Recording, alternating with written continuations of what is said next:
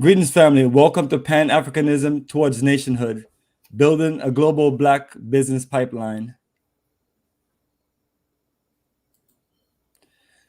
All right, greetings, family. This is Bomani Tyehimba of Africa for the Africans, Tourism Investment, and I'm here with my good brother, Genesis from Genesis Radio and the Black African Infrastructure Organization.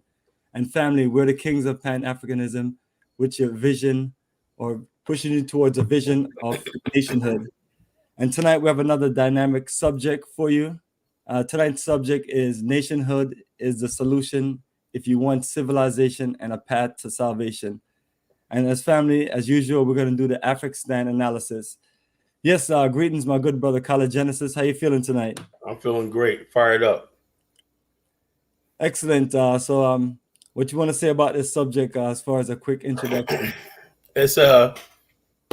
It's a timely subject because I believe all the stuff that we're going through right now, right? Just recently, the city of New York City, in an attempt to appease Black people, right? They always do these token things to appease Black people. Said they're going to remove George Washington and Thomas Jefferson's monuments in New York City, where this country basically is heading towards completely breakdown of civil war, chaos, and anarchy. Is that really going to make you feel better?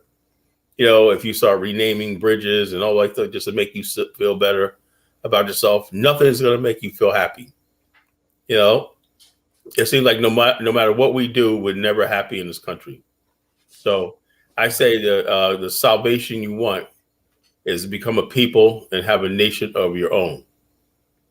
If you want civilization, what we have in America, in Black America, is not civilization. It's not civilization because we're not civilized. We're not civil among each other. We're not civil among other groups of people. And so the bottom line is we learn for civilization. We learn for order. We learn for safety. We learn for comfort. We learn for that peace. And we yearn for a sense of serenity. Now, what is serenity? Serenity is not freedom from the storm. Serenity is peace and tranquility amidst the storm. We don't have a sense of serenity. In other words, we're always in the turmoil. We're always in the storm. We're always caught up in the uncertainty of everything. So therefore, whether it's racism, whether it's the culture we're going through right now with the violence and everything like that, the degradation, the gender wars, everything like that, all this is basically signs of decivilizaation and unhappiness and powerlessness and mediocrity. Nationhood is the only thing that's going to restore that because we've tried everything else. And I was defy anybody to come in tonight and show me how you could have all those things, civilization and salvation, in a state of captivity, in a state of being the minority group or the dominated group of people. So I want to start off with that. Yes, my good brother, Genesis. Ready to break it down. And family, these are a series of dynamic subjects that we're talking about as far as our nation building, nationhood. And before we continue with our regular schedule topic, let's share some information as we take you on a journey of a lifetime to the motherland and get you connected with our Africa for the Africans tourism investment schedule. So family, this is our website, africafortheafricans.org. And this is a big, beautiful banner, red, black, green, and gold, Africa for the Africans tourism investment. So once you're on our website, family, you have a beautiful slideshow. You have an MP3 player with some incredible music. And but once you're ready for the information, scroll down, and that's where you see the schedule on the main menu and also on the front page. So any interest that you have, just click on it, and that's the full details. So what we specialize in is in roots and culture tours. So we're on our way to Tanzania in less than 2 months, and that's going to be our fourth journey of a lifetime, and that is scheduled for November 16th to the 27th, 2023.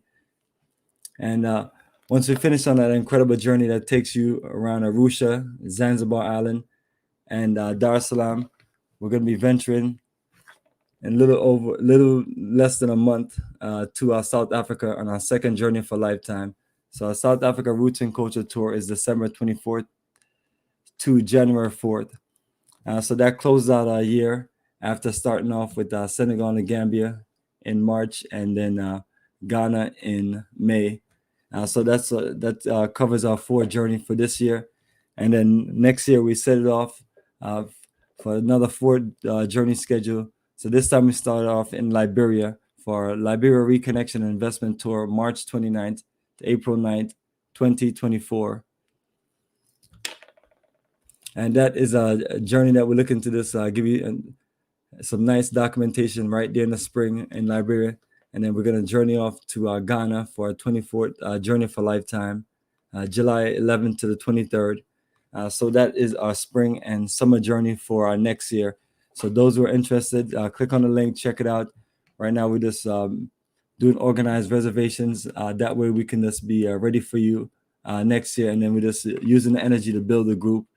And even the 2 journeys that we have this year, if you're organized and you're ready and you can join in with us, we can see what we can do to accommodate you. So in 2024, for the fall, we have Egypt Roots and Culture Tour, November 21st to December 2nd. So we're going to take you along the Nile Valley civilization and then connect you to the Red Sea and this enjoy tropical paradise and a nice historical journey. And we're going to close the year out with South Africa again, and that's our December 24th to January 4th Journey for Lifetime. So this one will be the 3rd one, and that is a good way to set off the end of the year and start off the beginning of the year. And then for 2025, the only tour that we have at this very moment is Senegal and Gambia, Roots and Culture Tour, April 1st to 11th, 2025. So that's our schedule for basically the next 7 journeys that we have, 2 this year, 4 next year, and then 1 in 2025. So all the journeys are spaced out, and we have them in some of the best times around the year. So one for all seasons, so to work with your schedule. And if you're looking for more documentation, once you scroll down, you'll see all the links to all of the social pages, group pages, and then you see a list of just all of the tour photos over the last 17 years. So you can see vividly just us there in Africa, us connecting, us enjoying an experience. And you see these groups are big groups. Smallest group is 8 and largest is 43. So that's us making our way around the African continent and getting you connected. And if you see investment, the investment portion is a business conference, showcasing or sharing land and community development, and also this sharing information to get you open to living, doing business, and investing in Africa. So these journeys are here to build a bridge, build a connection, and that's exactly what we're looking to do when we take that journey to Liberia next year. So family can keep on strolling down, and then you'll see more and more journeys. And once we stop at 2017, every other year is one journey, with the exception of 2011. But so we have been able to, over the last 6-7 years, put together multiple journeys per year and put together some incredible countries. So all of these are here for review. Let's click on the link, check out the details, the tour overview, the general terms, the itinerary most of all, so you can know the day-to-day operation and what you're getting yourself involved in. All right, so family, let me get back to our regular scheduled program. And for those who are looking to connect with us, connect with me. That's my website below. That's the phone number, the email address, and you can just reach out and I'll connect with you. And just looking to really just connect with serious people who are really just open to being about business and not looking to waste time. It's one of those things where we have a lot of information out there. So instead of wasting our time and being difficult or stringing us along, you're going to check out the details, process it. Once you get ready, when you're organized, just reach out and then we can connect. Let's be respectful to each other about business and things like that. If you know you're not going to come or do certain things with us, don't put that energy out there and, waste time. And respectfully, we're not here to waste your time either. We're here to get right to business for us to make these moves. Yes, my good brother, Color Genesis, let me pop back up the subject so we can get back into it as we talk about nationhood is a solution if you want civilization and a path to salvation. And this is the Afrikstan analysis. And tonight I'm talking to people who want civilization and salvation. And I'm convinced that a large percentage of our people don't want civilization. And I'm going to say some stuff tonight. It's going to hurt some people's feelings. You know what I'm saying? But this is something y'all have to just take and deal with. I'm going to keep saying it throughout the show. And a lot of stuff that people say about us as Black people in America has some string of truth in it. I watch videos online and everything. It seems like when someone does something, people are doing something wrong in the community and everything like that, right? People that should be like, something that's not right, and there's should be adults and everything are cheering it on. And they're basically fighting with the police, encouraging bad behavior, and stuff like this. Well, a lot of people won't say anything out of fear. Out of fear that we're selling out or whatever. That shows you that the people are not civilized. Even if you're civilized, right? Law and order, the rule of law, justice, and all that stuff like that, and knowing wrong from right should always prevail. It's not always easy. It's not just us, right? Remember back in the days, Al Capone had a higher approval rating among the public than the president. John Gotti one time was polling at 70% in New York City among residents. But but people, when they come to your better angels, you understand that John Gotti's a murderer and he needs to be put away. And so that's why you have law enforcement, whether you like it or not and everything, that's why you have a government. That's why you have all these things in place to make sure that chaos and anarchy and that feeble attempt of living in decency is preserved. Everybody knows, everybody wants a buck. Nobody likes really in this, Thomas Drew, a famous novel, said, the law is an ass. But civilized people realize that you need law. You need the rule of law. You need law and order, to basically justify, to preserve peace and tranquility. We've gotten to the point where when you talk about nation building or Africa, people think that leaving America means that you don't have to obey laws anymore. You don't have to pay taxes anymore. You could do whatever you want to do anymore. You could let your standards of decency go down. That's why people do things outside of America that they normally wouldn't do in America. That's just black, white, anybody. But those who want civilization realize that no matter where we go, we want to carry a thing called values and morals and preserve those. Don't mean we always measure up to them, but they're always there. And those values and morals and stuff like this is what keeps everyone in line. It preserves things. It preserves our posterity and it preserves your civilization. Those people who do that, right? It's the countries that are strong, have strong, strict laws about different things and behavior and punish things that behave. Why? Because they don't want to lose their civilization. That's why certain countries got the death penalty for dealing drugs. That's why certain countries have such a low crime rate. We living in a society where the social justice movement, right, is always about protecting criminals and justifying robbery and murder under the guise of saying that people are oppressed and they're just trying to let out everything.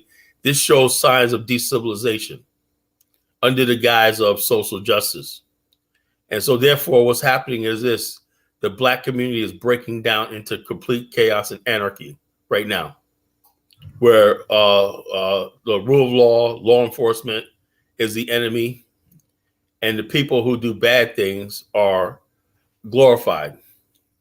Example of which people are now asking, when is Supreme McGriff and 50 Cent going to reconcile? Supreme McGriff was a drug dealer, murderer, and all these things like that, bad things. And 50 Cent's a gangster rapper, whatever like that. Nothing against him. I like some of his music, whatever. But the thing is, the fact that that's basically talked about as far as like, okay, well, it just shows you signs of decivilization. And so it shows signs of anarchy. It shows signs of people who have given up on the idea of civilization. And basically it's a mock. And I've always said this, right? The rebellion you see in our culture is not a rebellion against white society. No. It's always a rebellion against decent black society. Decent black society is all but gone, pushed under the rug for social and political expediency. Now, those who want decent black society, who want to build the black families up again, build black culture, and build black love up again, and whatnot, we need our own nation to do this. It's abundantly clear that America is perfectly happy with seeing Black America in the chaos and the anarchy that it does. How do you explain like people like myself are vilified and everything like that for just talking about this stuff?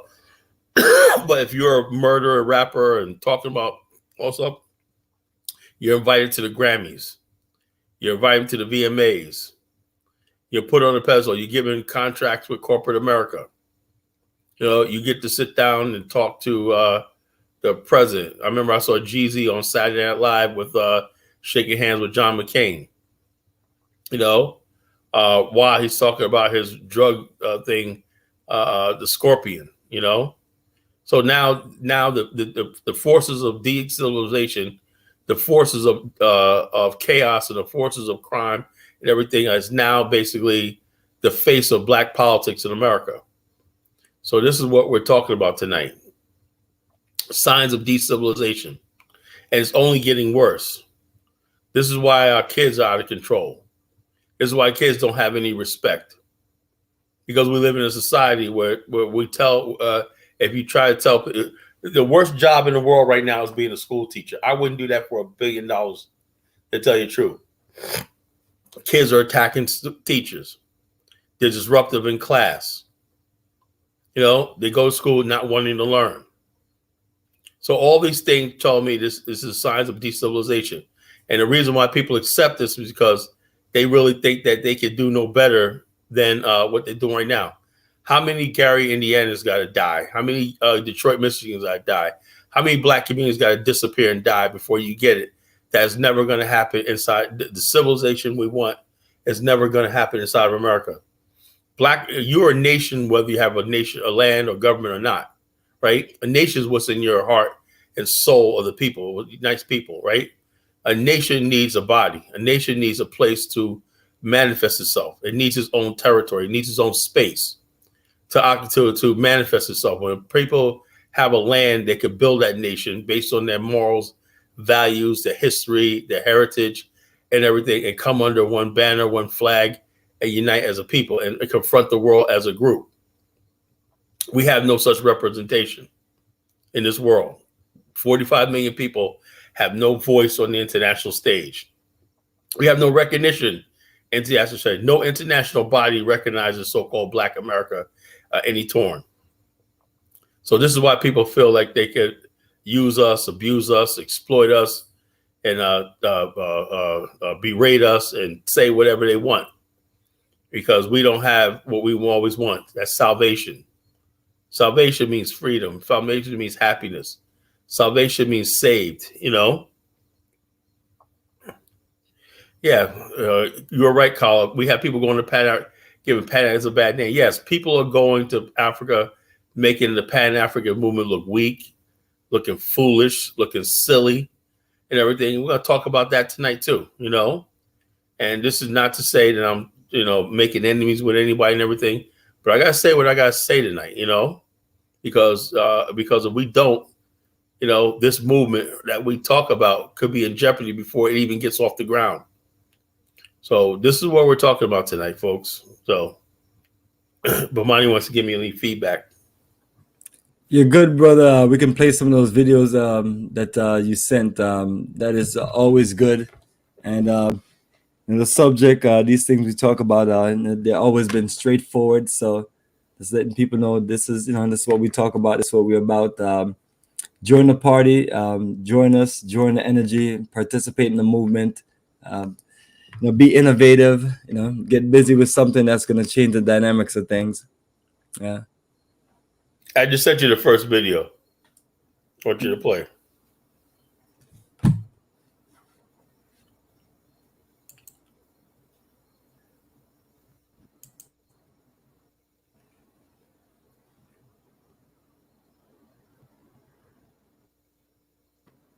All right.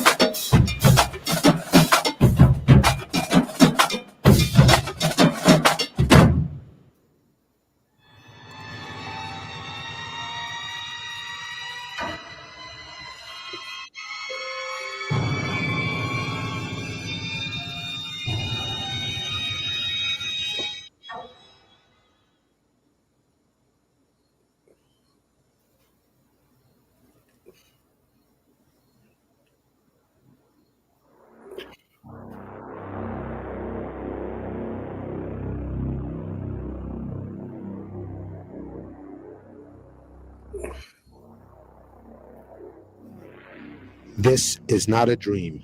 It is inevitable.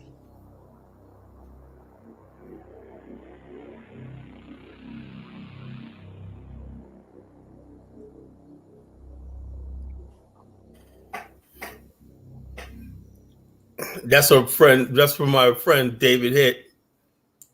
He has an idea of an all African American state in the African continent, building it from the ground up, because he always says independence versus dependency. All the stuff, 3/5 of a mind. So this is what we're talking about tonight, right? Black people. Every time I turn on, and then when you say this to our people, right? Oh, college like this. So I'm finally happy right here. Yet they basically talk like this. Look, what is the end goal of Pan-Africanism? Everybody has their own Pan-African vision. A Ghanaian has his own Pan-African vision, right? Based on their needs and what they want, right? And I'm not going to stop that, The President Adu's talking about making his cuckoo, getting a better price for his cuckoo from the Swiss. That's his version of Pan-Africanism, getting out of debt and everything. And I don't know, bringing some diasporans home to help Ghana build whatever. Like, that's his version of Pan-Africanism. President Ruto of Kenya has his version of Pan-Africanism and everything. I don't know what the South African version of Pan-Africanism, because they're a whole white country. You got in Zimbabwe, I don't know if they have a Pan-African thing. They just made a white lady the Miss Zimbabwe, So everybody has their goal of Pan-Africa, what they call Pan-Africanism and everything. Some people's Pan-Africanism is just simply complaining about colonialism and neo-colonialism, racism, white supremacy from here to the end of time. I'm saying the Black African Infrastructure Organization, the people I affiliate, our end goal is to redraw the borders of Africa, right, and build independent, autonomous territories so the diaspora, Black America, can have sovereignty, independence, and building a new future for ourselves on the African motherland of ours. So that's our end game of Pan-Africanism. And then this comes at a right time when whole sections of the French Empire are collapsing. So the French West Africa have their own version of Pan-Africa. They want to unite French Africa into one block, So we have to realize that, you have some versions of Pan-Africanism You have the East African community now, right? Which is you have the Congo, Rwanda, Kenya, Tanzania, and all these countries united. They're trying to build railways and everything. That's their version of Pan-Africanism and everything. And we wish them a lot of luck, you know. West Africa, I don't know what the if you got your own answers, you should call in. You know, I don't know if you're a man or a woman, but please call in and discuss it. And one of the things about Pan-Africanism is we have to have real people that are not scared and sissies and call in and talk and discuss instead of hiding behind a screen and everything like that. That's another thing I got to stop. If you believe in this Pan-African stuff, then get up here like I am, right? At all costs and all risks and talk about it, right? I put my face, my name, everything out there, right? At great risk to myself, my business, and my family and everything like that to say what I believe in. That's the first thing. You have to believe in what you say you believe in. Not just talking online and whatnot. What do you build? Are you willing to put what you believe to the test? You know, are you willing to lose everything in this world for what you believe in? That's the first goal. You know, if you're not willing to do that, then you can't take the next step. You can have ideas all you want, you know, but are you willing to sacrifice? You know, are you willing to do what it needs to take?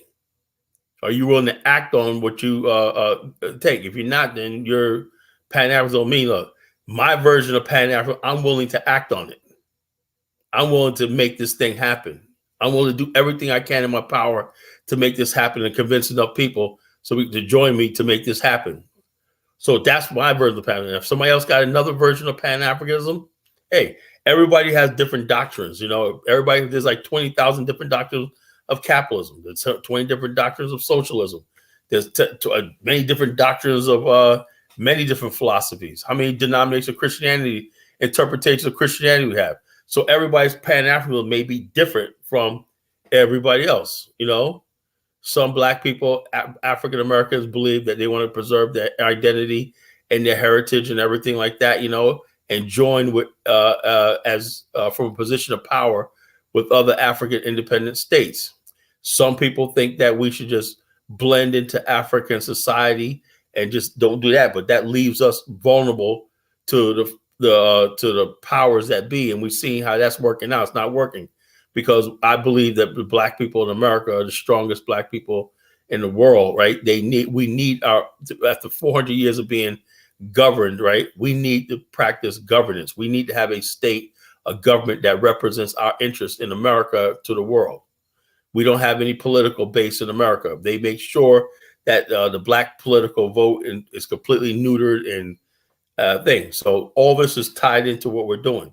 Some people that come from the islands, right, may not feel that. They may feel like they have an island in the Caribbean that they can retreat to and everything like that, where they're the numerical majority and everything like that. Some people's Pan-Africanism may think Haiti is an Afrikstan or a Black state and everything like that. And they say, yeah, I want to help build Haiti as a homeland and everything like that, you know?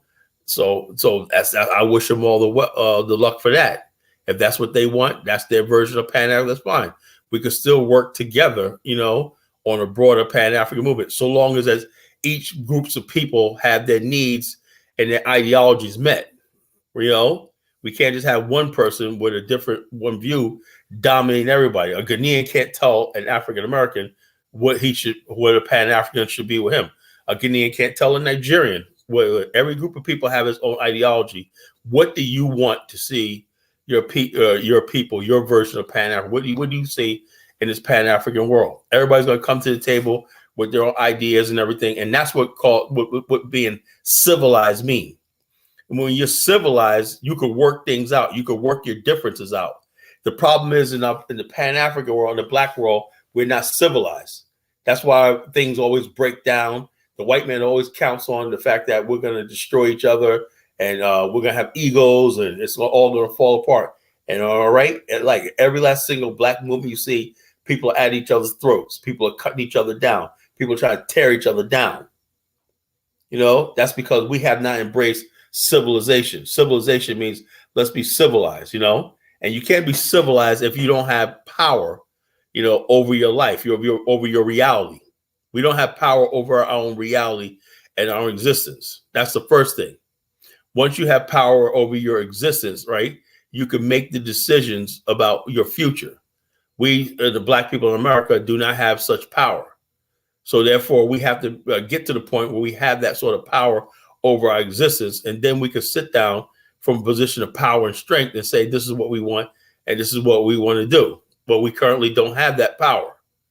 So until we become civilized, and the civilized thing is, like Garvey said, Malcolm X said like this: every group of people have a right to self-determination. If you don't have self-determination, over your reality, or you're not in the context of your reality, you really have nothing. I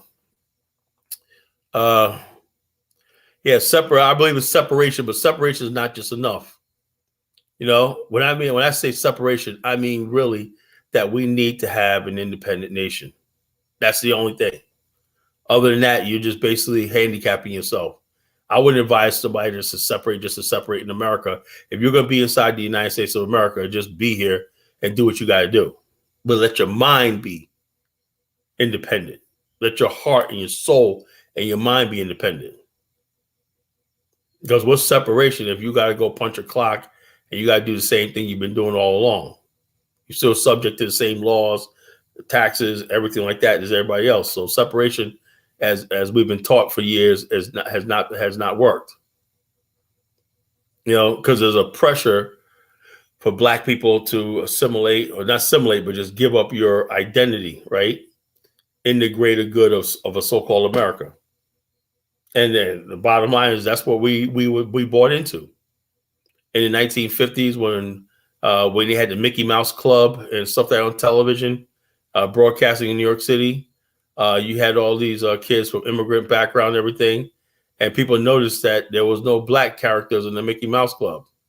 Now, some of the Black people said, well, we don't need to be next to white, but if you're in America and you're watching what they watch, of course you're going to be influenced and want to join this society. If you turn on that TV, of course you're going to want to participate. You can't talk about separatism, right? And every time I look around, you're in the sports bar and you're watching the same football games. You're in the football. You're participating in the culture, everything. That's not separatism. So the bottom line, that version of separatism and everything like that has failed. I'm like, if you're going to be in America, just enjoy America, be American, and do what you got to do. I have no problem with that. But when we talk about separatism, we're talking about we need a base of operations that we can build for ourselves outside of America, where our soul can have a body to manifest itself and build in. And that will be the Black nation. And there's nothing wrong with that because every other group of people have that. The Jews basically have the state of Israel. Although they're in America getting all the money and everything like that, they know their heart and soul is in the land of their ancestors, which is the state of Israel. So everybody else has that. The Koreans, they come here, build their Korea towns and everything, but it's all about Korea, their homeland and everything like this. I see all the time, I see a lot of Liberians in America.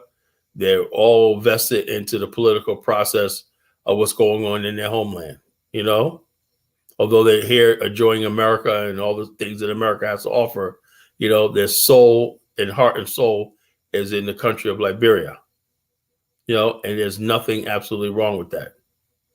The Black people in America, African Americans, are the only group of people that don't have something like that to buy into, So therefore, even if we do buy into a country, that particular country, we can't really get involved in the political process because there's people already there. So that's why I say we need a state of our own so that we could rally behind and get behind and visit and invest and all these things like that. So we could have some place of our own.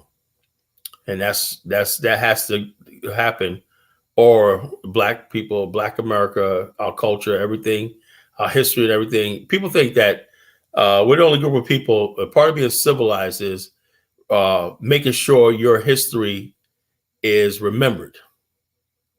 You know, right away, right now, they are erasing Black history in America. You know, I said to myself, could it be? I said this years ago. I said, could it be that the history of Black America is so painful to both Black and white people that some people have decided to just forget about the whole thing. And then when you forget your history or you ignore your history and you're not dealing with your history or the pain of your history, right? What it does is make you crazy. It make you violent. It plays on your mental health. And this is why Black America, we act the way we do. People want to answer, why do Black people act the way they do? Why can't you just guys just understand how you got it good here in America? Yes, but we still have unresolved issues. We still have never been part of this civilization. This place called America has never given us civilization. It's given us degradation and oppression for all these years. And now the sad part about it, well, that is this. Even our pain, we're not even allowed to have access to that. Because they're going to keep making slave movies and stuff like this, which they make money and they monetize and they capitalize off our pain and suffering. ICC said, what's the fastest way to build the BAIO after reparations strategy? Well, the bottom line is this: the reparations is not going to happen until Black people have some sort of sovereignty and independence. Long as you basically stay inside the United States, right, and you stay inside in the comfort of America, reparations and all that stuff like that is never going to become reality. You know? The first thing Black people have to realize is they have to realize they're in captivity. And I'm going to say something controversial, right? Black people have to get out of this idea that they're going to escape from their Blackness. We have people walking around talking about their Native Americans and their we were already here. Prove to me that the slave ships ever happened. All this kind of foolishness that goes on in Black America. Do you think this is any accident? People said this is like a nightmare. People are actually have large platforms going around looking at it on TikTok. I don't even bother anymore. Talk about we were already here, and they're putting pictures of themselves with Indian feathers on and everything like that, because the history of slavery is so embarrassing and so shameful that they rather be something else. We're the copper-colored indigenous people of North America and everything. No history. It does not matter that it's a lie, but it makes people feel good. Why? Because we have unresolved issues. Unresolved issues of America. We have never become part of the thing called the American civilization. We are the dregs of American civilization. We're the other of American civilization. We're the untouchables of American civilization. And we can't pass that on to the next generation. We have to give them a chance, an outlet, so they can have a land and of their own and build for something for themselves. And that's what I stand on. So that's what I stand on. We have to get the mind first. You know, the mind is everything. Then the heart and the soul and everything. Once your mind's made up that we need civilization, a civilization of our own, right? Well, we understand. And also, when we talk about civilization, Black people have to remember, you know how civilization is built? It's built on sometimes romanticism. You know, the Afrikaners are very romantic about their history, exaggerate things, and romanticize, you know? Every civilization that you see right now have some sort of romance. Oh, yeah, this is how it was. The Knights of England, you know, the Japanese talk about the ancient samurai and all the stuff like this, right? Why? Because that basically gives them a justification to say, this is who we are. The ancient samurai became the Zero fighters in World War II. You know, the Japanese scholars and Japanese traders in the modern era became the Zaibatsu clans of Mitsubishi, Sumitomo, and everything. You always have to have something to build something on.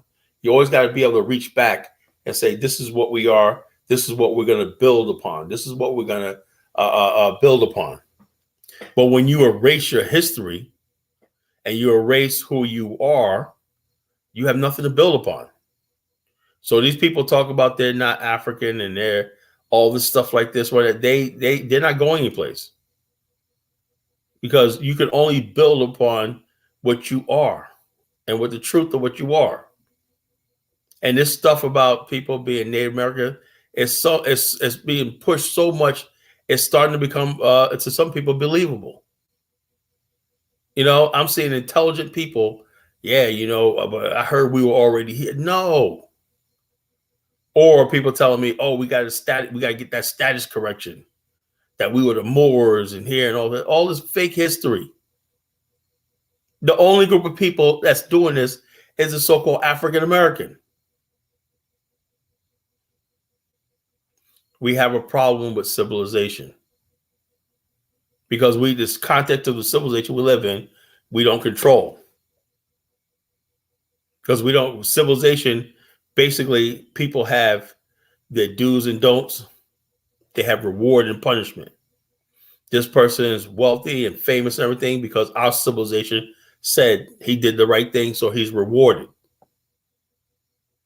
Every other civilization is that balance, right? The richest people, most powerful people are people that come from a long line of builders and everything, and you see their family names and everything that will live to eternity. Look what they're doing to Black America, right? Look at it. We don't control the reality of whoever gets rich or whoever gets famous. White people do. The mainstream people do. They choose Jay-Z and Beyonce. They choose 50 Cent. They choose Young Jeezy. They choose all these other people and everything. We have we don't control that, and they know that. We have no say-so over who gets put over us as a role model or anything like that, because we don't control the context of our civilization, you know? The nigga, you are untouchable. Speak for yourself. I don't know what that means, you know? Speak for yourself. You're untouchable. Speak for yourself. I don't know. I am speaking for myself. So if you have something else to add to that, please write more legible and write, you know, it doesn't take that much, you know, write legibly and write something out that you want to talk about. Or we put the link in the chat room. You can sit here, come up here and explain to me what you're talking about. But, you know, you're just another coward who want to sit here and talk stuff in the chat room. I understand that. So what I'm saying is this, though. People, when people look at the good times and everything of the people, and they say, I remember back in the days and good old days and stuff like this, right? That's something people strive and build for, you know? How do you know that I was already here movement is not an effort to demand reparation? Dude, stop. Different angle of slavery. The Native American style. Look, stop.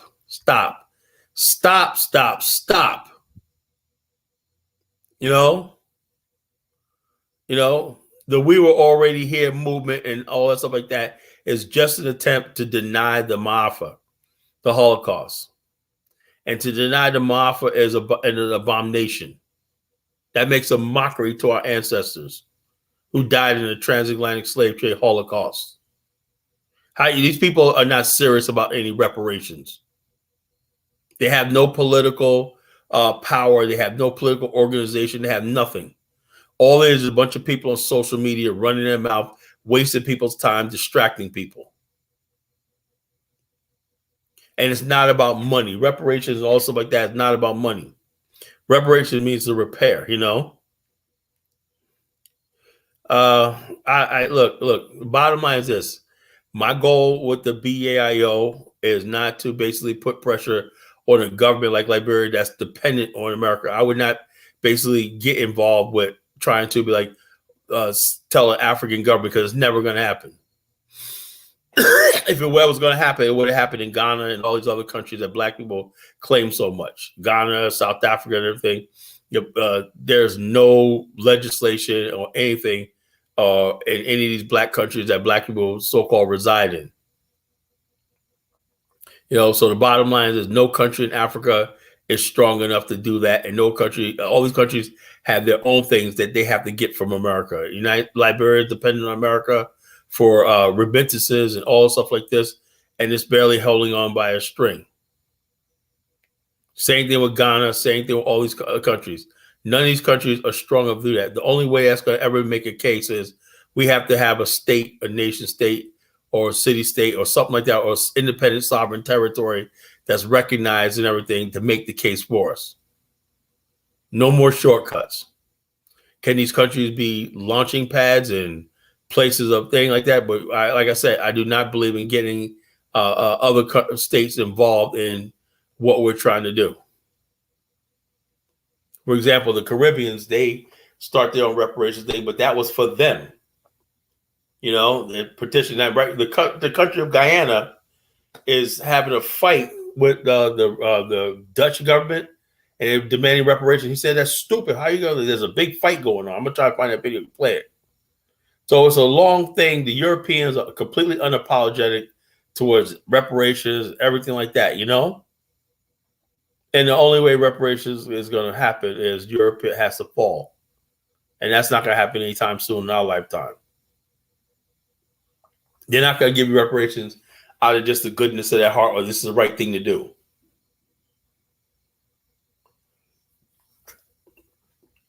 This is why the black man and a black woman that reside in the West and everything have to build a civilization of our own. A government, a military, a diplomatic channels, all the stuff like that, of all the things of sovereignty and nationhood provides. And once you have that, right, then you could sit down and talk about reparations and stuff like this, but not until then. So that's what I'm talking about tonight.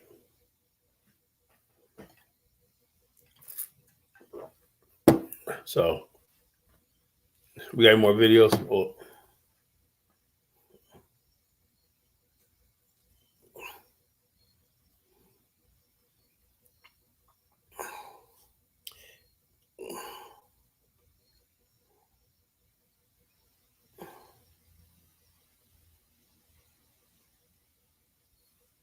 Bomani, you there?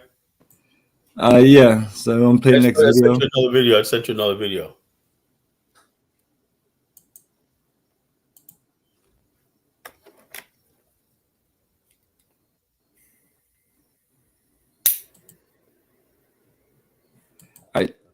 That's the Idlewild video, so I got that.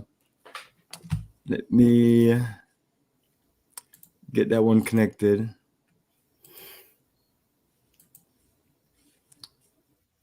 I actually want to introduce this video before we play it.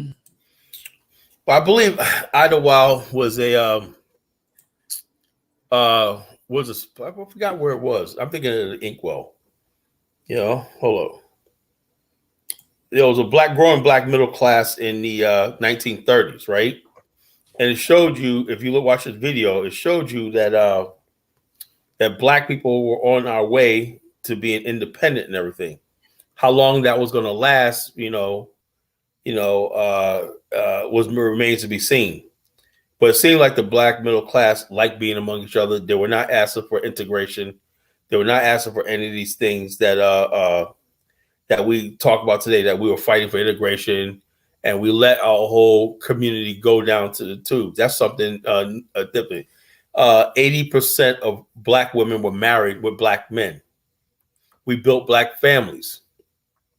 And we were a happy people. Don't let people tell you anything different. We used to be a happy people.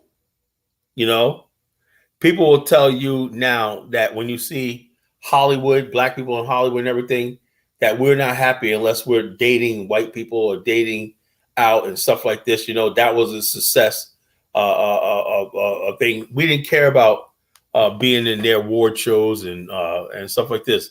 Majority of black people love the company of their own people, and we built strong communities that everyone had a stake in. That's nationhood, you know, as much as you can be inside of a country called America. And people don't like when I say it, but I have to tell the truth, right? America is always very apprehensive, if not hostile, to the presence of black people in the country. And guess what? Our ancestors knew that. So we congregated with each other.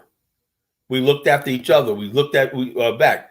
We built resorts all along the East Coast of America, some in in Michigan and Sag Harbor, Long Island, where we basically vacation with each other and everything.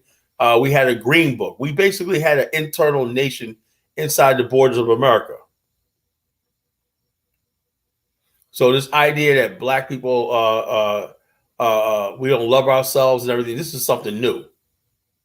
Because we've been brainwashed by their culture and everything like that. We used to have our own film industry. People don't realize that. Black people used to have their own film industry.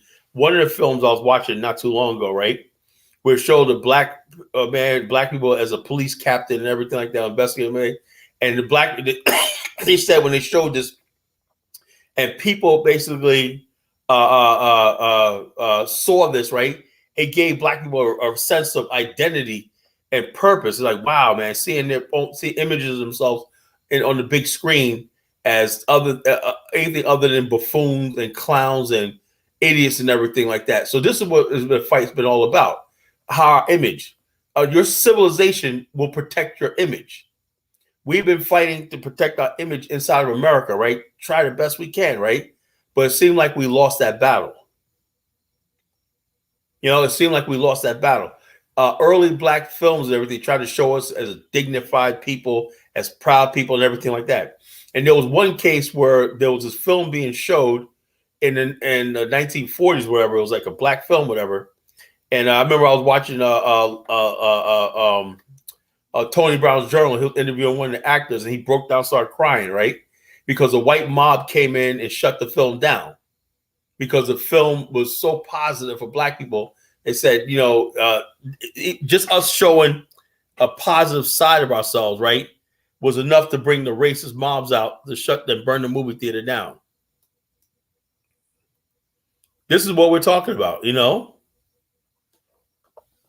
is what we're talking about. So this is what I'm talking about. You look at Black America up until like the 1960s, it was a much better place than what you see now.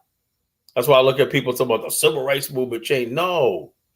Black America and everything, all we was asking for was jobs and opportunity and everything. And then all of a sudden, we wanted to build Pan-African links. That would have basically created economic opportunity. And then some black people actually want to move on to the continent and build replicas of their community on the continent, in the Caribbean and stuff like this, So the bottom line is this. So with that, you can go ahead and play it, brother. In the 1930s, the Great Migration has carried 1.5 million Southern blacks to northern cities. A growing black middle class also wants to escape from the city. Segregation means they would be banned from resorts like Pinehurst. But now they have somewhere new to go. Developers established the town of Idlewild, Michigan, for African Americans.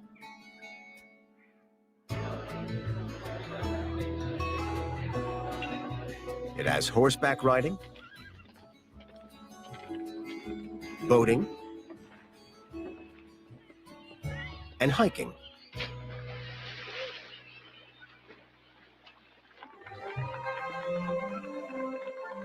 The town holds its own beauty pageant.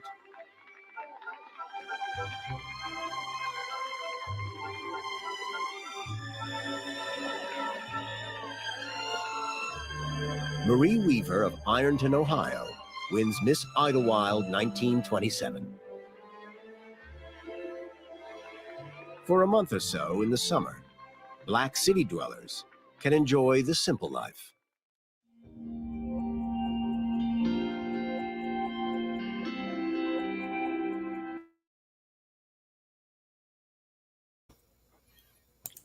So yes, brother, that was beautiful. That was basically happening all over America. In places like Myrtle Beach, South Carolina, there were places in Florida. Black people own millions of acres of land, and where we built our own golf clubs, golf course resorts, and everything like this, And so this is what Black America was all about. It's basically being to ourselves. We took that segregation, say, hey, you don't want us in your stuff, we're going to build our own. And so basically, If you don't have something of your own, you know, you're always going to think that thing. Now, I don't know who came up with the idea that we have to be the first black to cross the line and go to some white club or whatever like that. And there's a lot of people that basically think that, you know, the white man's ice is colder. We got to go into a thing. Yeah, Bob Jones said, I want that black America back. We all do. But that black America is not coming back until we have a nation, a land of our own. I'm sorry. Because they so monetize why do you think they spend billions of dollars with this ratchet culture? You know, right now, if you had that same scene right now, guess what will happen? A shootout. You know, guns will be coming out and whatnot. Women will be out there twerking on everything like that, shaking their stinking ass and everything. You know, all that stuff like that is gone in America because that's what it is. You know, the culture is basically so degenerate that it can't happen. You know, we have to have this someplace else. You know, I remember, you know, I remember this has a BAIO allocated. No, Liberia has not allocated territory for black, and I have not asked for any territory. That's a delicate situation, just like the passports and everything like that. I have not asked for that. You know, the main thing is getting established in Liberia and helping the country develop and grow and being an asset to the country. And then once basically that happens, and we have more black people, and we can convince some of those black people that are millionaires and everything to invest in a country like Liberia, all the stuff that we want will just happen automatically, organically. But right now, the mindset of black people, I can't go to them and say, I want this and whatnot, when I know the average black person in America is sick. When black people make up their mind that they want something else, you know, and we have a groundswell in this movement, right? It'll happen organically. You'll see real estate developers go into Liberia. You'll see some of those top 20 black businesses open up operations on the continent, which they're not.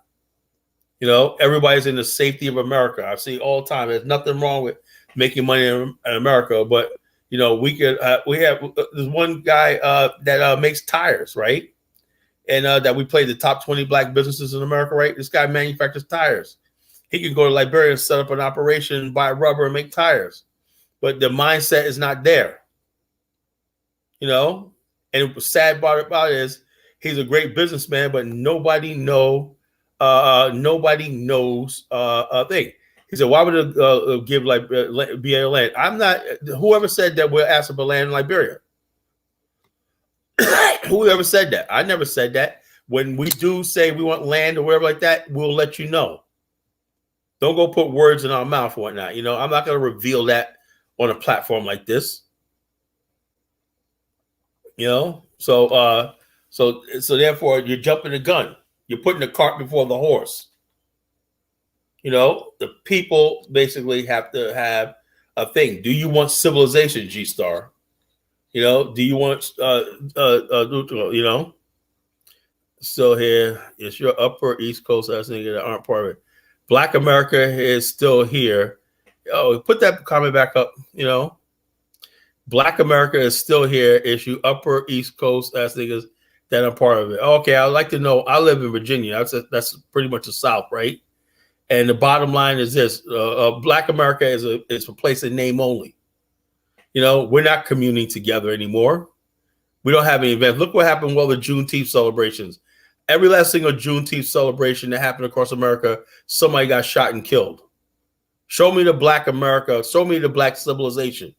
Where's Black America civilization, G-Star? It does not exist. You know, you let the thugs, you let this ghetto culture overrun Black America and everything like that, right? And now you want to say and preach about Black America. So no. I reject this stuff that we call Black America right now. You know, maybe you should ask the government for permission first. I don't know what government you're talking about, bro. You know, he's talking about the land. All these questions. The bottom line is, if the people's mind's not right, if your soul's not right, you know, land's not going to do you any good. Our ancestors who went to Liberia, right, had it in their mind and heart and soul that they wanted to be free. The love of liberty brought us here. They know that all the stuff that they wanted to do in America, they could never reach their full potential. So they said they want a land where they could practice and have their own civilization. Black people basically don't want to have their own civilization. There are more black people in college and prisons. Black people aren't degenerates. Yeah, well, the bottom line is this, Black America has degenerated into the chaos it is. You look at Chicago, right? The crime is embarrassing. The crime is embarrassing. You got Walmart and Walgreens are pulling out of whole areas because people are stealing. And you got the mayor. This is how sick Black America is right now. The mayor saying, well, it's all about these people are just trying to be he's justifying people robbing and shutting down stores and everything like that because of past oppression. This shows me that the civilization in Black America has reached the point of no return. So don't tell me anything. Just because you hate Africa, I get that, But the bottom line is Black America is dying. The Black America that once was great and whatnot is no more because you degenerates have taken over and destroyed this place. Now you see us starting a new genesis, something new, talk about nationhood and whatnot. You want to prevent this. You want to prevent this. And we're going to Atlanta is a friggin' hell on earth. You hear this guy, Atlanta's a Black American civilization. You see what's going on in Atlanta, Bomani? The crime rate in Fulton County and everything like that. Shootings every day. Women out there, a job is going to a strip club, stripping and whatnot, The ratchetness I see in the malls and everything like that, That's Black American civilization. Really. No marriages, no family, no anything and everything. Just everybody talking about materialism and foolishness and partying and everything like that,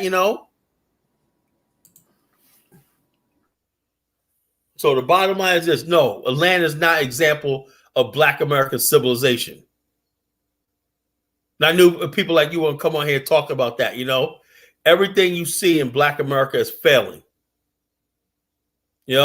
They 2 or 3 years ago, they wrecked that city for absolutely no reason. Wrecked the city and whatnot, tore the city apart and whatnot, over the George Floyd thing. Is that civilization? No. Yeah, and Atlanta's the best we got right now. Atlanta's the best. My God, it's this, as we gone. Everywhere you see gangs, guns, and everything like that, and there's no end in sight. The crime wave right now from 20 years ago to now has gotten worse. I always think we're supposed to get better. But the crime, the murder rate, and everything like that is going. In Portsmouth, Virginia, near where I live at, whatnot, there's a full-on gang war going on. Decent Black people got to live in fear of the house, bullets flying through their house and everything, houses that they own and everything like that, because the bottom line is the city can't do nothing about it. They said, please put down the gun. You got the police and everything, got all the power of the law. They can't stop the killing and the murder and everything like that. That's going on all across Black America. People are living in fear and terror and everything. And you going to call this civilization? No. I'm sick and tired of playing games with you people. Black America's dying. It's time for a new direction. It's time for something new. This thing called America, civilization, our part of it has failed.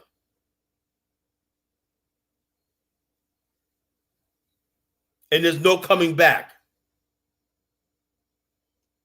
You got guys walking out here with skirts on and gender confused and everything like that. It's a mess.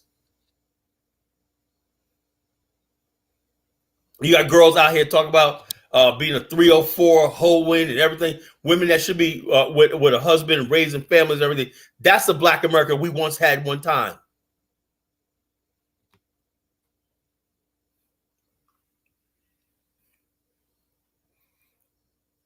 So the bottom line is this: Black America, no, it's a percentage of Black America, right? The decent Black America right there. We have to, unfortunately, we have to share a civilization, a box white people put us in with degenerates like you. And that's the biggest thing that's going to drive a nationhood movement, right? Is that Black people who want to be civilized want to get away from the friggin' degenerates in Black America. And the people I know you're one of these degenerates, right? Is because you keep denying that you exist. So I know G-Star tonight, you're going to go get your gangbang on. You're going to probably knock off a 7-Eleven or two and do what you got to do and everything like that, you know? I get that. But we don't want no part of it. You know? I sound like a feminist. Really, I sound like a man. You know, all you want to do is listen to your stupid hood garbage and all that. Black America is not thriving. You ain't civilized. You're a savage. Friggin' savages, you know? Bunch of savages running around, destroying our culture, destroying everything that our ancestors built, make a mockery of everything we built and whatnot. And we're supposed to sit here and be like, oh, everything. No. The biggest problem is you degenerate niggas that's destroying everything, you know? You know, I really honestly, I really don't want to talk about that tonight. That's another show. So with all due respect, I don't really want to talk about that tonight. Tonight, we're talking about the fact that we have savages destroying Black America. And those of us who want salvation and new civilization have to look at nationhood as the answer.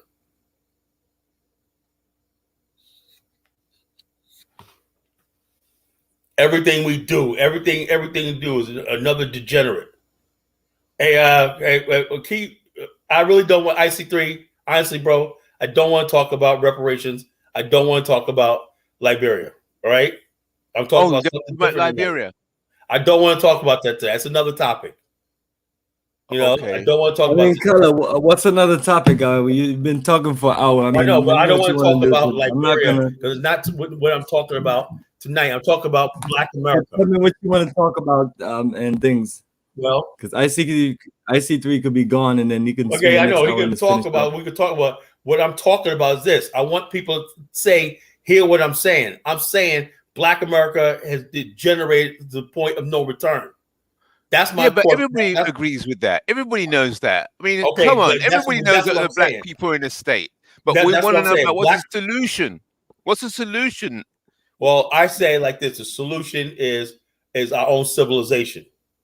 Yes, we know that. That's the whole reason you're having this Black infrastructure. Hold up. Once we agree that that's our solution, then you basically take the next steps and make that however that happens. I believe living in American culture and everything, American culture in its roots, like we said a week ago, as far as like the strange fruits and everything, America produces strange fruit, right? The strange fruit of Black degeneracy and everything like that. Yes. We know that, Paolo. We agree with you. Everybody agrees with that. Nobody's fighting you on that. Who's going to argue against you saying, "Oh, America's not producing strange fruit"? Well, I'm not. No, yes, I'm saying, what we're going to do about it? Black America, right now, the Black America that wants salvation, right? Because like I said, the majority of Black people in America are civilized, right? But the culture in America, right? The culture is allowing Black America. We have no immune system, right? So other groups of people have what they call reward and punishment, right? You know. There's a balance there, right? And we go. America rewards the enemy within in Black America all the time, right? And we have no power about it. You know, we cannot shut. So what are we going to do about it? I don't. There's nothing we can do about it in America. What? Let's slow down now. So if you say there's nothing Black America can do about the bad situation they're in, no, you're missing what I said. That, you're missing what I said. Majority of Black people are not in a bad situation. I'm saying the culture of Black America, right? We don't control the context of our reality. In other words, basically, like I said, we're going to play some more videos, right?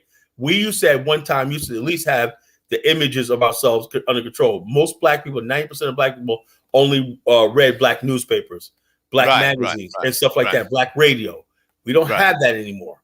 Right. Okay. Look, so, Colin, this is very simple. All you are saying is very simple. All you are saying is black people in America are not in control of their culture. Is that correct? Exactly, because we don't control the all right. So now, black people in America are not in control of their culture like they used to be. So we got that point. Now, what is the most effective way for black people to get back control? You got to want control first. Culture. Pardon? You got to want control. Like I said earlier, IC3, I said, look, we're so intimidated. We just let this stuff go down. Everybody just shake their head. They look at the stuff we go on, and everybody say, I had nothing I could do. People just live their life. And the bottom line is, in the fabric of black America is slowly dying. Yeah, okay, we got that point. Yeah, black people are in a mess. We got that. Okay, so then you said black people need to want control of their own destiny before they get it back. That makes sense. That's logical. Okay. Now, I would say, I don't know if you'd agree with me or not, but I would say that black people do want control of their destiny. The vast majority of black people are suffering, so they're trying to get out of the situation. So they do want control. Would you disagree with me and say that? Well, I'm like this. Here's the thing. I would disagree with that on the fact of the matter is that we look at the political situation in America, right?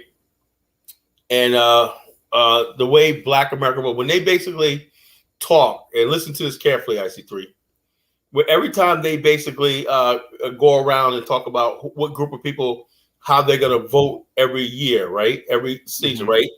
They don't even bother polling the black community. They said what the Hispanics are going to go this way, the gays are going to go this way, the Latino, the Asians go this way. It's always a given that the black community either not going to show up to the political process, or they vote Democrat, or any kind of dissension in the black vote against the Democratic Party, whatever like that. The Democratic Party is just there to hold black people in line. And that's it. And so therefore, every political operative in America, let me give an example, right? In the white community, white areas, right? The congressmen, they change congressmen like they change the underwear. Only in the black community, you have a political, like an oligarchy that puts people into power for decades. John Conyers was in Congress when my parents were dating in 1964. They went to the 64 World's Fair in Jamaica, in Flushing, Queens. You know, John Conyers was a junior congressman. He was in Congress all that until he died. Charlie Rangel, John. So the bottom, how does this happen that all these people stay in Congress? Congress is supposed to be the place where your representatives change every 2 years. That's why they have it 2 years. Right. It's supposed to change by like this. In the black community and whatnot, it did. Now, the one person that tried to change that was Kwesi Mfume. You saw what happened to him. They primaried him and gave us Elijah Cummings. You know. Okay. So that last point you're making there is that black people are not really utilizing their power and utilizing the democratic process. Even though it's there, it may be corrupt, but black people are not maximizing, unifying and doing what they can to get the best out of the democratic process. Okay.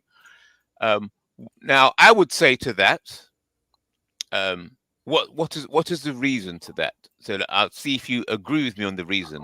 I would say the reason black people are not engaging within the democratic process is because they fundamentally have no faith in it.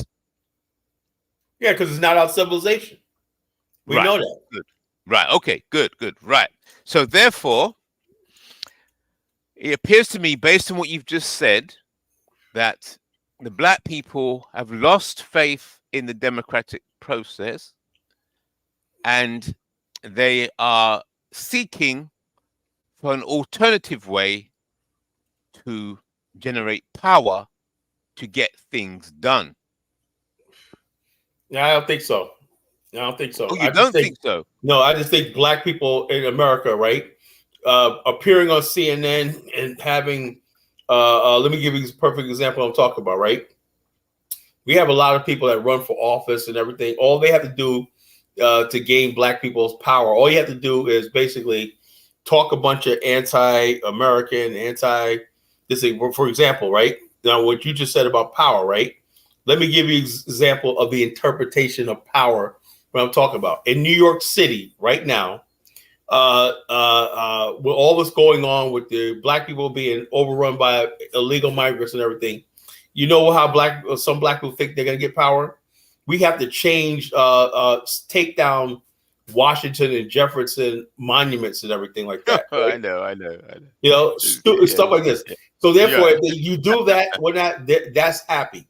Or a couple of years ago, they created a horrible bust of Martin Luther King in D.C. You see that horrible sculpture they put up there? Yeah, I know. You know, he looked like Mao Zedong and shit, you know? And so therefore, this is what they do. Black people like tokenism and symbolism, you know? And that's all the white man has to do. Black people got a Juneteenth holiday, you know, by Joe Biden. Okay. So let me challenge you on that point. Right.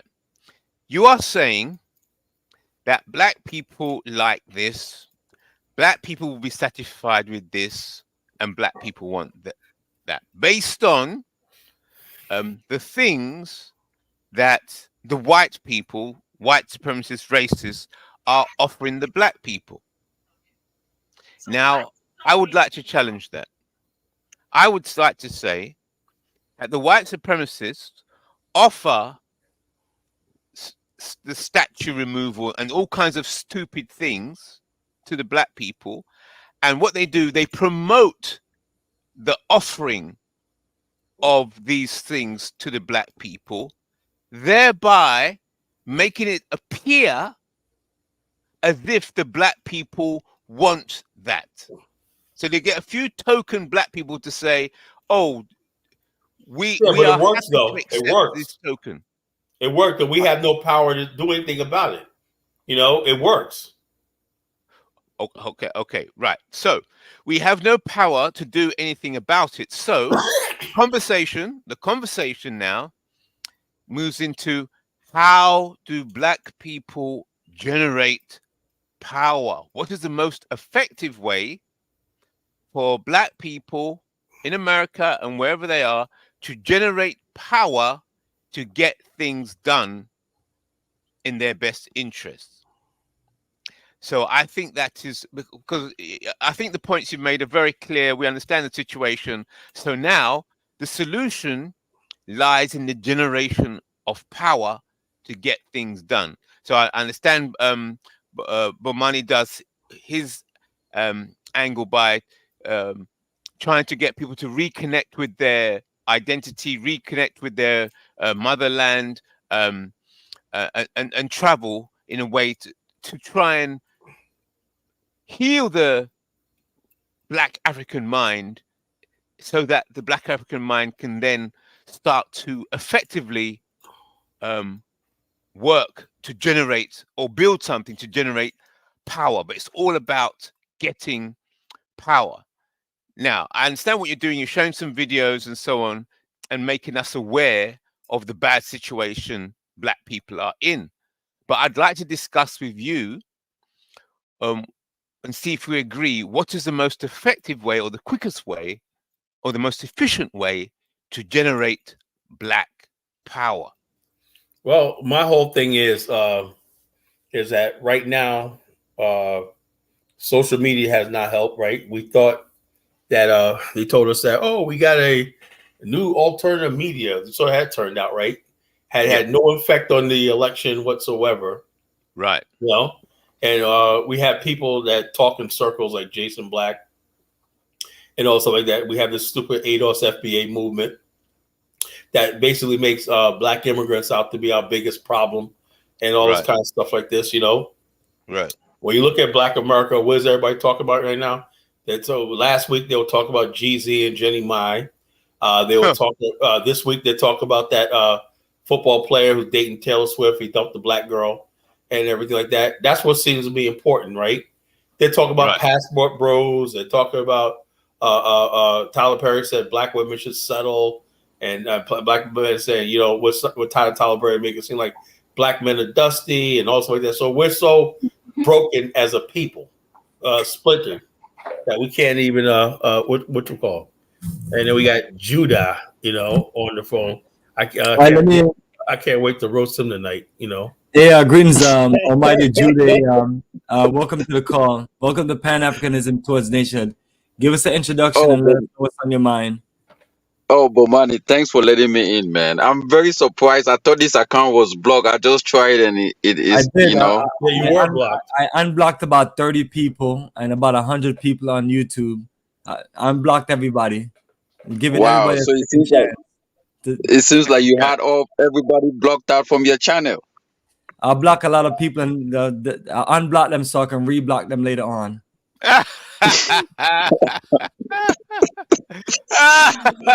Oh man, you funny, man. You funny.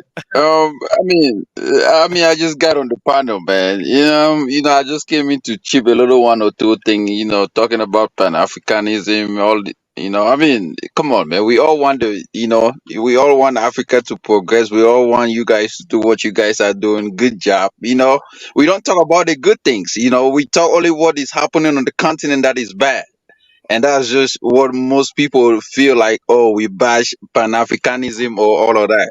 We are all out to support Pan-Africanism, guys that are, into the part of Pan-Africanism. But when, the things that we talk about that are not good, that's why people get mad with us. But, we are all for it, man. We all see the progress. So, Kala is my guy, Bomani is my guy, IC3 is my guy, So that's me, man. I'm not gonna bash anyone tonight. So, So what's your idea, Judah, of how can the Black African generate power? Let's talk about power to get things done. Yeah, this is the thing. An African person, the last time Africans were getting things done was when the white man was on the continent, hitting African with a stick. That was when Africans were getting things done. Africans were constructing their own railways, were constructing their own airport. They were being forced to do it. But ever since the white man left, there have been this laxity of Africans, the blacks. I think it might be the blacks in general. We don't have the anxiety to do things on our own. It seems like someone still has to push us to do things. That's why even if the government passed law in Africa that do not glitter things on the road, you see Africans, they go around and, glitter toilet rolls, garbage on the street, all these things. You go to the beach, it's dirty. We don't just, it's going to take a while. I think we have a problem. We should start by dissecting the problems that we have. Can we actually move out of it? If not, then we are going to be on the same stage forever. We're just going to keep talking or having all these new leaders come in, but nothing is changing. So it's very sad, man.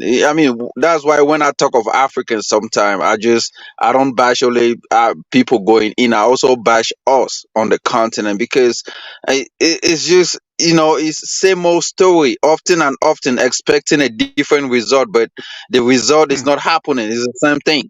So we talk up and down, have these new leaders coming, coup d'etat is happening, but at the end of the day, is anything changing?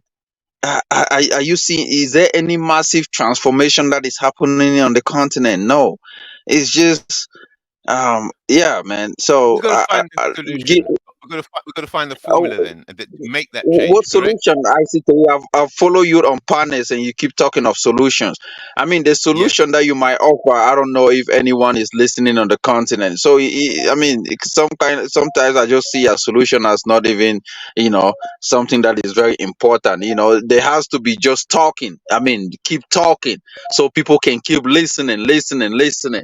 then maybe there might be a change somewhere, somehow. But I mean, a solution to an African person that is running away from Africa is like throwing water on a dog's back, right? It just slip away, and nobody takes, nobody takes affirmation of it. Nobody. So it's just, yeah. I mean, look, it's gonna take most Africans that I know want to leave out of Africa. They want to travel overseas. If the borders were open, most Africans will be moving in their numbers to America and all these European countries because the system is not working. The system that we have in Africa is still run by the Europeans. That's a fact. The system that Ghanaians are using in their court is all European system it's a court system that was used by the UK, United Kingdom, and stuff. In most of these African countries, in Cameroon, is the same thing. They put on the white man's George Hart and stuff. This clothing system. That's what they still have. So we have not been able to decolonize our mindset. That is a problem. You cannot be giving solutions to people that have not decolonized their mindset yet. That's the problem. Once that mindset is decolonized, then you can come up with a solution that you want to give, and then people might follow. That's what Carla was saying. Yeah. What you are saying there is exactly what Carla was saying a few minutes ago, but referring it to the American black people. So you're saying the Africans, how you're describing the Africans is exactly what Carla was describing the Americans, the black Americans.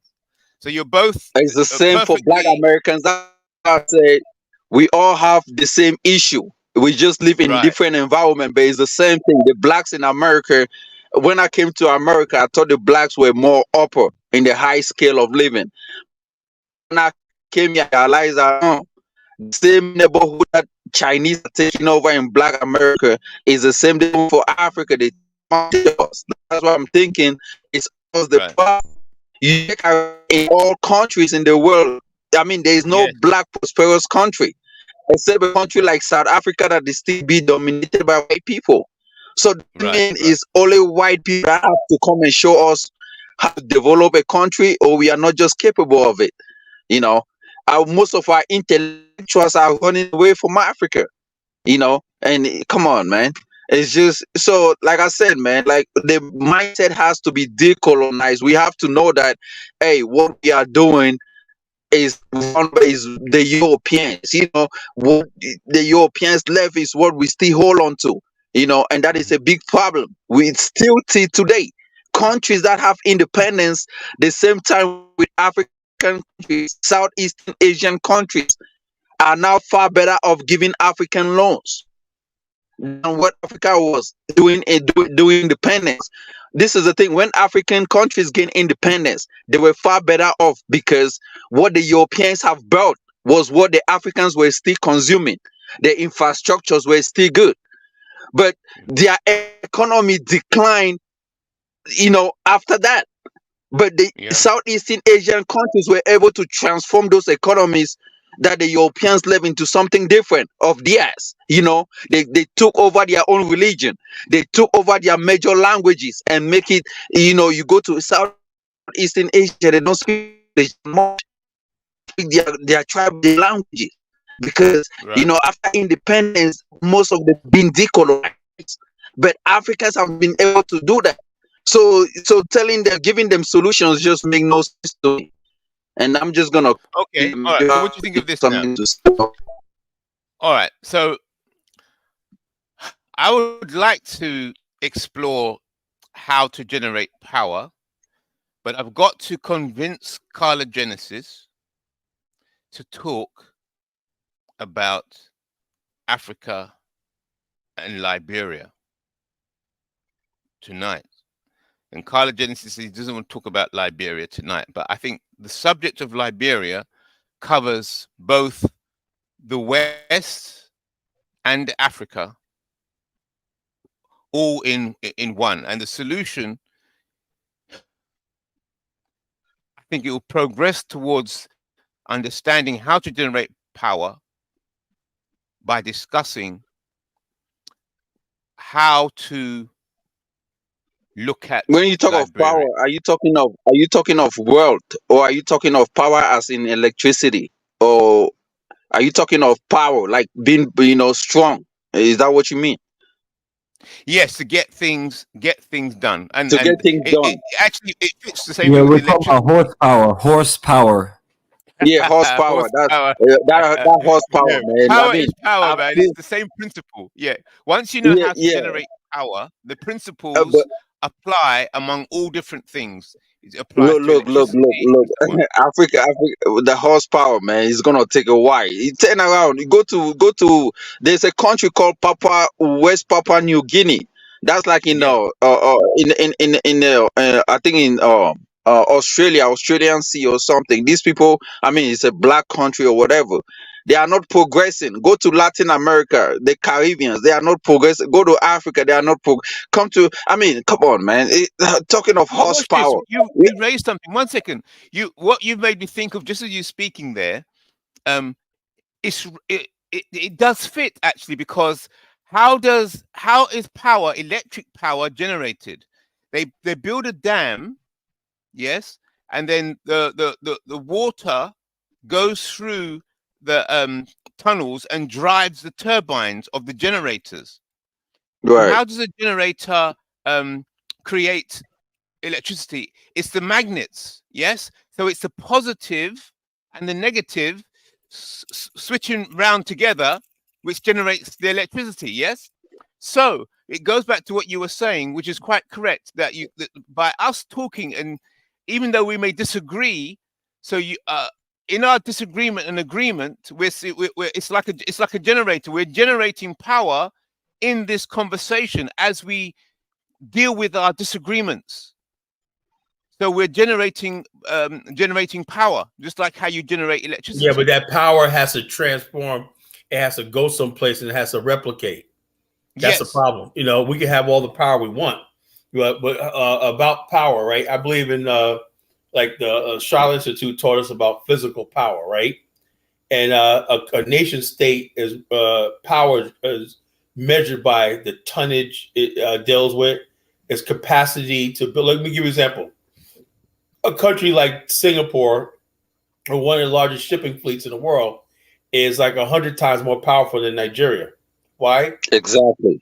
Because it has ships that can move tonnage throughout the world. Nigeria does not have that. You know, it has railways, high-speed railways.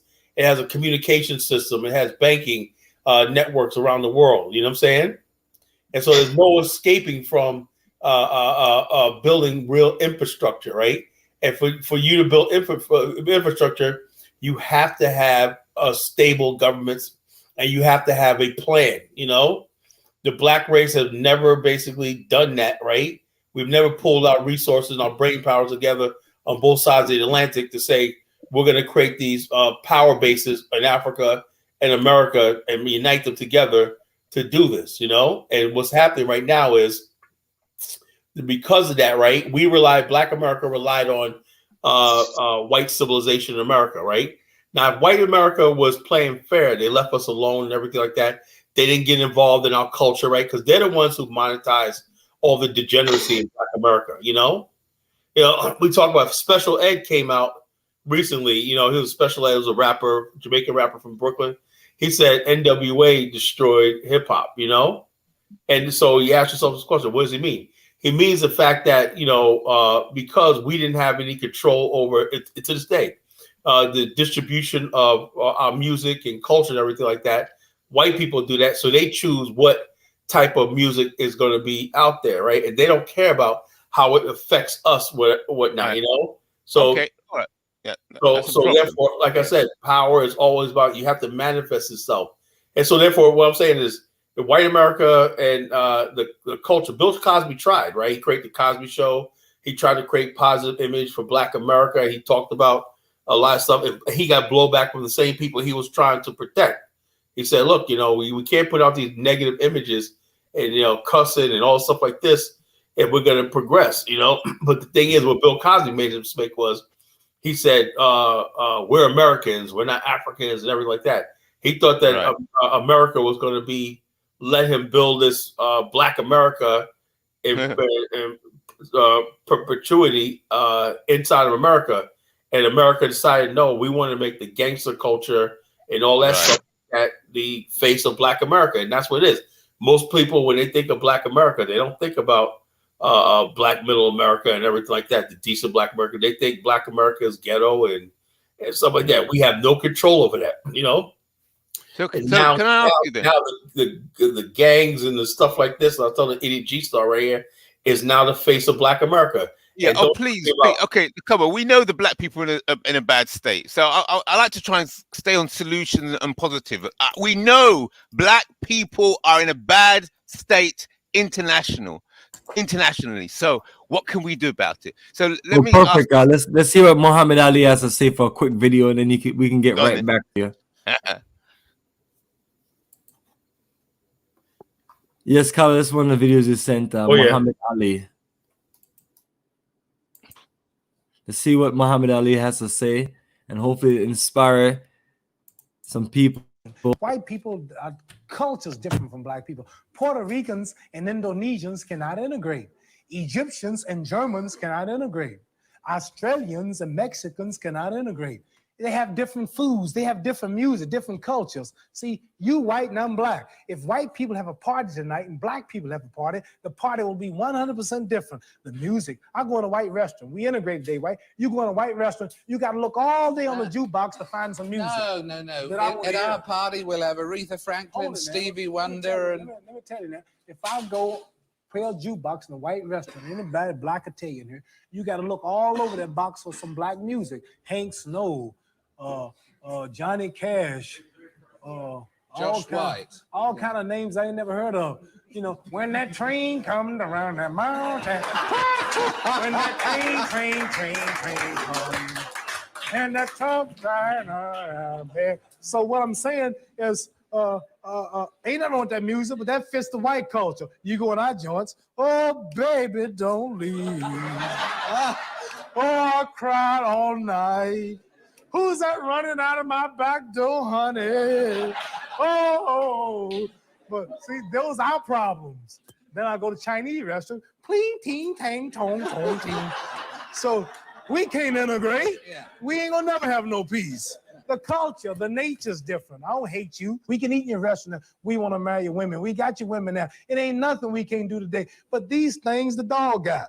I see dogs on television eating out of the same plate with white people. I see dogs in the buses, and they do everything with the dogs. So I ain't getting nothing the dog ain't got.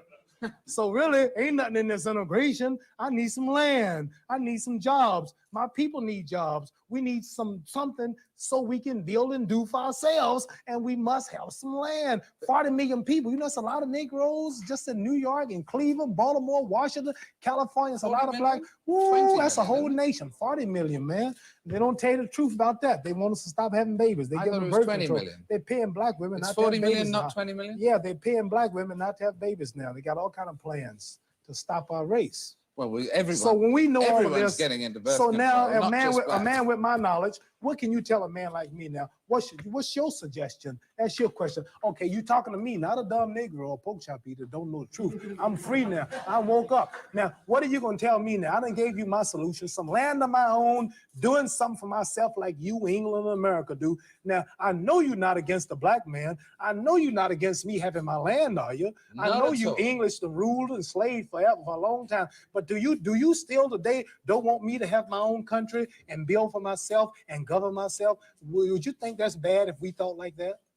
What's your solution to my problem? 1974, then you all just, white man just flew from New York to England in an hour, less than 2 hours. You all are so progressive. You're walking around on other planets. Now, today, I'm intelligent too now. What's your suggestion? What should be my movement? Integrate?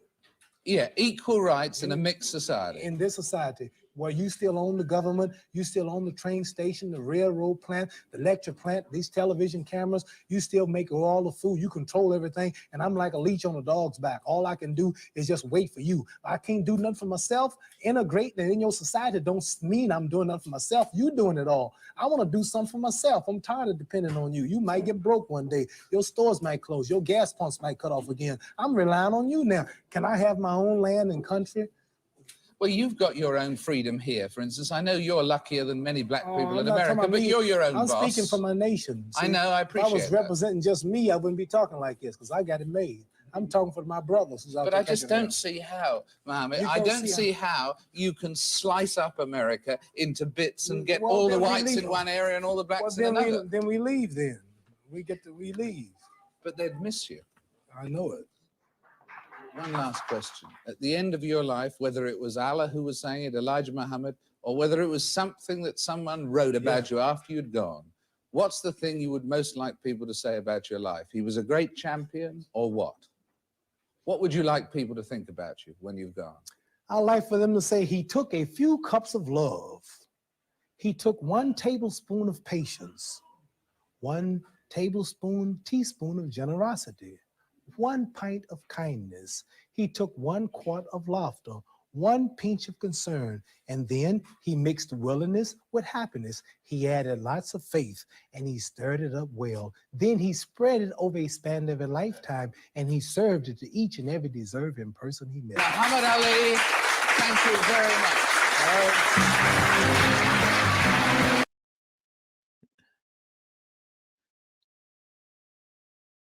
Classic. Yeah, that right there said it all, you know.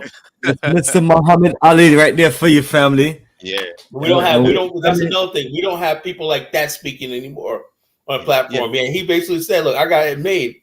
Now black people who got money and everything, they could give a dang about the future and everything like that. They're not building on the continent. They're not talking about nation building and everything like that, you know. You asked about Liberia. It's like you got so many black millionaires and billionaires in America, right? Are they going to these African countries and saying, let's build infrastructure, let's build industries and everything, let's work with these governments and everything like that? No, you know, because they basically are bought off by the white power structure and everything like that to keep us here in America. And they could care less about the culture of Black America so long as they have their little place and everything like that. Okay, but here's the thing. There's nothing they could tell the person, because the average white person is looking at Black America side-eyed, right? And I'm looking at this all the time. I look at what people say online, especially on TikTok and everything. Every time somebody black does something, say these people are destroying our country, these people are out of control, these people are this. I would say the majority of white people think like that in America. And so the bottom line is this: when they think like that, right, that translates to policy, that translates to police brutality, that translates to overall thing. And so, like I said, you know, this civilization that we're part of, right? We just the black experiment in America. Now, I'm not saying that for the black immigrants, they might have a better run at it, right? Because they don't have the history of slavery in America and all the stuff that goes along with it, you know. So even though I don't know if they'll ever reach the level of Black America, but they can have some sort of peace because they chose to come here, you know. But Black America, you know, and everything like that. We tried to build a nation inside of America. We tried to build our nation, under their rules and guidelines, and it's failed. And it didn't work. Yeah. All right. So solutions. So what do you think of this? You just mentioned all these black people in America earning huge amounts of money. So one of your strategies would be, which I think that's what you've been saying, is to convince those rich Black Americans to invest more in Africa. Correct? Now, when you see Indians in Africa, right, or the Lebanese, they usually start with what I call a point person or a point business or alpha, right?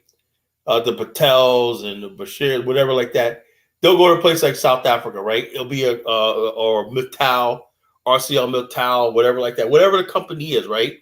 They'll have that one major company that will basically go to set up shop in any part of Africa, right? And then what that does is, right, is that there's a support system following them, right? Of mid-level business people, suppliers, general workers, and everything like that. And next thing you know, you have a whole community. How do these people get over here in such large numbers? Why? Because the people that came before them established something, and next thing you know, people bring in, they establish hotels, they establish supply chains and everything. And next thing you know, you got a whole community. How do people do so well? Because they're organized. But what we don't have is, and they make sure we don't have the leadership. Now, Bob Johnson did a big thing when he went to Liberia in 2010 and started with the Contagion. He wanted to invest in Liberia and said, like this, we can make this a thing in Ghana and stuff like that. But because of the leadership in Africa and Ghana and Liberia was so poor back then, they couldn't see the vision, or there was infighting and jealousy and everything. It never happens. The other races of people, this stuff, we wouldn't even have this conversation. It would be just done. But when it comes to the black race and everything like that, we just can't do it. You know, there's something wrong. You know, we can't do it. You know, we just can't. I'm just dead serious. You know, there's something wrong. All right. So I say we can do it. You just got to find the way to do it. So okay. So how about this?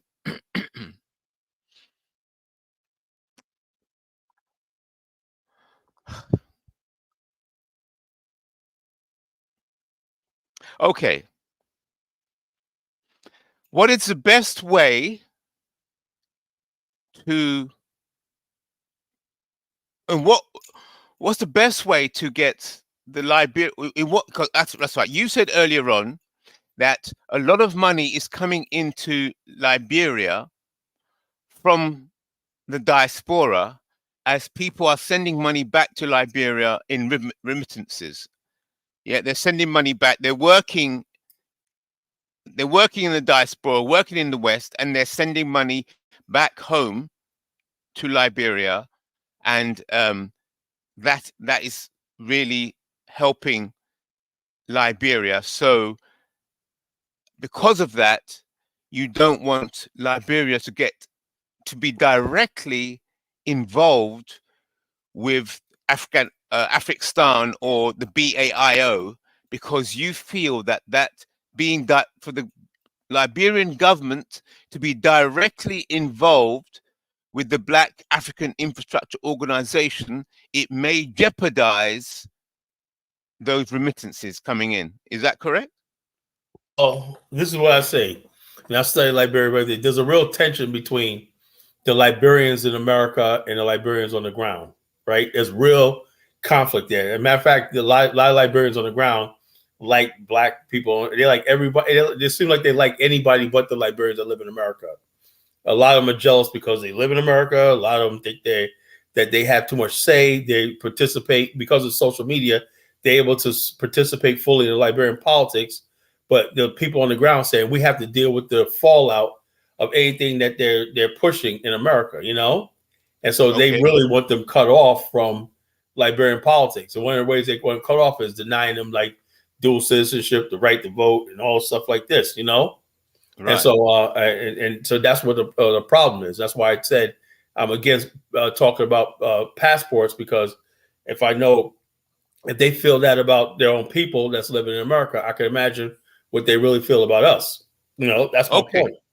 Okay, so it's interesting you should say that, because what you described there, I heard the same thing on other panels from the Somali community and from other communities, where they say that when the people leave Africa and they come to the West and they earn huge amounts of money, and they're sending money back home, then when they go back home, go back to Africa, they start getting involved. They're using their wealth to get involved with African politics. So one Somali guy said to me, the solution is send the money back to Somalia, but don't get involved in the politics.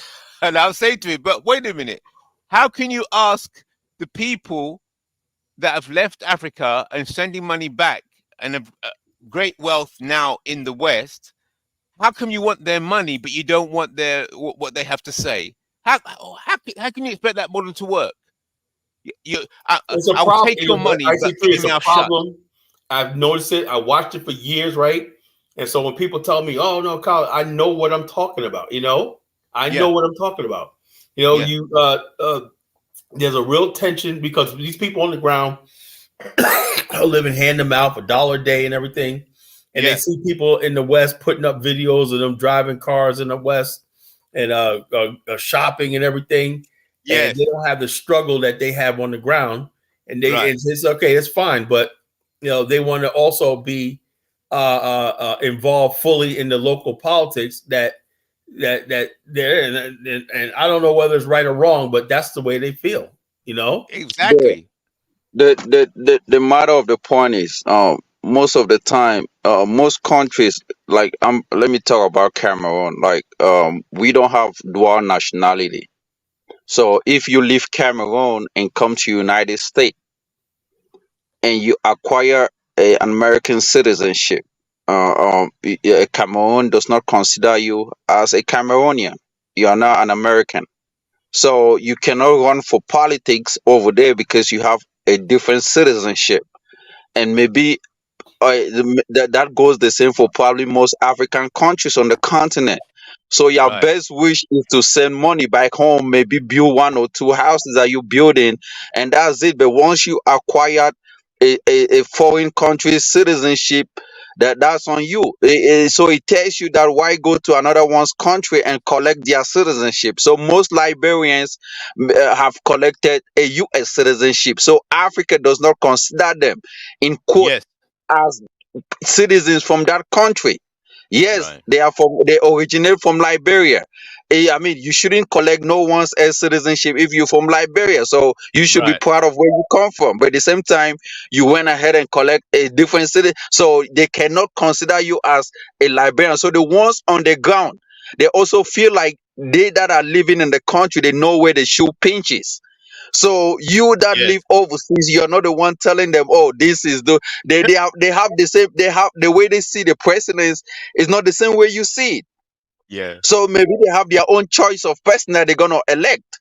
So that's the thing. So for you to participate in politics, you probably have to disown your dual citizenship and then be on the ground to fight for the people instead of living overseas. So that's another thing. Yeah. So what do you think of this then? This is my solution to that sensitive problem, the sensitivity problem, because obviously, you've explained it. Colors explained it. Somali people explained it, and you've just explained it as well, Judea. So the solution would be to create an entity that an international entity that can assist those back home in Africa as they need assistance. So basically, the Liberians on the ground, the Africans on the ground, they can ask for support from this central entity, and this entity will not dominate their politics, their local politics. So just the same way how the white people do it, where they do. Go on then. Let me just hold on. Let me answer this guy on the panel. Not true. People, yes, you hold dual nationality quite all right. But the thing is, when it comes to running for president, that dual nationality will haunt you because most Africans will use it against you. I know a lot of presidents, guys that were running, even in my country, they were running for politics. Yeah. But that dual nationality, they say, oh, if you become president, who are you serving? Are you serving the other person that you own their own nationality? So, I mean, you can own it, but can you do things with it in that country? Can you be something? So, I mean, so that's the issue. The problem is you can own it, but can you run for politics? Will you be accepted? Can you flaunt? Can you tell them in public that you have a dual? Are you proud telling Africans in Africa that you have a dual nationality? No, you are not. You will be hiding the other nationality, and that's a fact. Right. Good point. Good point. And also, let me say this, right? John Kofi is talking from a situation of African Americans. Now, if somebody like Judah is born in it will have that problem. Imagine what a whole U.S. citizen, African American, has been here for hundreds of years. It's almost impossible. You know? Exactly. It's impossible. For me to even go back to Cameroon, I need to get a visa. They need to give me, I need to ask how many months or days I'm going to spend in Cameroon. They might give me 2 weeks visa, 3 months visa, or whatever. And if I go to Cameroon and even overstay, if I go to, you should have never gave up your Cameroon citizenship. So why you whining now? No, of course, but I mean, America is far better off than Cameroon. But what I'm saying is, even if I get to Cameroon and overstay my welcome in Cameroon, that's a big issue because I'm being considered a foreigner, and that's the same problem. I mean, African Americans will face that problem. You know, even me buying land in Cameroon, I cannot buy land. I have to even only call my family members to buy land in their name because I'm not a citizen of that country anymore. Those are the problems that most of us face, most of us Africans. And then you talk of African Americans. Come on, man. So we face a whole lot of issue in Africa, man. Like most African countries, a lot of different kind of problems. You know, in some countries, you cannot even buy land. Even if you buy land, you cannot resell it because they say that land, you are not a citizen of that country. You can own land, but you cannot resell it. How can you have a property that you bought, yet you cannot resell it? So it makes no sense. Well, now you know how we in the diaspora field. So now do you consider yourself an African American now? I mean, I'm not African American. I'm still African. I mean, living but I mean, it's the same problems that brother, most of us that I'm confused. I'm confused. You say you don't have an African citizenship, and you have an American citizenship. So yeah, I mean, I can be considered an African American, but with African American consider me as African American. No. That's the thing. That means basically you're not an African anymore. You're just an American. Exactly. There you go. Dear. Talk to me, man. What's going on here, man? Well, the thing is, like I said, this is more complicated than people let on, man. Like I said, people jumping up. I'm gonna tell John Castro to come to Liberia and get his passport. How about that? Yeah, right. Yeah. I mean, since Judea has thrown away his Cameroon passport to come to America, so Bomani, most Africans have given out their passport anyway. They have become citizens in America. I'm not the first person. I'll tell you this. Let me say this, right? Now, if Judea wanted to, with that U.S. passport, he can actually go to Liberia, own land, and everything like that because he's black. Exactly. You know, but other countries in Africa forget about it. You know, Liberia is the only country in Africa where all you have to do is be black, and so they'll honor your U.S. passport, and you can do whatever you want to do. Kala, if I buy land in Liberia, can I resell it? It's your property. The land laws work just like in America. If it's your property, you got the deed. You can do whatever you could get a mortgage. Now Liberians are discovering equity. They're discovering mortgages, and they're getting rich. You know, they're getting rich. They're saying that a lot of them had land in their family for generations. Now they're going and getting it titled and deeded and everything, and they're getting bank loans on it. And they're saying, man, I'm getting rich. I didn't know this. The land was just sitting there doing nothing. Now they're putting homes and building infrastructure on it and everything. I said, yeah, that's what our ancestors came there and did. They modern, the indigenous people had one way of seeing land, and the African American settlers from America had another way of seeing land. So we wrote the land laws based on the Magna Carta. The Magna Carta was a document printed in England in the 1000s about land ownership, and that basically manifests itself in America, which is the idea of the estate. That means property. You own wealth, you own property, you own land, you own the land, it's yours. You could put real estate on it and stuff like that. And you could borrow against it. You can have collateral against it and everything. That's how wealth is built, And so a lot of Liberians are now discovering that. They're going back and saying, oh yeah, I can go in my land, I could put the mortgage. Then what they do is they'll have 20 acres of land, right? And they'll mortgage off 5 acres of land. They still got the other land in their name, right? But they'll have 5 acres of the land under deed. And they'll take that land, take that 5 acres and develop it, get a bank loan and put a house and whatever they want to build on it, farm. That's how they're doing it, So it's not like Ghana where they give you 99 years no, or they don't have that. years. So that's because in Ghana, the chiefs and the traditional leaders own land, because Ghana was never actually colonized. It was a protectorate, you know, and the chiefs and the traditional people control the land, you know. So it's not like Liberia where we basically said no, the land belongs to the Republic of State. We had traditional land. We had traditional land, right, which is some villages and everything, a traditional land, right? Even the traditional land in Liberia in the interior are now turning into private property, you know? Wow, so that's a good thing that if you have your land in Liberia, you own it. So you don't have to be a citizen of Liberia to own a land, and that's a good thing. No. Okay. They even that's good. They even let Lebanese own property now because they no one's enforcing the thing. Lebanese even own property. They say, well, they like the guy who owns Sunset Beach, one of the largest resorts in Liberia, is a white guy, but his partner is a Liberian. So for paperwork purposes, okay, you know, he got this guy, I think is an ex-football player, you know, and he's like a partner and everything. So a lot of Lebanese, they'll have a silent partner that's Liberian, right? And they're building nice buildings. You see a lot of construction going up where Liberians are benefiting from the fact that, okay, on the deed land, right? The mortgage and everything may be in the Lebanese name, right? But the deed be in the Liberian's name and everything like that. Or the Lebanese name will be like encrypted in a deed, like somewhere like a tenant in common or something like that, that he has ownership. If let's say this person passed away, it says whatever like that, he could find another silent partner and everything. But it works out really well, you know. But if you're black, Right, you don't have to do all that.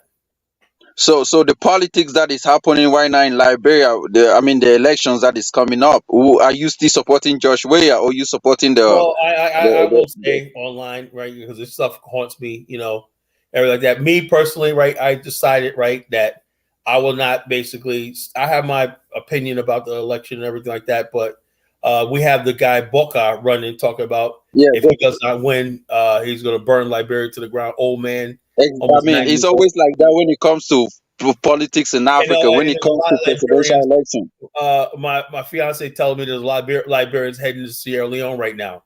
You know, and they're heading to Sierra Leone. The worst time to stay. When there's no election, Liberia is a peaceful country. Election year brings out the worst in Liberia, you know? The worst time to stay in Africa is when they have their presidential elections, man. If care is not taken, your whole company will be burnt to ashes. It happens like in most African countries. You know, people are being just gathered and put in jail. You saw what happened in Sierra Leone. Even till today, BAIO is still arresting people in Sierra Leone because, you know, he's still being accused of not winning the presidential elections. So, I know Josh Weah because I follow a lot of politics in Liberia, and I'm thinking Josh Weah is gonna do the same thing as well. So there's people saying that Liberia's in a bad situation. If Prince Johnson says that if Boka doesn't win or Cummings don't win, Liberia is going to go to war, you know, because they know the election's been stolen.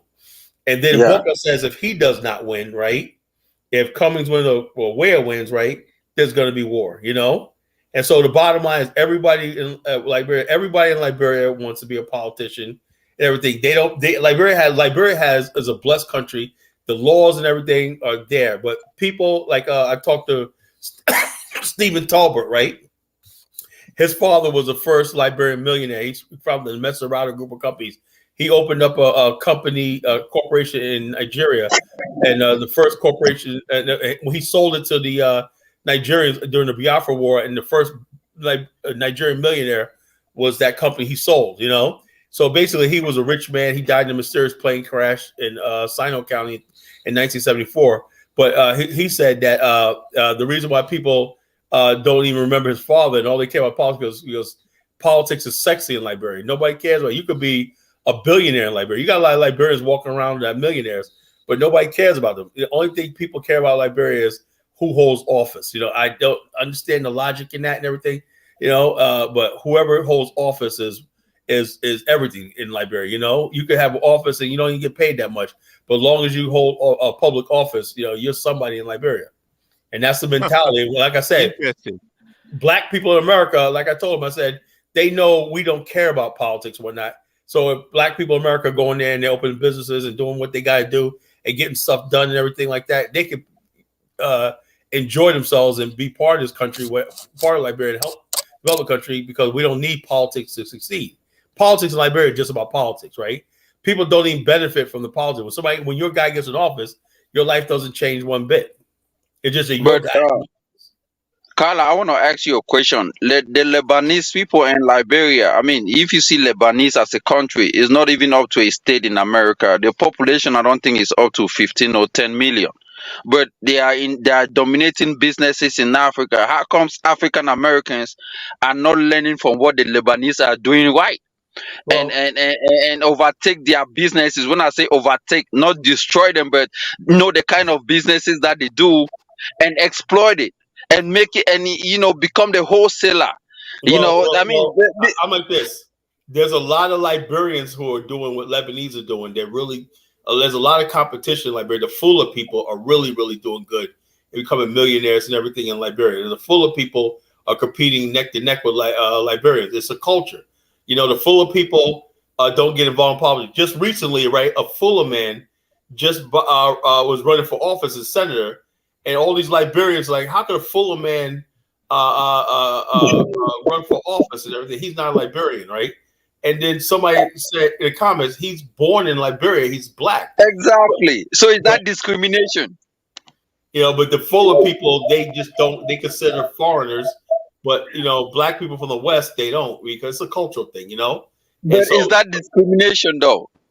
Yeah, it's discrimination, The hold up, running for senator, and they saying no, he shouldn't be because he's not a real Liberian, because he has no history in the country and stuff like that, And I'm like, I said, look, man, he's black and he's trying to run it and everything like that. So why bother him, So the bottom line is, those are things they have to. Carla, you're coming back to my point. That's why I tell you.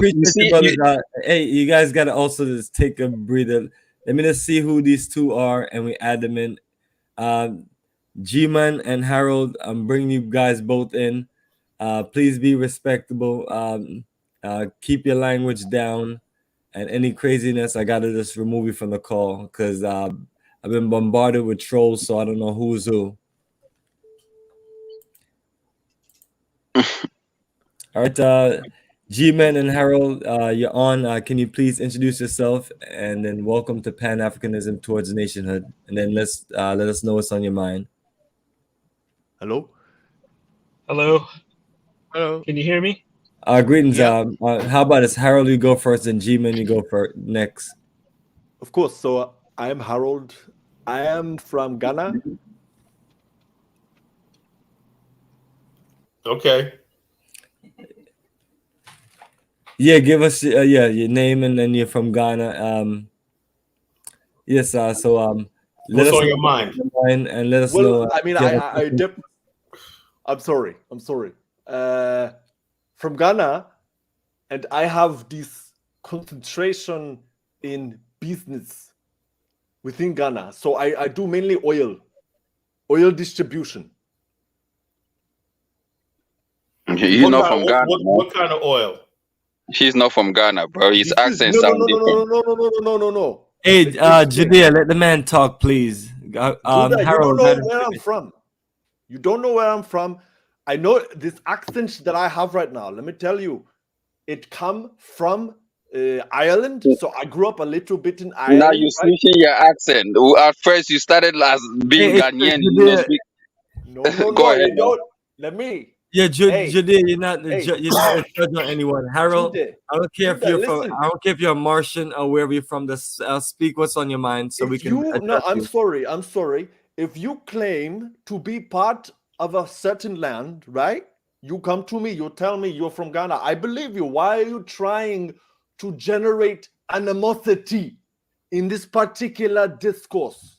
Why are you trying to do this right now, Jude? What? What is wrong with you? Why you do this? Why? Get back to your topic. What's on your mind? Okay, well, I work in oil distribution, number one, and what I specialize in is petroleum products, mainly shampoo, plastics, and all these types of different substitutes. if you know what I mean, right? So, okay. And basically, when I was going in Ghana, okay, so I grew up in Ghana and then I went over to the Ireland, okay, and around the age of 16, I spent around 10 years in Ireland, right? Doing all type of different studies revolving around petroleum products and distribution. And I transferred this knowledge, right?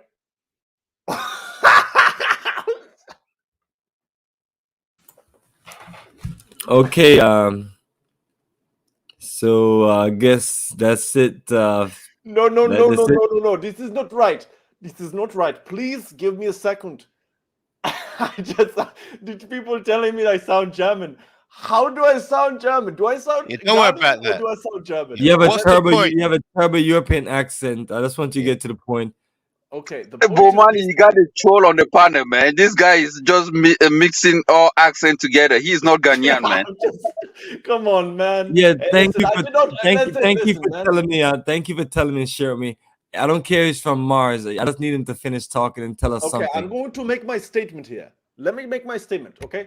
So I came from Ghana, went to Ireland, and then came back to Ghana to basically do this kind of distribution for Shell Corporation. Shell Corporation was in Ghana at the time. It was in Nigeria, and they went and over. They took a great deal of the stations within Nigeria, and they went over all the way to Ghana. And I work as a contractor, right, for Ghana. Okay, so and this is for Shell in Ghana, and I think that this is, nationhood is a very, very complex topic, a very complex topic, because we are talking, okay, about the exclusion and the inclusion of different peoples, okay, that have their own culture and their own way of life within Ghana, within all of different parts of West Africa. And this is a very complex topic, and I see this. Well, thank you, Harold, for sharing. Harold, can you click on the super chat and the send us a donation, please? Okay, let me tell you something. I thought you were finished. Why you? Okay, first off, who is I'm trying to introduce somebody else also. So you had more than enough time to say what you're saying. I would like to have a position on this podcast. Okay. Well, you didn't say anything. Anyway, let me mute you, please. G-Man, go ahead. Welcome to Pan-Africanism towards Nationhood. Introduce yourself and let us know what's on your mind. Can you hear me? Yes, we can hear you loud and clear. Perfect. Yeah, so wow. Yeah, I promise I'm not a troll or some weirdo who's, calling on. I'm a guy, I live in California. I've been watching your show and I've been watching Dynast, and I've been watching various different shows on I like to get a cross section of people. I even watch Tariq Nasheed sometimes just to see what he says, just because I'm curious about what he's saying and and some of the concepts. And I just want to know more and learn more about the different, I guess, factions of Black thought, right? I'm an African American. My family on my mom's side is from Mississippi. My family on my dad's side is from Tennessee. And look, I don't call myself FBA or ADOS or any of these terms. Outside of the internet, nobody knows what the hell this shit. They don't know what this is. They don't know what that is. They don't care. These are all goofy internet movements that have questionable motives. A lot of them have this weird thing against Pan-Africanism, I'm noticing, which I don't know why, but it's just, I feel like the motives, some of their motives are kind of questionable because if you're doing your thing over here, why do you have a problem with these people over here with practicing Pan-Africanism? I don't know. It's kind of weird, but I like this topic. This topic is really, really interesting. Because if we're being honest here, and I think this is a podcast, or this is a live stream where people can be relatively honest, right? And we can just speak our minds. I feel like I can kind of speak my mind on this podcast, but for being honest, right? Like, African Americans are the only Black group that don't really have a country per se. Like, Haiti, Haitians, they have their own country. Jamaicans, they have their own country, and so on and so forth, right? Whereas African Americans, we are sort of a country within a country, if that makes sense. And I really think that that's kind of an exaggeration, because we don't control anything within what we call a country, so we don't really have a country, right? You don't control anything, you don't have a country. So my whole thing is this, right? And, you have these people, you have Pan-Africanism, a faction of Pan-Africanism talking about, okay, what are we going to do about the situation? Are we going to go to Africa and set up a state in Africa? And I think that makes a lot of sense. But I also think that, from a certain, I also think that you also kind of have to build up capital in America before you go to Africa. So what I mean by that is that, if you're familiar with the work of Dr. Claude Anderson, he talks about building up Black America, industrializing Black America within America, and building up Black businesses within America. And I don't think that you can be in a position to invest in another country, or uproot yourself and bring yourself to another country without resources. And so that's kind of the predicament that we're in. Black Americans, our wealth level is not great. And so white Americans have something like 10 times, at least 10 times as much wealth as we do on average. I think that's actually a low estimate. I saw estimates of white America having $124 trillion and Black America having something like $6 trillion. That's 20 times the wealth of Black America. That's not acceptable. But my whole thing is this, is that,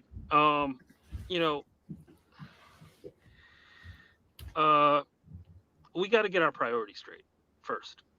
I mean, we can sit on here, on these podcasts, and we can talk and talk and talk and talk, and we can, deliberate, and we can argue. And I've seen a lot of arguments. I've seen a lot of these podcasts, and I've seen a lot of people just get up here and just mentally masturbate and babble and not really say anything. I mean, we can keep doing this and going back and forth, but we're not really saying anything unless some sort of action is taken, some sort of concrete, tangible step is taken towards what we say we want to do. And that's kind of where I'm at right now. I'm kind of interested. Well, give us some examples. Give us some examples, so people are clear about what you mean by tangible solutions. Yeah, I mean, okay, so we know what tangible mean and everything. Right. So what I mean by tangibles, right, is do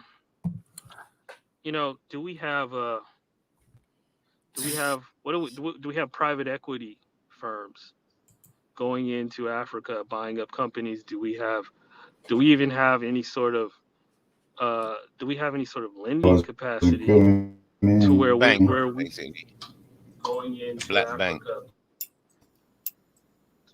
I agree with what he's saying. 100%. Like what do we have a financial? First of all, do we have a financial infrastructure or something financial set up to where we can like do business and like borrow money, lend money, and do that kind of thing? Like the basis of an economy is finance. So like, do we have that set up? No, we don't. No, we don't. We do not. So how do we do it? Right. In your opinion. Well, let me say this. Now the black bank situation in America is abysmal. The two largest black banks merged together and their combined assets of $1 billion. That's a shame, $1 billion assets, right? And unlike other people, like one thing, let me tell you what black people in America do have. Okay, back in the 60s and 70s, right? Cities, municipalities, major corporations have what we call pension funds, which they give out loans. They invest in treasuries and stuff like that overseas. Who makes that decision, right? Yeah, if black people sit on Chicago, control the city of Chicago, right? Right. But yet the pension funds and all that stuff like that go to countries like Israel and Europe and stuff like this. We've never lobbied for. We lobbied to pull our pension funds and stuff like that from South Africa in the 70s and 80s, right? Right. But we did not basically say, you know something? If we have that power to divest from South Africa, why don't we take that same energy and invest in country? Now, the country of Ghana is trying to look a court in cities like Baltimore and everything to invest in things. But we're not going to invest people's savings and pension funds, billions of dollars, into unstable countries. That's the issue. We would have to be on the ground, right, in Africa, and it has to be set up where we have high level agreements, right? And we have to work with the United States government and everything to protect our investors. It's not going to happen unless there's some investment. It can't just be black people. It has to be cities, states, and everything like that, and high level government agreements that's backed up by international law that protects our thing. We can't just go by the enthusiasm of Pan-Africanism and emotionalism and say that we're going to take sovereign wealth and pension funds, invest in unstable countries. Like if you have a coup, the first thing that happens when you have a coup, and I'm not saying this will happen recently, right? But traditionally, when you have a coup or unstable government, right, or a government, the first thing they do is they loot the central bank, and any sort of wealth that's in that country is lost. Back in the days, the United States, if they lost that, they would come there with guns and ships. That's how we got into Vietnam, and to try to take the country back so they can recoup that money back. But now they did the same thing to Haiti. Yeah. So the bottom line is this: Haiti and did the same thing. I want to be able to talk to Bomani real quick. Go ahead. No, Kyle, I was just trying to get you to make quicker response. I was just trying to wait for you to finish, but you went on to. Okay, I'm done. You want to finish? Hey, Bomani, I got a question for you because I've been donating some money recently. No, listen here. I came across a video exposing your little scam. Listen here, Knifer. Yeah. I'm gonna give you one last chance to cool yourself down. Who is this clown? And I'm gonna put you on my famous new block list. Now, so if you're on here with foolishness, I just sent a link and it said otherwise. Otherwise, what? Sweet. Well, look at the link that I just sent in the chat. No, how about you address what we're talking about tonight on the subject? Don't click on the link, Bomani. Most of the time when you click on the link, you might get yourself fucked up in the foot, man. Don't do that. Thank you very much. I'm not gonna click on any link. Who the fuck is this listen person? here, Who the fuck your bitch ass talking to? All right, Stephen Jacobs. Welcome to Pan-Africanism towards nationhood. Introduce yourself and let us know what is on your mind. Hey, yo, what's going on? I'm Stephen Jacobs. I'm in California. And yeah, I mean, I've been dabbling in Pan-Africanism, ever since I was maybe a teenager. I grew up in Compton. Just went to San Francisco for college. And, basically right now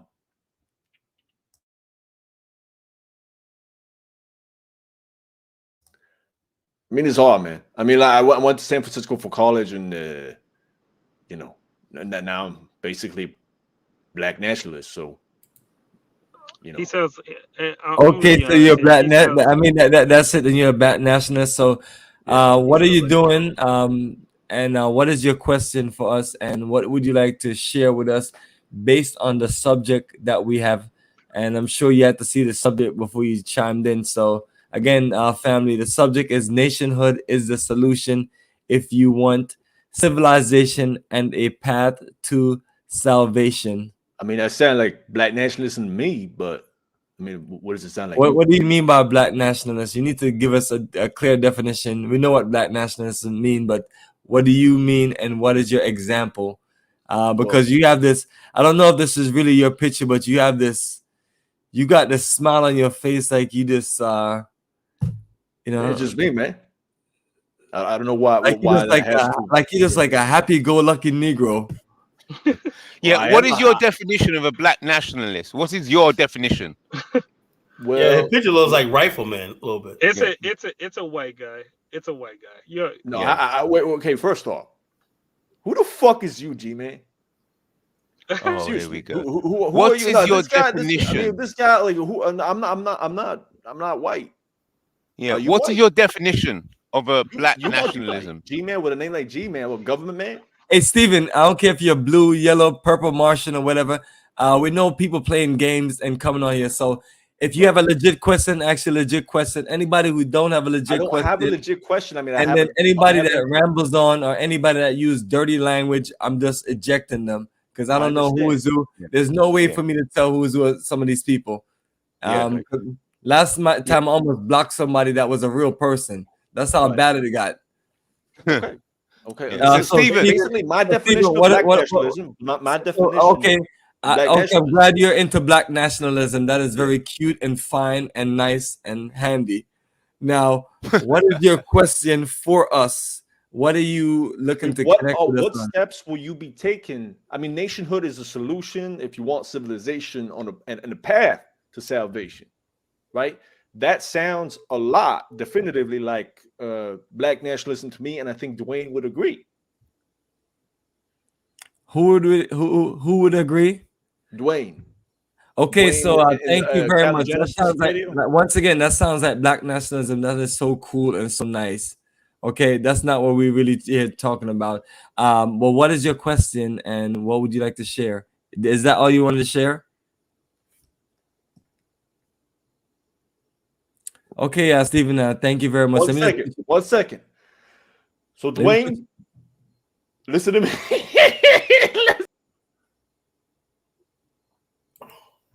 I finish your laughter joke and whatever funny thing you're about to say. Get him off. All right, so that's one other jackass. He's backstage. Who else we have back here? Let's get rid of them real quick. Come on. All right.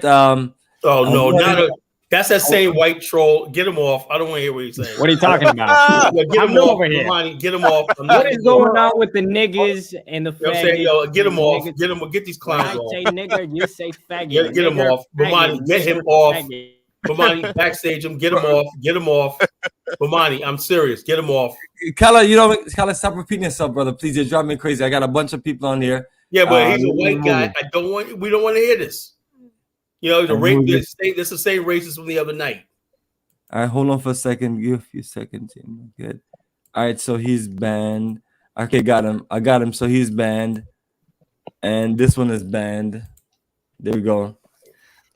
All right, perfect. So we're clear. G-Men, Judea, you're on. Just blocked about 7 of them a little while ago. I'm trying to block all these. That's a good thing, Bomani. You know, now we're being serious, man. We don't need trolls anymore. You know, we're talking serious now. I'm just giving whoever a few seconds, and that's it. So just give me a chance. Just give them a few seconds, and then we'll know who it is. Whoever it is, they're gonna say something stupid like the last 5 people in a row. I can almost instantly tell if it's some white troll. Like they have a certain. Let's see who this one is. Yeah. Bantu Madinka.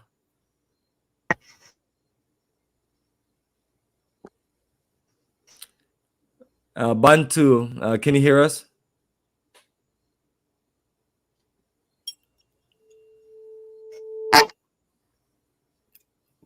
Bantu, can you hear us? All right, if you don't have your stuff organized and working, we're just gonna remove you. So there you go, you're down at the bottom. Next person. Oh no. Greetings, Navigate. Welcome Pan-Africanism towards nationhood. What's on your mind?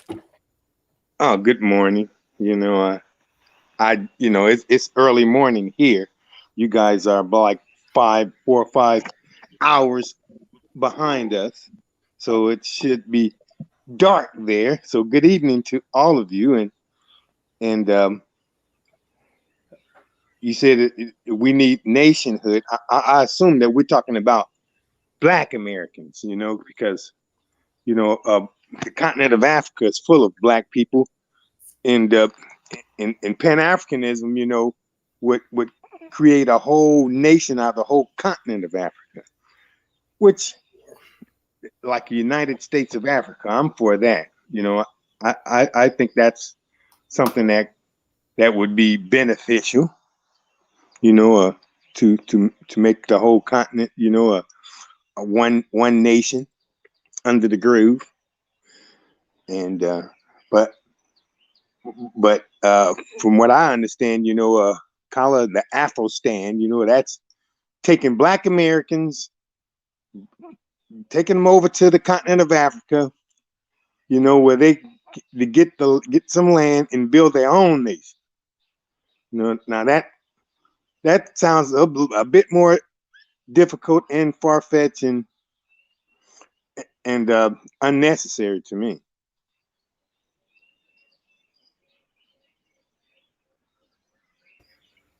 So what's your solution? I just told you. You know, I would prefer, you know, a whole continent of Africa, you know, to be one big I would nation. prefer $1 billion, man, but you know, well, that's you asked not for, you know, there you've been, you know, condescending. You just being condescending. You asked me a question, I'm answering it, and then you're gonna be condescending. You don't have to agree with me. Yeah, well, I mean, everybody's entitled to your opinion. You're entitled to your opinion, but I could tell you've never done anything. You never done anything. There you go again. You know, all these ad hominem attacks. You know, but you asked for it. You know, I didn't ask for it. I did not ask for it. Oh Lord, I see Julius, a white guy, man. Come on, why? You know, I do not like any of these white boys on this panel. I do not care. And these guys called in the other night, right? Called in the other night. They try to call my business partners and whatnot. Guess what? I'm still standing. They try to do Yelp reviews. This guy's a black supremacist. Called like this. None of it worked. You know, my organization agency is still 10 times stronger than what it was. And now I got to look at a friggin' cracker right here called Bantu Mandinka and whatnot. You know, why are you subjecting me to this? You know, I'm not. Well, give me a second. Really I'm not talking. Everybody, hold on. Julius, unmute yourself. Got a quick question for you, Julius. Listen. Julius, hold on. You don't. Let's calm down for a second. Okay. Now, what I'm trying to figure out is why all of this interest to call into our show? Is it to disrupt our show because it's a bunch of people calling into doing it? And I want to know where is that going to get people? Because what I'm going to do is just end up blocking everyone. But if you have something legitimate to ask and you can be respectful without using profanity or derogatory terminology or racist terminology, then you can share what you have to share real quick. All right. I mean,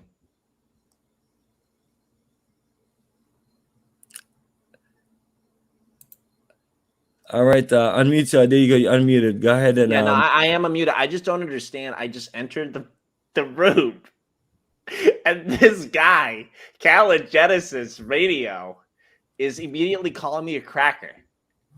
Like, can I even get a word in? And what is with these assumptions about what a person's racial background is based off of them entering the room? I didn't even have it.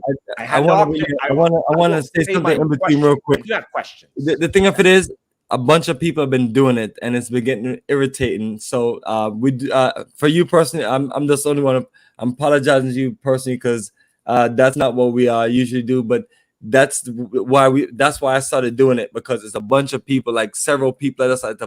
I literally had to not just block out the ban. So if you have a legitimate question, like I mentioned, go ahead. Right, because he just made the assumption. He just called the gentleman right next to me a cracker, and that man looks to be of mixed heritage.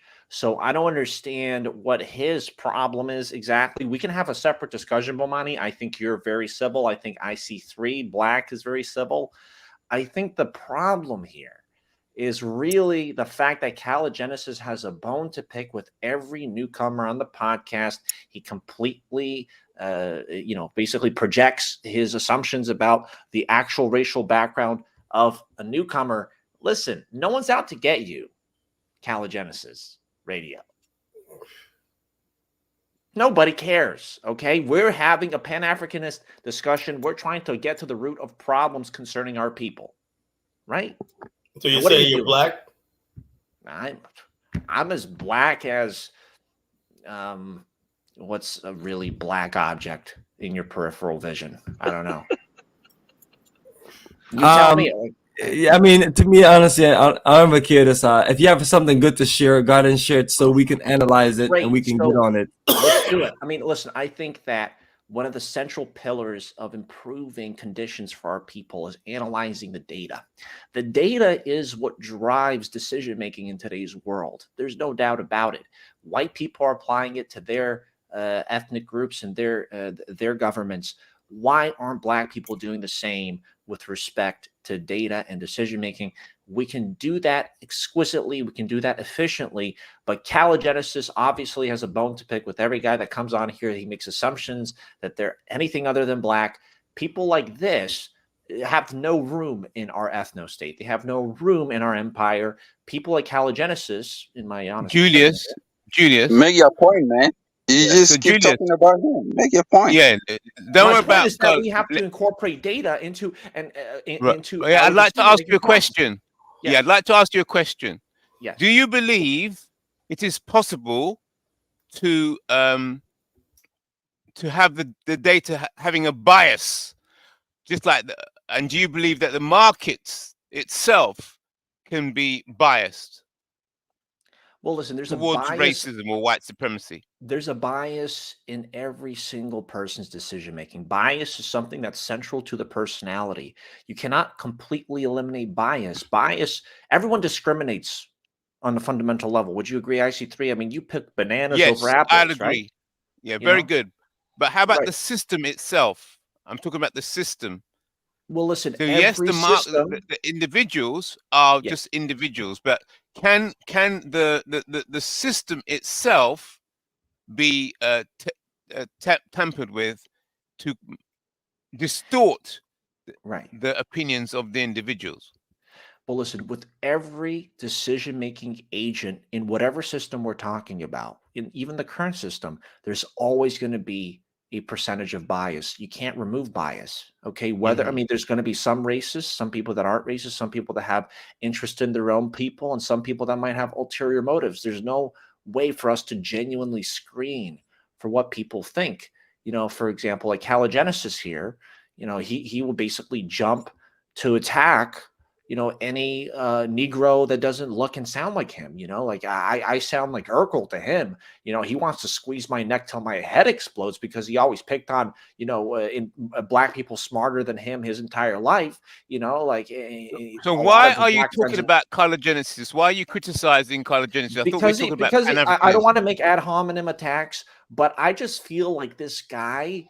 Like, why are you talking about color genesis? About what you feel about him? What do you feel about? Yeah, that's you literally came here just to talk about color. No, he made an assumption about one of the guests that he was a cracker, and he was clearly. Hey, you know what? You look like one of my light skinned cousins with glasses and everything, and curly hair from the Native American connection. Great. It is all good.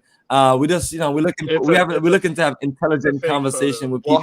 We're having an intelligent conversation right now. When I talk about bias, when I talk about tearing down systems, there's going to be another system to take its place. Inevitably, wherever there are human beings, wherever there are decision makers, there will be an implicit bias, irrespective of the racial background, irrespective of the ideologies. Just on the basis of us being human, there exists a bias.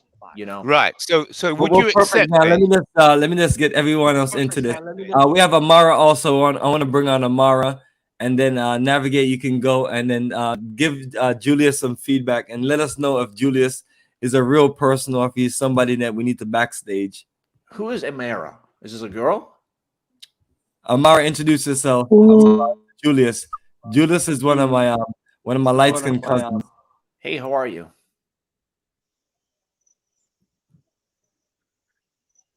Is Amira a girl? I just really want to know because. Hey, Amara. Hello. There you go, Amara. Welcome to the call. What's on your mind? Julius is wanting to know who you are. I was letting you know I'm not interested anymore. I'm not interested anymore in who he is. I thought it was a girl. I mean, Amara was. I thought it was a girl. Who's this? Anyway, my name's Julius. Don't worry about Hi, it. how are you? Don't worry about it. What's up, bro? You sound like you're just waking up, man. Okay. Now, Just give me a minute. Mic, man. You having feedback. Okay. I mean, why is his name Amara? Anyway, navigate freely. Go ahead, navigate and chill out. Yes, bias. That's what the last gentleman was talking about. And I agree with him. White people have the right to love white people, and black people have the right to love black people.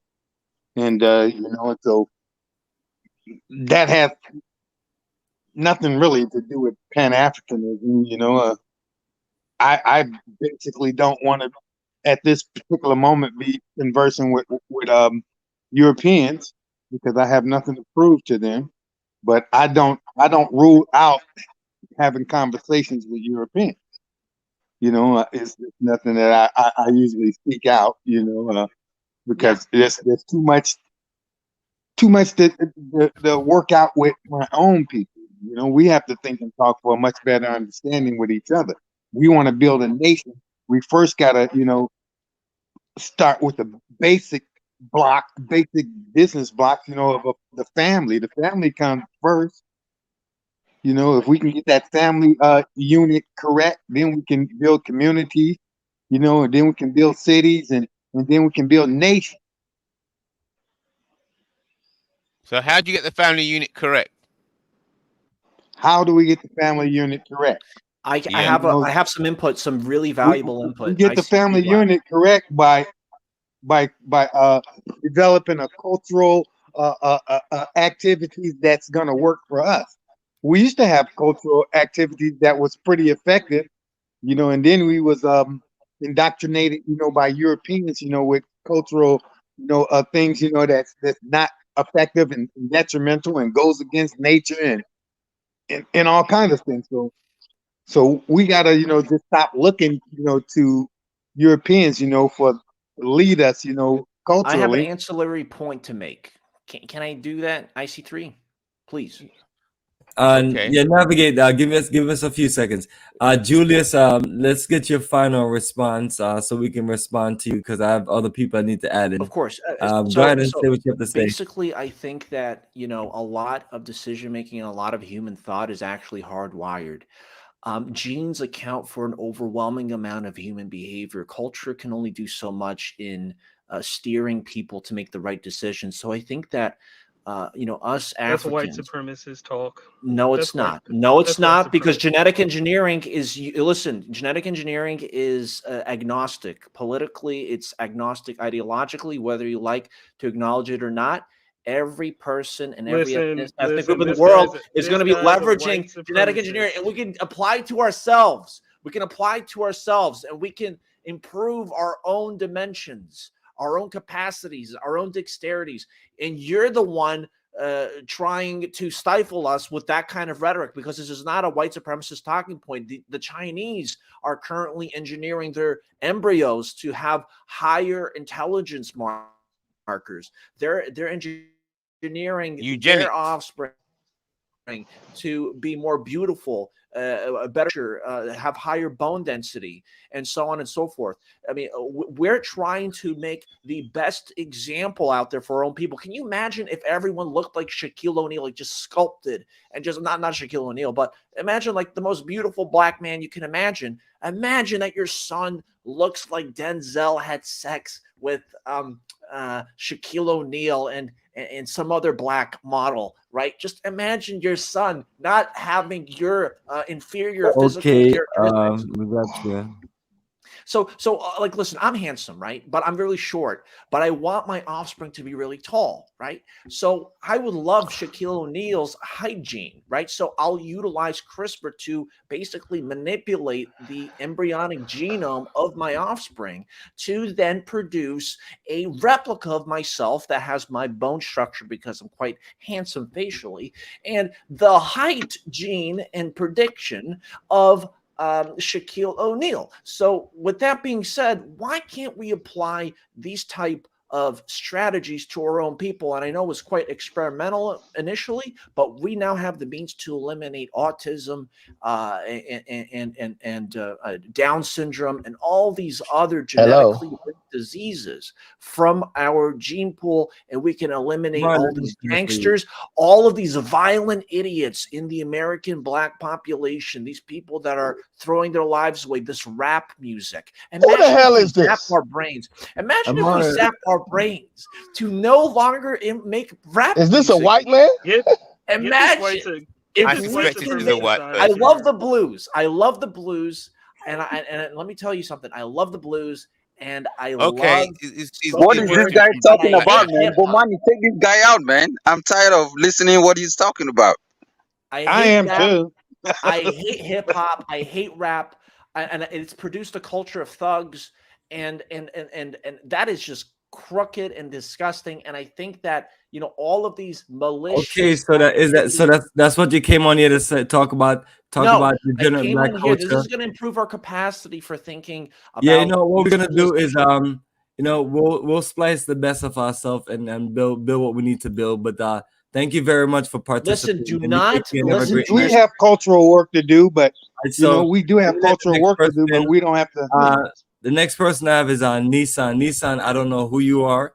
All I'm asking is just come on here, introduce yourself, be respectful, and share what's on your mind, and we will go from there, whether you stay on or not. Nissan, welcome to the call. Welcome to Pan-Africanism towards nationhood. Thank you so much for having me. I appreciate coming on here, but my God. All right, Nissan, you are a sick, psychopathic, sociopath, just delusional, mentally just sick in the head. I have no. What do you say? No idea what's wrong with you people. Oh well, let me just bring back on because you know I'm. All right, Nissan, go ahead and introduce yourself. Welcome back to Pan-Africanism towards nationhood. Brother, I don't know why you gotta insult me like that. I really feel, you know, I took it personal, and I just did not appreciate the, you know, the way you approached me as the introduction to our conversation. These are trolls, Bomani. I'm not a troll, and the only reason you think I'm a troll is because I have an $800 microphone. What's that supposed to mean? Because I'm a real hustler. I'm not like you begging over here for other niggas and white motherfuckers who will give you money. Nobody is gonna give you money, brother. You gotta work. You gotta earn that shit.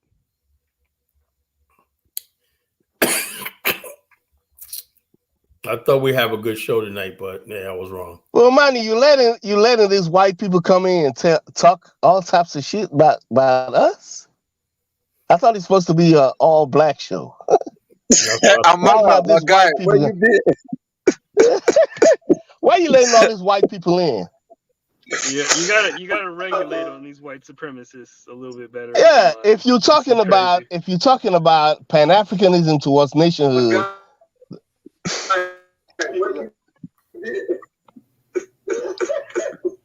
I'm muting everybody.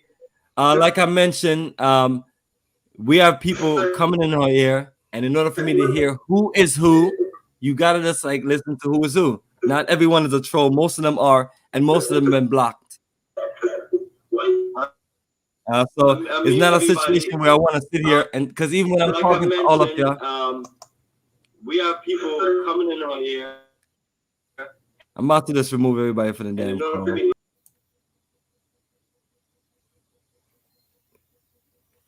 All right. Yeah. So I'm not here to sit here and just keep on having the same conversation with you, Julia. I don't agree with most of the things you talk about, anyway. So in some cases, talking to a white racist redneck devil, I get more out of, and I can share more with than talking to you. So sometimes it's like that. Now, if people are disrespectful and rude, then they're automatically gone. That last guy, I was trying to see where the hell he was going. He's just, and then Nissan, he's just this idiot that's he's like I don't know. He's like a stalker. I don't know if that they cam up on in the studio or don't get on. Okay, all right. How about this? All of y'all turn your cameras on then. Okay, and that's the problem. None of y'all want to turn. I don't want to keep it on because I just woke up. Want to turn your cameras on, but y'all want other people to turn their cameras on. But yeah, that is well, ideal. I can turn it on. You can. That's ideal. But nevertheless, but I don't want to keep it on. You can see I'm not white. You can see that. But if you insist that they cam up in the studio before you bring them in, y'all sit around and take everything personal. So some racist redneck devil say whatever they say. Or come on and try to troll us. Who cares? You're thinking they're just gonna be on talking with us the whole night. They're gone. Like all of them are gone. So whatever anybody else has have to say, you can share, and y'all can get back to all the great and Black Power nation building work that y'all gonna be doing and saving the rest of the Black people. All right.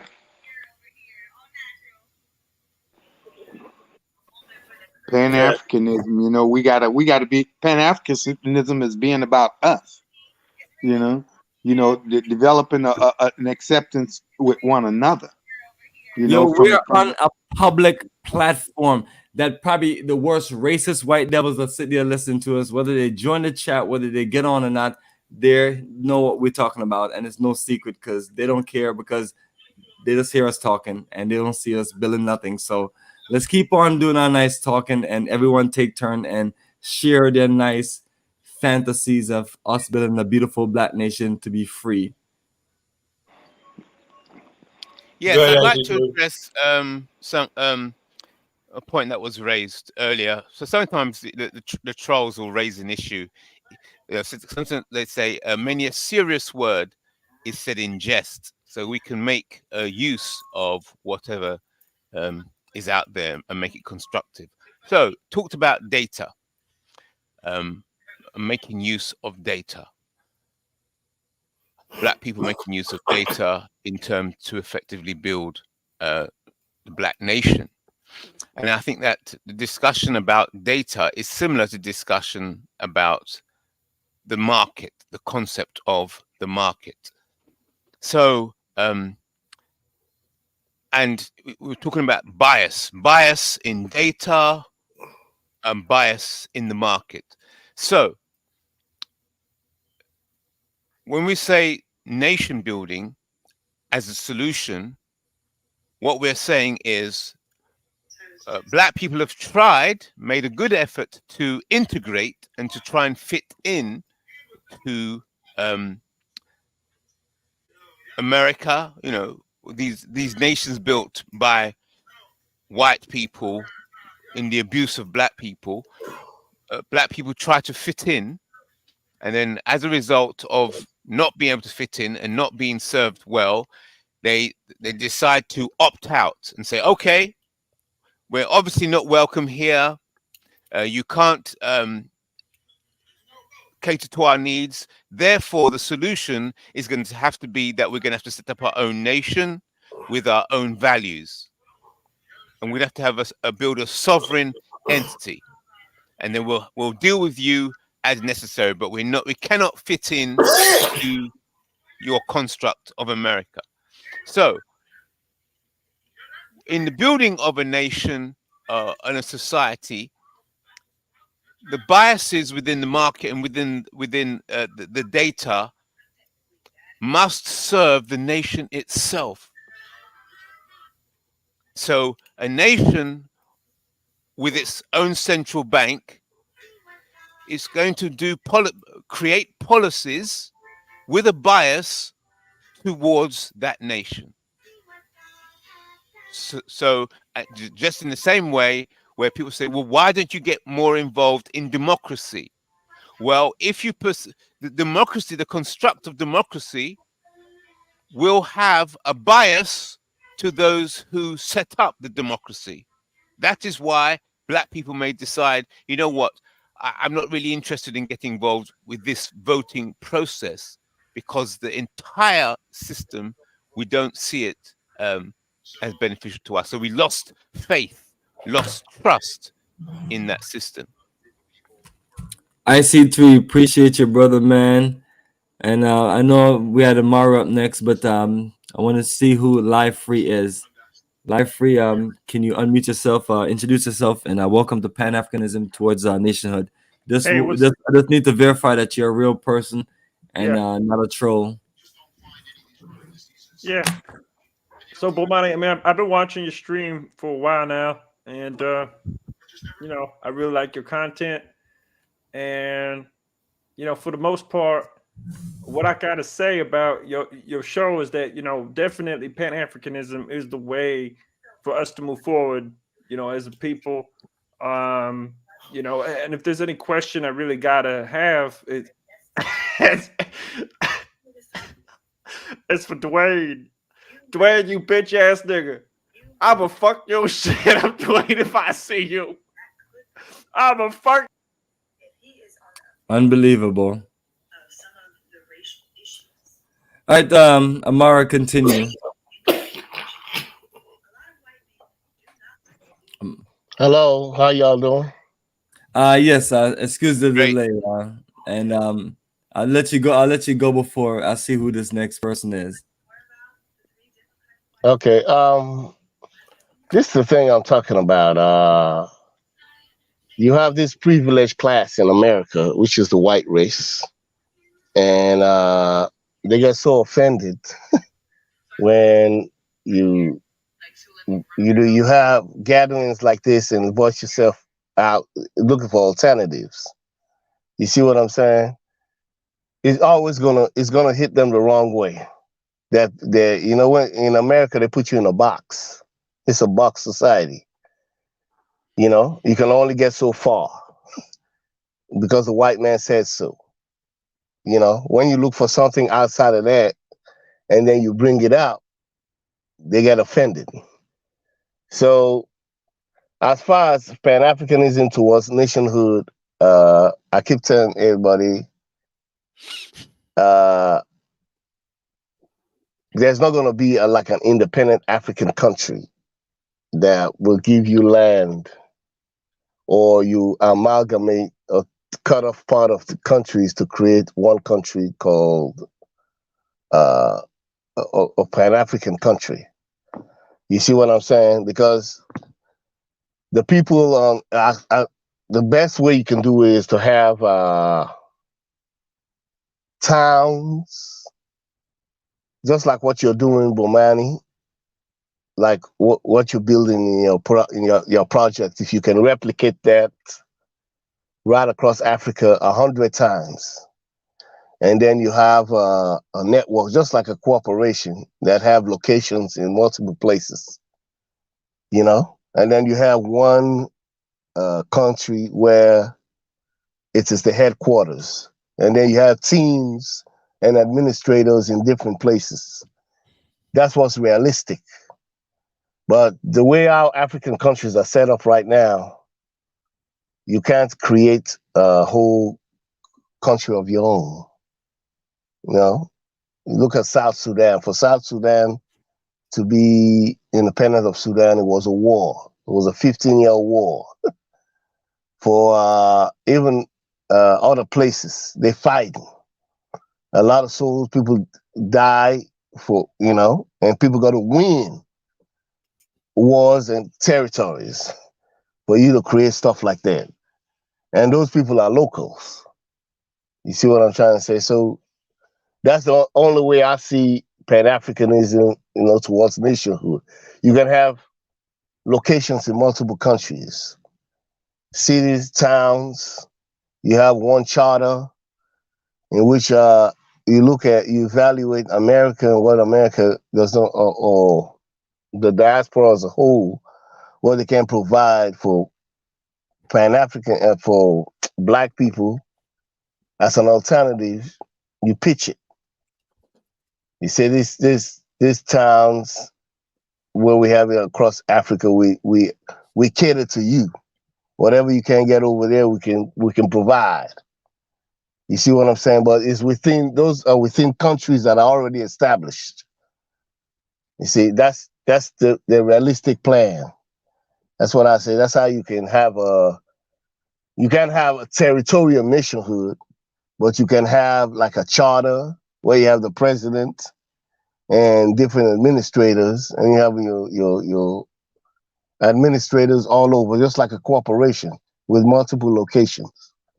That seems to be realistic.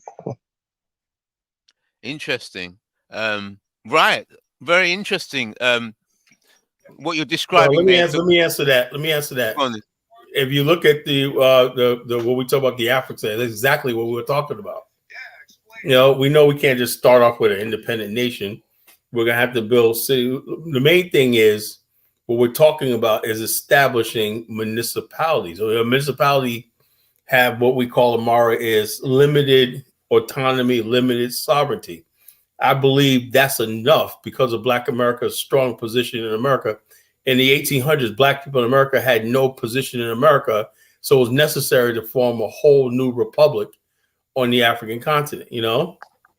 But what I'm saying is, you're not going. That has to be part of that country or the multiple countries' constitution. It's a constitutional question. I agree. You see what I'm saying? What you're not going to get. The model I'm looking at is Dubai. Dubai is a separate geopolitical entity, but it's part of the United Arab Emirates, right? Let's say we build the Afrikstan. It's going to be a territory within the sovereignty of a host country. That's the only way it's going to work for at least 100 years. No, but first of all, let me say this. Look at how they provide citizenship to peoples in all over Africa. Some countries provide citizenship because your DNA comes from that area. But you see what I'm saying? We have a disagreement because Judea was saying a while ago that the citizenship thing is not working. Let me finish. You can't change the existing laws. There are already local governments and municipalities that already exist. You are not going to create an extra municipality unless those people, those Black people or those diaspora people, can trace their DNA to that location. But the only people that do that is Mara, right? Liberia is a different thing. They don't go by DNA. The only country that does the DNA thing is Sierra Leone. Listen, what I'm trying to say is Sierra Leone does the DNA thing to be Yeah, that's citizen. Sierra Leone. That's But why for nobody's you doing to it. have rights in the country, you understand what I'm saying? To run a local government, you have to be an indigene, a citizen of that country. Do you get it? Besides, Amar, we just agree to disagree. If we it's not basically a build, listen, it's not a disagree to disagree. First of all, if we build something right, and we're creating the tax base and everything, we're going to govern that territory. Just give me a minute. I'll be back. So Carla said we should just do it just like the Europeans did it. You know, just come into a land and just take over. You know, So and if we're the dominant factor in that land, then we should be able to dictate. You guys have absolutely no. And what I'm saying is that Black Americans. Right now you want to say navigate. Yeah, I mean, you're doing it again. You're talking at the same time. So, navigate. If you could just hold on.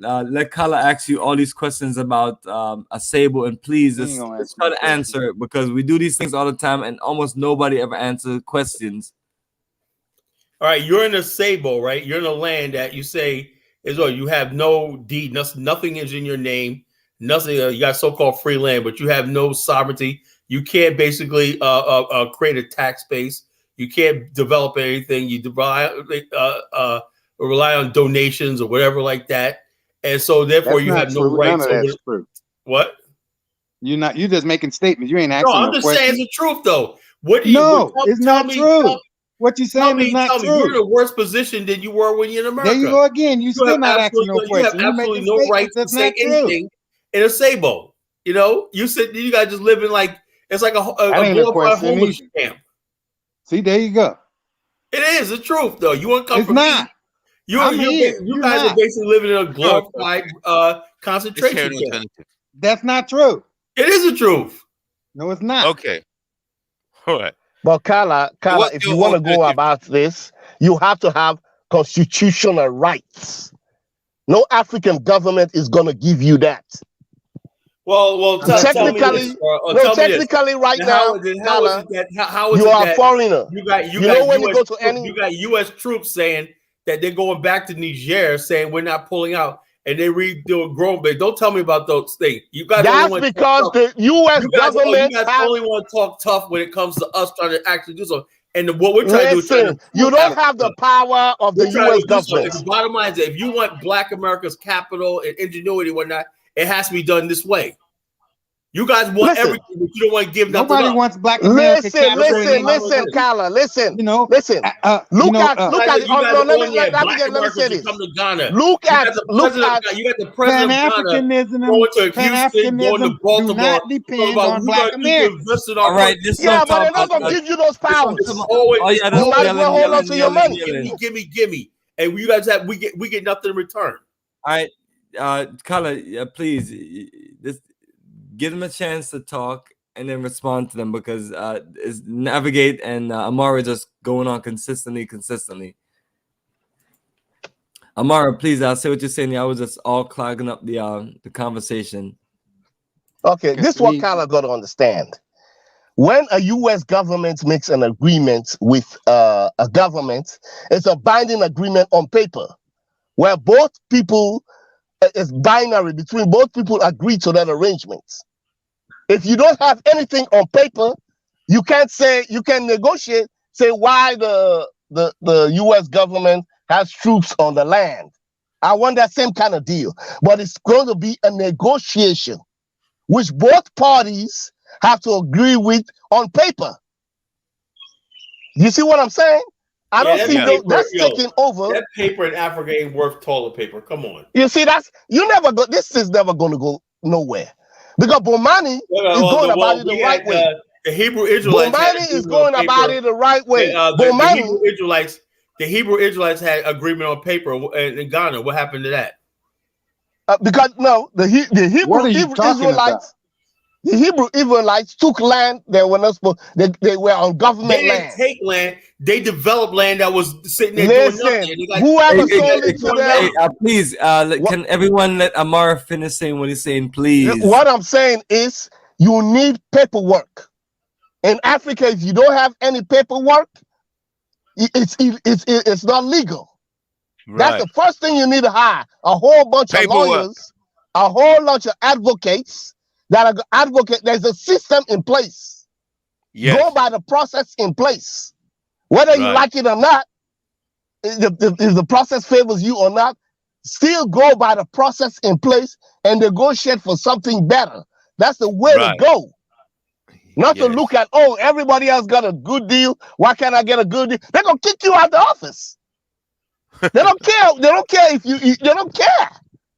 If you want to negotiate, you negotiate from a point of respect. If you negotiate from a point of history and say, okay, historically, we are supposed to have a municipality of our own. Historically, we're supposed because of history. But you still gotta put a system in place where you lobby politicians, where even if you want to pass a bill saying because you need legality. Legality over there works. Citizenship. You have to hire lawyers. You have to hire advocacy groups that are going to go in and lobby these politicians. You have to have a set of speech writers and a proposal writers that can put all the things that you want on paper. It's a process in place. Right. You go through the process, and then it gets legalized by the legal body that is responsible for that. Yes, the deals that they're making, you might not like them, but you still got to go. It's just like me not I get to the stop sign and the white police officer is giving white people a break. They pass the stop sign and they always pull them over. And I cross it and I get pulled over. It's still the law, whether it's fair or not, there's still a law in place. So Amara, Amara, what country, part of Africa, are you based? I'm from Sierra Leone, and this is the only country in Africa that country's falling apart right now. No. How the country's how is it falling apart? Well, you got the whole cabinet is on sanctions right now. You know, the president's putting people in jail. Yeah, Kala, explain this to all of us. You've never been to Sierra Leone. I look at newspapers, Amara. You've never been there, bro. You've never been there. You don't know nothing about that. Amara, we just need to hear everything Kala has to say clearly about what he just mentioned so we can all hear it. Okay, let him go ahead. Kala, go ahead. Okay, right now, Sierra Leone, because there was election haggling in the last election, right? And the country's so corrupt that all the cabinet of Sierra Leone is under U.S. sanctions. That's embarrassing. Yeah, that's true. That's true. They're under U.S. sanctions. That's what you should be concerned about right now. No. Listen, there's still laws right now. There's still laws in the country. The country's not falling apart because the country. What do you call that? You know? No, the country because the country is not dependent. Listen. Let me answer the question. Trying to sell. Let me answer the question. You said to go to Sierra Leone and whatnot. You guys are in a desperate situation. No, the government is in a desperate situation. The economy is running. People are rioting because they say they can't. The fuel prices are up. They say they can't get no rights. They are rioting. They're rioting, but theyey're still going about their daily business. So that's normal, right? Okay, rioting. Yes, okay. Rioting is normal. When prices go up, everyone has struggled everywhere. You hear this, right? Rioting is people, normal. And besides, when you say Sierra Leone, when you say Sierra Leone, you gotta say you don't have to pick one location to describe the whole country, because in the major cities, in Liberia, in the major cities, let me answer his question. Navigate, please. Let me answer his question. Navigate. Let me ask. Let me answer his question. Was caused by Sierra Leone. Let me answer his question. That's not true. Yeah, the war started in Liberia before Sierra it came to Sierra Leone. Sierra Leone war was so bad and whatnot, and all these. That's a lie. That's a lie. Charles Taylor started his war. Sierra Leone was unstable. Charles Taylor, first of all, you're not even Liberian. Had coups and wars since the 60s and whatnot. You're not even Liberian. You're not even Liberian. Are you Liberian? You're not even like we're talking about Pan-Africanism. We ain't talking about historical conflict. Secondly, we're talking about Pan-Africanism, not historical conflict. No, Hey, but what I'm navigate saying, freely. Navigate freely. Pan-Africanism do not. Black Americans are not the key to Pan-Africanism. Pan-Africanism don't depend on Black Americans, like you think. Listen here. Navigate freely. The reason for Pan-Africanism is because of the Black America or Black people in Americas. We're the ones invented Pan-Africanism. But nevertheless, before we get back to that subject, Amara and College Genesis was going back and forth about Liberia and Sierra Leone. So let's try to hear them out. Let me say something.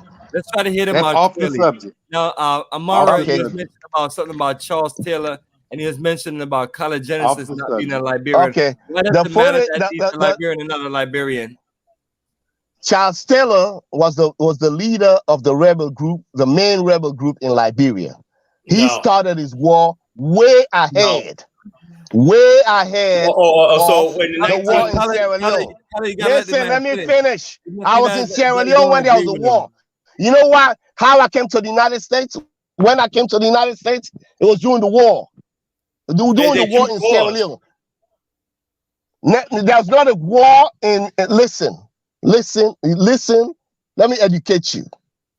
The war in Liberia started way ahead of the war in Sierra Leone. So the war Sierra Leonean soldiers, listen, let me finish. Sierra Leonean soldiers, oh man, I gotta step out and also Amara, if you're gonna start back over from the beginning so we can hear you loud and clear. Okay, let me step out.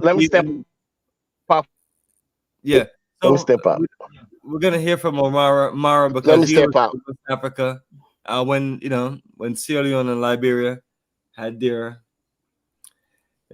internal conflicts going on. Put me on.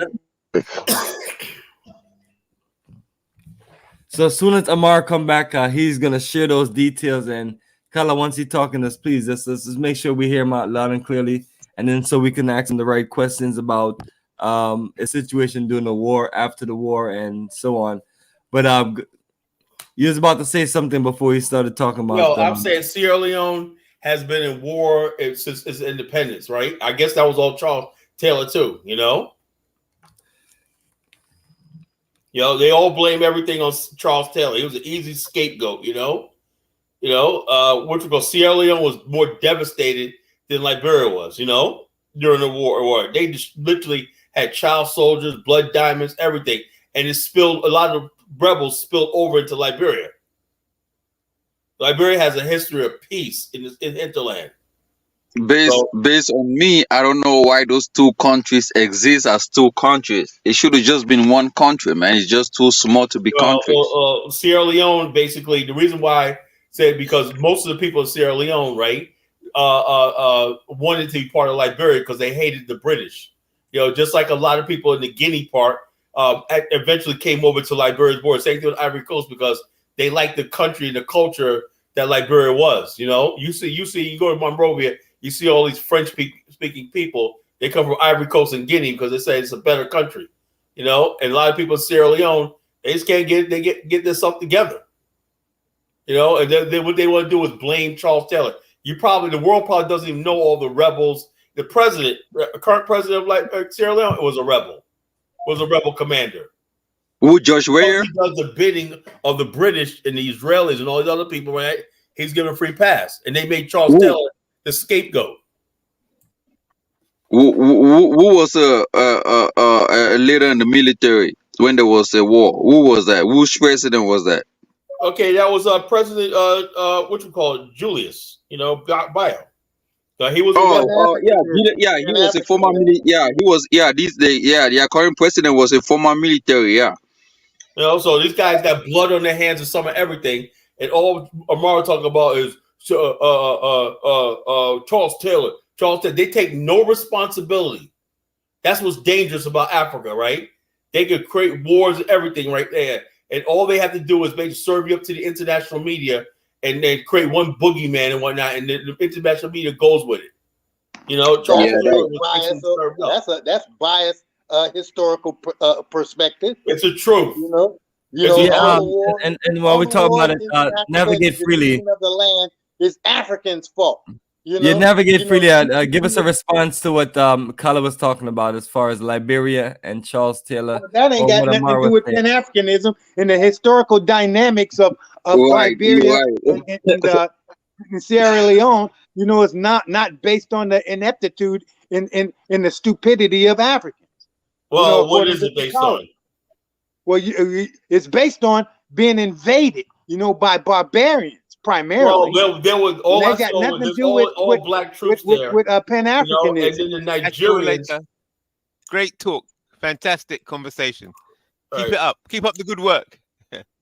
So the bottom line, Ecomog with Nigerian troops ransacked the country along with Sierra Leone rebels. They were in Liberia doing all stuff like That's this. easy. But That's the easy bottom to line, go the bottom throughout the line is history and everything came find people on fighting Charles each other Taylor's and head. shedding each other's blood.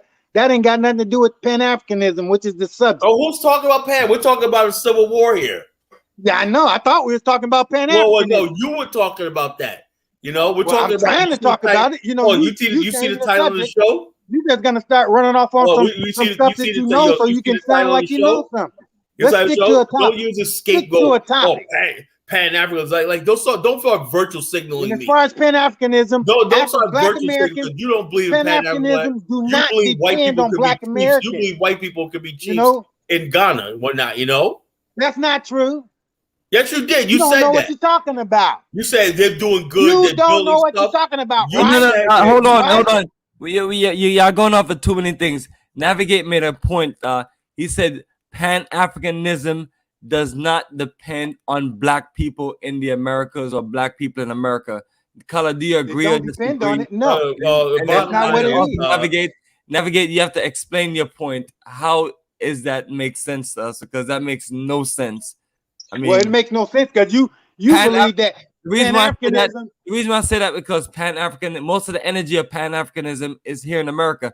When you're talking about the African Union, that's not Pan-Africanism. When you talk about ECOWAS, it's not Pan-Africanism. It's just a bunch of African Negro nationalists, just wearing suits and ties, and just basically being the white man, basically being the, basically just looking up to Europe, and they pay them well and they take care of them. So I mean, I don't see how or what Pan-Africanism from Africa. Pan-Africanism is flawed in Africa, and Pan-Africanism is flawed in the USA too. No, brother. Hey, brother. We're not talking about no flaw. We're talking about entire governments that are supposed to be Pan-Africanist, but there are no entire Black governments in the USA. You know, because the Black Americans is totally subjected to the white government in the USA, except the ones that jump on the bandwagon. Navigate. You spend too much time trying to be defensive instead of trying to listen to people. No, that's a fact. So what I meant, pointing out that all these entire countries in Africa, that they're being manipulated and used by Europeans, and there's no Pan-Africanism there. And the Pan-Africanism is based in the USA with no examples of Pan-Africanism in the USA at all. And Pan-Africanism, nobody's defining the word; they're just using it. Yeah. So what you have to do is, instead of you talking and running your mouth off about something, and try to listen to what I'm telling you. When it comes to Black organizations and organizations dealing with Pan-Africanism and organization movement, you have a whole lot of them here. Like what? Like which organization? Yeah, the Circle organization, and one of the original is Marcus Garvey organization, UNIA. That was eliminated. But you also have aspects of the Nation of Islam. You have aspects of that's a religion. Other Black unions who literally just repatriated to different parts of Africa. So my point is, you had an energy, including a ridiculous amount of organizations that was always pushing Pan-Africanism. And that's actively going on right now with me and Kala and other people trying to make that move. When you talk to the average Ghanaians there in Ghana about Pan-Africanism, you get lost. When you're talking about, if you're here in Georgia and you're in Atlanta, you may run into a few people. So that's what I'm trying to find out. They should get lost if you don't define the word. Pan-Africanism, just like love, it means a lot of different things to a lot of different people. you know, and if you don't define, you know, what you're talking about, you know, nobody's not gonna know what you're talking about. Well, You know? it's a simple thing. The show is called Pan-Africanism towards nations. That's what it's called. But what is Pan-Africanism? Pan-Africanism is organizing the best of your people to build a self-sufficient operation, whether it's in Africa or somewhere else. You're literally putting your energy of your people. And you say together. they do it better in the USA than they do in the continent of Africa. No, what I'm saying is that you'll find more energies as far as Black organizations here. So now when you're I don't agree. Energies, you know, that's so subjective and that's so ambiguous. That's you're not saying anything. You find more energies. You find more Black organizations. Navigate directly. You find more Black organizations that are about Pan-Africanism here. Now, when you're in Ghana, you let me know one or two of the organizations here because there's little to none.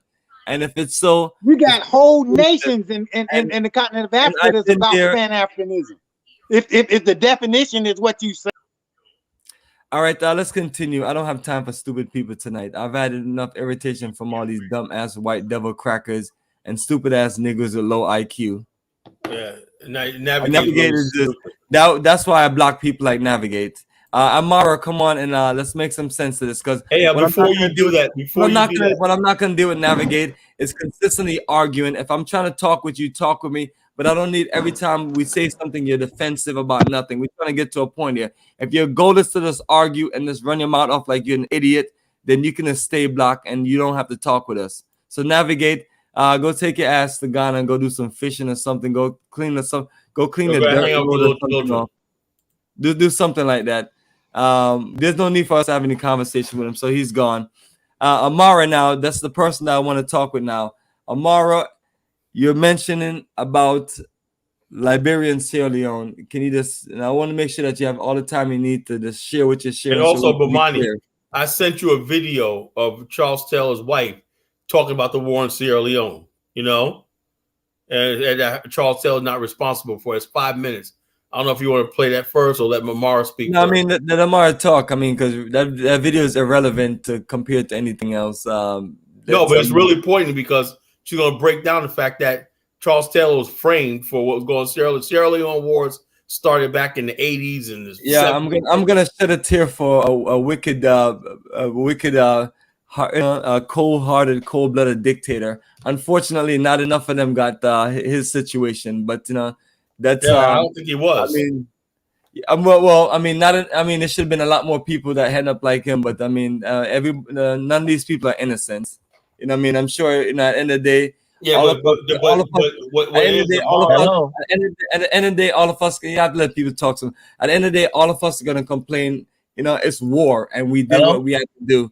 It's the same thing if any of us was out in any war. You know, it's about survival, and you do things you don't want to do. And things like that. And I don't think he's the worst person. Yes, I do feel like he was a scapegoat, but you know, sometimes even when you're a scapegoat, you know, you still have enough blood on your hands to be prosecuted. But nevertheless, I'll pull a video up while Amara talks so we can hear that side and you can just analyze it also.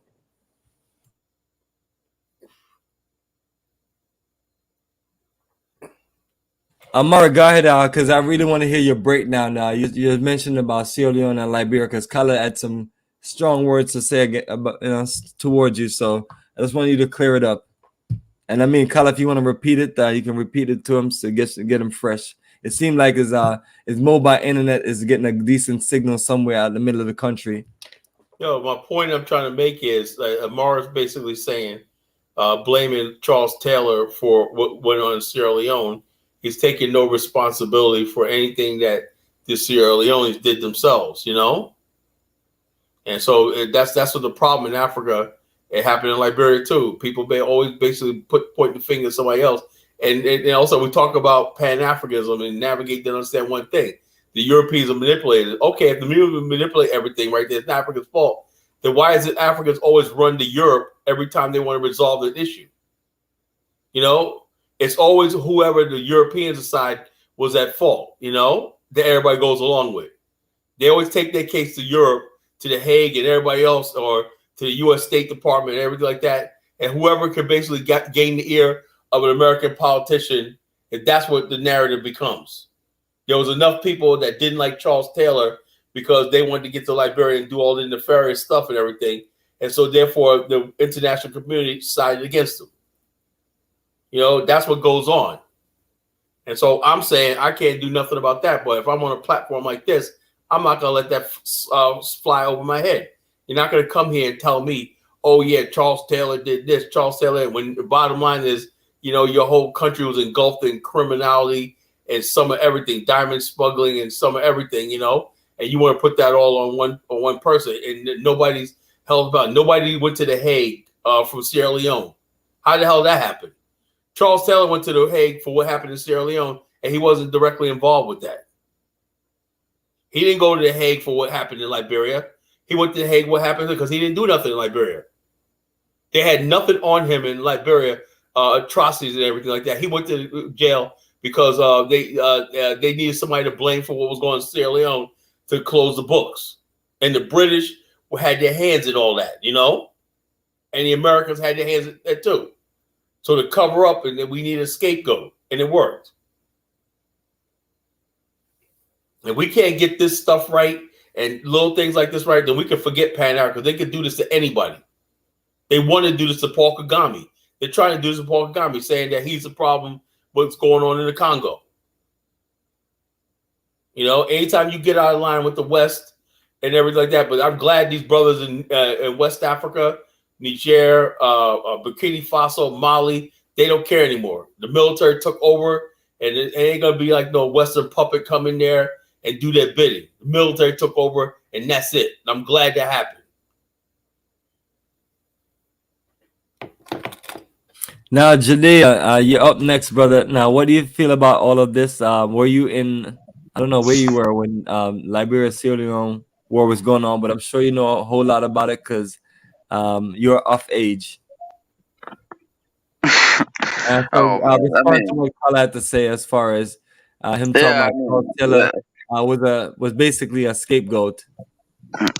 Yeah, man, these are past history, man. Back in the days, it was all like chaos over there. But I mean, people have moved on. You know, they have a new democratic government that they claim to have. I mean, Stick to the subject. We want to know: was Charles Taylor a scapegoat? Was Charles Taylor a con, or Charles Taylor was he a bloody, wicked, dictator, warlord? I mean. From what I heard, because he was captured in Nigeria and he was sent back to Liberia, and it was the former president that gave him up, Ellen Johnson Sirleaf. So no, that's not what happened. Hello. So she was the one that gave Charles Taylor up to the United States government. I don't know what he was charged for. But all right, how about this now, Judea? You don't know anything about the subject, so let's not waste the time. Amara, I don't know, but I don't know what he was charged for. I just knew that he committed crimes. What he was charged for. Judea, there's no need to continue. Amara is on. Amara, let's get the response to Kala. One thing Kala was saying, and us just trying to get your view on Bomani, you just shut people up like that, man. That's crazy. So Amara, he's in backstage. Judea, we can't have a conversation when you don't know any of the information, brother. I don't have time for immaturity and stupidity. I mean, it's the same thing I deal with people on a day-to-day basis. I don't have time for foolishness. Time is money, and time goes by, and there's not enough. And we have to get things done. Amara, what I'm trying to find out is, was Charles Taylor a scapegoat, or was Charles Taylor a bloody warlord dictator? Charles Taylor started a war in Liberia. Okay, now the war leader in Sierra Leone comes from my tribe. His name is Fode Sanko. Okay, now Fode Sanko used to be a businessman going back and forth between Liberia and Sierra Leone, and he always wanted to start a revolution. It was Charles Taylor that gave him. He said, "This what it is in Kono. It's a district in Sierra Leone that's where the rest of diamonds are based, and it has a direct border with Liberia, and they do this mining where they mine industrially, and then locally people mine with shovels and metal bowls, or go to the river beds and try to get diamonds that way. This was the deal Foday Sankoh made with Charles Taylor. And say, I see what you started in Liberia. You see what I'm saying? But if we can trade guns for diamonds, you know, if you could help me out with that, I could start my own in Sierra Leone. Okay?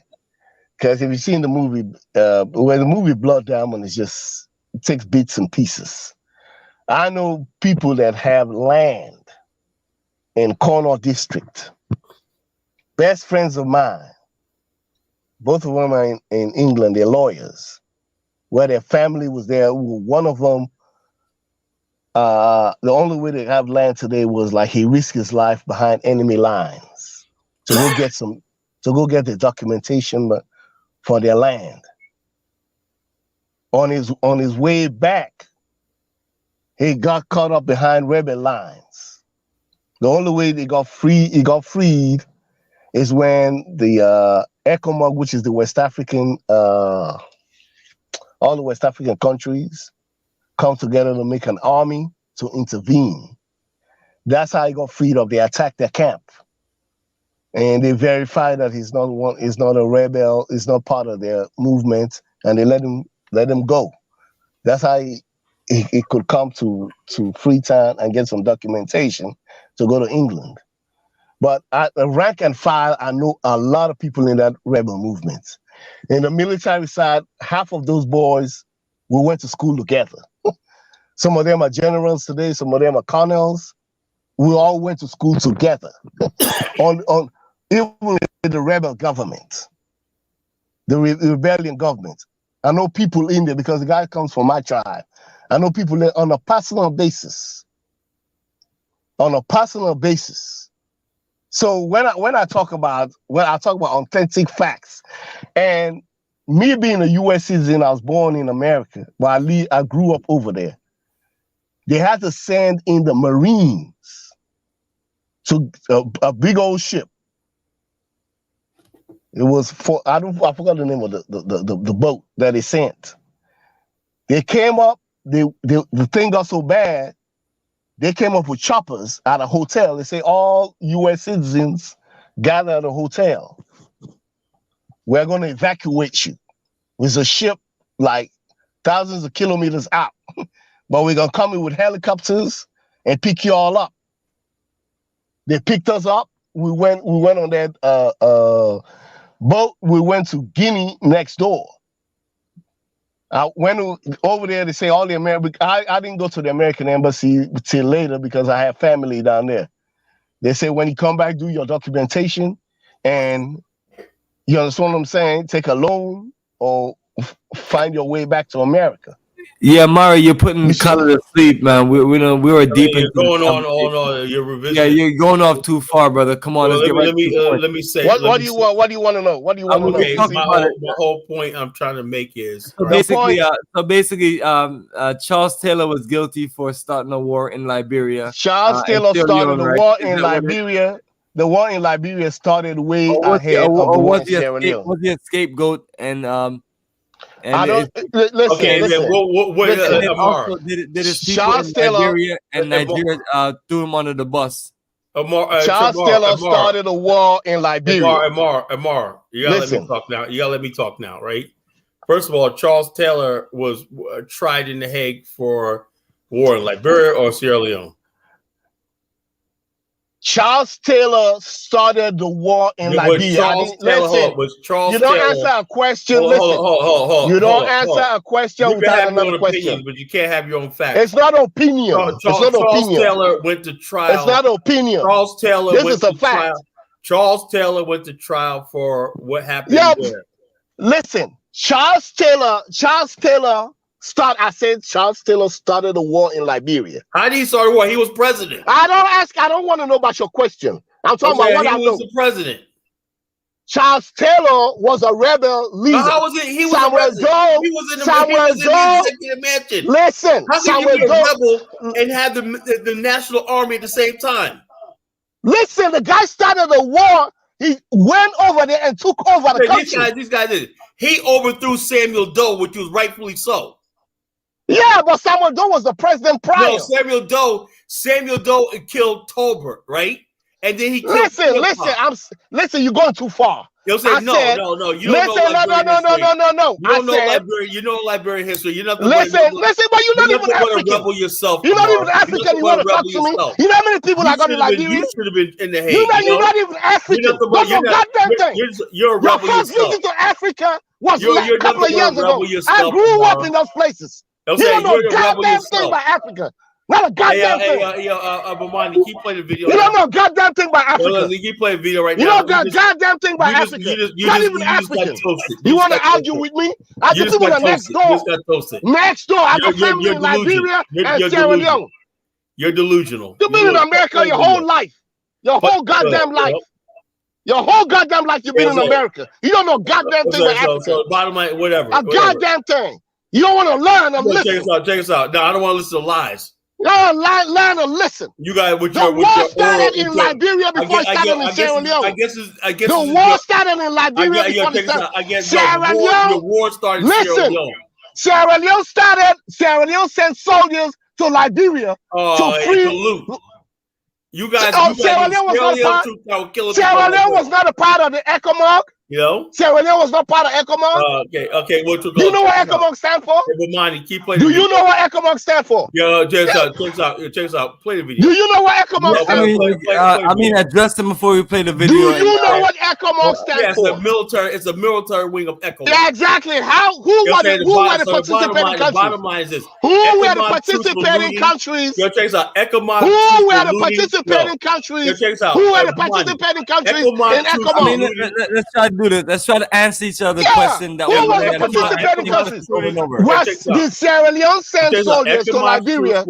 Did Sierra Leone send soldiers to Liberia? ECOMOG troops were looting, raping, pillaging. Did Sierra Leone send troops to Liberia as part of ECOMOG? The bottom line is you guys basically listen. Did Sierra Leone send troops to Liberia as part of ECOMOG? Let's play the video. Oh man, don't play no video. The man doesn't know goddamn thing by Liberia. You guys, both of y'all, before we continue, someone doesn't know nothing. I lived in the war. Someone answer the next person's question. I lived in the war. Did you live in the war? I lived in the war, bro. Well, you didn't learn anything. I lived in the war. You never been part of that experience. You didn't learn. You never been part of that experience. Yeah, you want to talk about something you don't know about. You never. Your first visit to Africa was a couple of years ago. I lived in the war. I would like to watch. What you talking about? I would like to. You don't know nothing, and then you want to talk. You see, this is the problem with these. Like they're going back to talk about Africans. That is never going to happen. Okay, whatever. You're never going to see territory. It's never going to happen. See territory and go to Africa. It's never going to happen. You need to go to Africa. You need a paper visa. You're not even a citizen of Africa. Any African country. What African country are you citizen of? Hey, Kala. I mean, this is what you and I talk about all the time. All right, let Amar ask questions. He's yelling. I can't have a conversation. Yeah, but the man doesn't want to learn. Amara, I lived in the war. Give him a chance to answer the question. I lived in the war. Did you live in the war? Don't say no. I didn't. Did you live in the war? I lived in the war. That don't mean nothing. Did you live in the war? But yeah, hold up. Did those people in the never had any wartime experience? Hey, those people that tried Charles Taylor, were they in the war? He never lived in the war. Have you ever lived in the war? The people, those white people. Anybody can write. Anybody can write anything and put it on a piece of paper. Are we gonna have a conversation? You relying on a third party. I got first-hand experience. You don't have.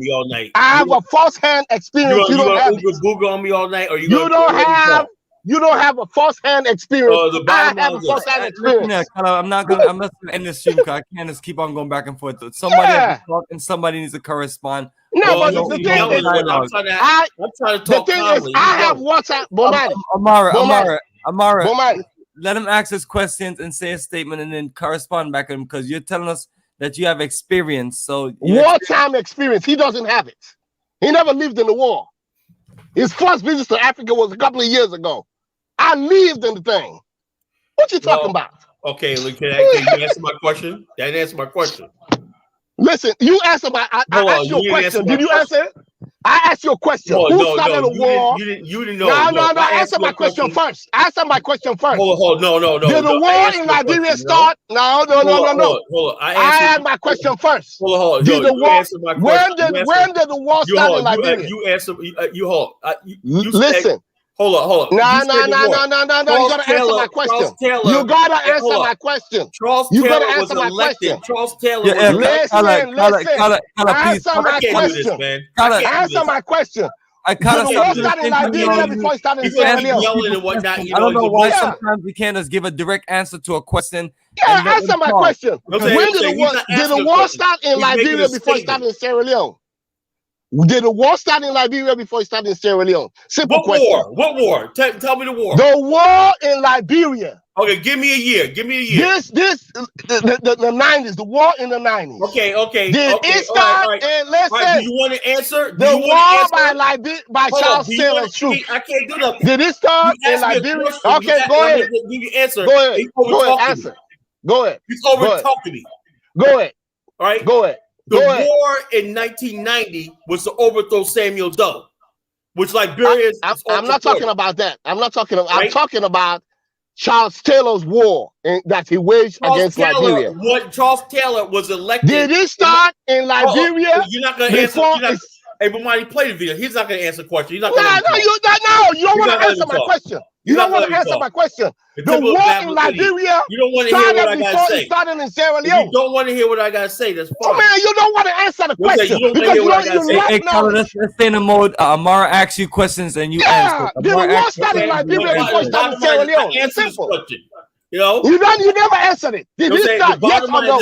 Yes or no? Yes or no? Did the war start in Liberia? Was in a full-scale war in the 90s. That's a lie. That's a lie. That's a lie. Okay, you want to play? The war started in Liberia before it started in Sierra Leone. That's a lie. This man doesn't know anything, man. I can send you. Bomani, this guy doesn't know a goddamn thing. You know what I'm saying? So the bottom line, just play this video, and I got another one I'm gonna send you.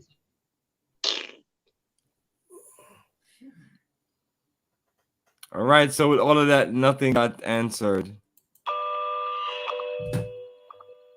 The impact of the war on Sierra Leoneans, when you look at the level of harm that was done to civilians, the cutting off of the arms and legs of civilians, it's a very sad thing. And as First Lady, I want to say that I still don't see the connection of how he could be held responsible for those things done in Sierra Leone when they were actually done by Sierra Leonean armed forces. I'm sorry that things happened the way they did in Sierra Leone, but it's hard to be responsible for rape in Liberia and someone gets raped in Sierra Leone. And these are some of the issues, rape and torture, that he was not personally involved with. As a layperson sitting outside and watching the trial, I didn't see that clear indication without a reasonable doubt that this person was involved. I don't think he should be held responsible for problems in Sierra Leone. However, if you talk about the crisis in Liberia, for which he was head of, then that's a different story. Our country has gone through a very difficult process. There is still much left to be done. Our country is still not reconciled.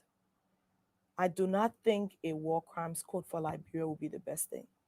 We are a very small country made up of less than maybe 4 million persons. And the interrelatedness of the families are so tight. If you drag one person to court, the families that are attached, it will just have a ripple effect. Of course, the war didn't come out of the sky. There were shortfalls in previous governments that created a platform that people felt they had no other option. And it escalated in what we had. And whether you were involved fully in arranging the war, whether you sat on the side and say, hey, I'm not a part of what's going on, we've all played a role somehow. And I think we should just leave it where it is and move forward. How do you ensure that whether you live here or whether you live somewhere else, there's safe drinking water and there's electricity and that there are jobs? I think that's where our energies need to be. It can no longer be about the past. I would hate to see a war crimes court brought to Liberia. It will not reconcile us. It will not bring back the past. It will not pay for the destruction of our nation. And it will definitely not put back the fabric of our country that has been destroyed as a result. There are different aspects to all of us. And so when you ask the question, who is Charles Taylor? I guess we must look at it in the different aspects. If you look at him as a father, he loved his children, he wanted the best, and he had a good relationship with them. So you can imagine how distraught they feel. He became the focal point of the Taylor family, and he took care of everyone. So we all miss him at different levels in the family. But then people on the other side could say, well, there are plenty of families in Sierra Leone where the fathers and the mothers have been killed as a result of the war. There are families here in Liberia who've lost entire members of their families. And there's no way we can bring it back. As an elder statesman, president of a nation, you will find out that the different segments of our population had a personal relationship with him. So I think he's someone who is loved by the people because of the way he interacted with them. I think he's still very popular in Liberia. The experience wasn't an easy one. I mean, even from the early stages of the war, coming into Liberia and fighting your way and finally becoming president and saying, okay, now I have a chance, only to be disenfranchised and ending up where he is.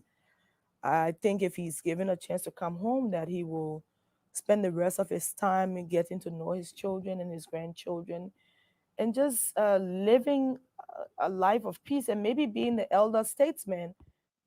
When people talk about the person with the greatest responsibility, for example, who are those people? I think soldiers and civilians who got caught up in the war didn't have a choice. There are no arms factories on the African continent. Who raised the arms? Who provided the funding that began this process?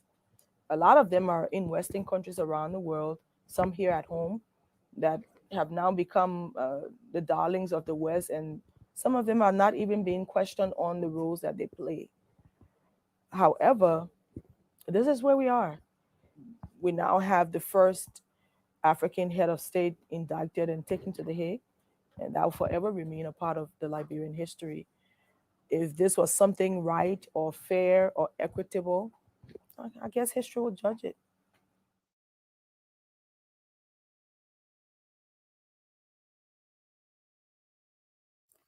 There's people like that have merchants of death that was basically flying crates of guns into Sierra Leone, stuff like that, trading guns for diamonds and everything like that. That was going on all across that region right there, you know?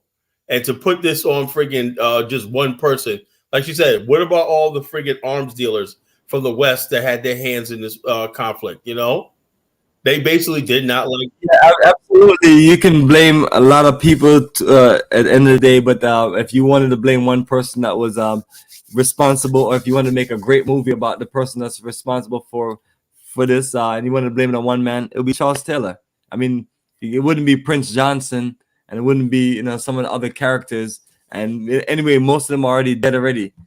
So the people that are living that can be responsible, or they can throw them under the bus, is Prince Johnson and Charles Taylor, and I think maybe a few more are still around. But nevertheless, it's better for them to get Charles Taylor than a whole bunch of other people combined, because a lot of people got let off the hooks, especially especially of all those people who call themselves generals. They was able to do the truth and recreational, the TRU. Excuse me. It's just, that's always a terrible situation when you have to go confront with people who have killed your family and everything. I don't know how could I do it. I'll probably carry like a cocktail bomb and just fucking bomb them right there. I talked to like on the street, and That's a lot of people are still mad.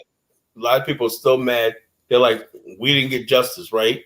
You have people that are armed rebels and everything like that are holding this guy, Bomani. He's a senator in Maryland, right? He was the one who convened the executions of all those officials in Liberia in 1980, right? And he was living in the United States for decades, right? And the United States found out who he was and deported him, all right? these people are war criminals. war criminal. And there was another guy that was a war criminal in Liberia that was arrested in, I think it was Sweden. They arrested him in the French, and the French and these other countries, right, are tracking down some of these war criminals in Liberia and Sierra Leone and bring them to trial and stuff like that. So the bottom line is this: when you look at people like Amar, people like him are the problem. All he cares about is what he's doing, his tribe, everything like that. And that's that same rebel mentality. That same rebel mentality. My people takes no responsibility. Sierra Leone entered a full-scale war that had nothing to do with Liberia in 1991. Nothing to do with Liberia. Nothing. Thousands of people died. People's hands cut off and limbs cut off and everything like that. That was going on in Sierra Leone. And by the 90s, it spilled over into Liberia. And so basically you'll say, oh, this guy gave him arms and everything. That doesn't sound right. Charles Taylor and his military don't have weapons to sell like that.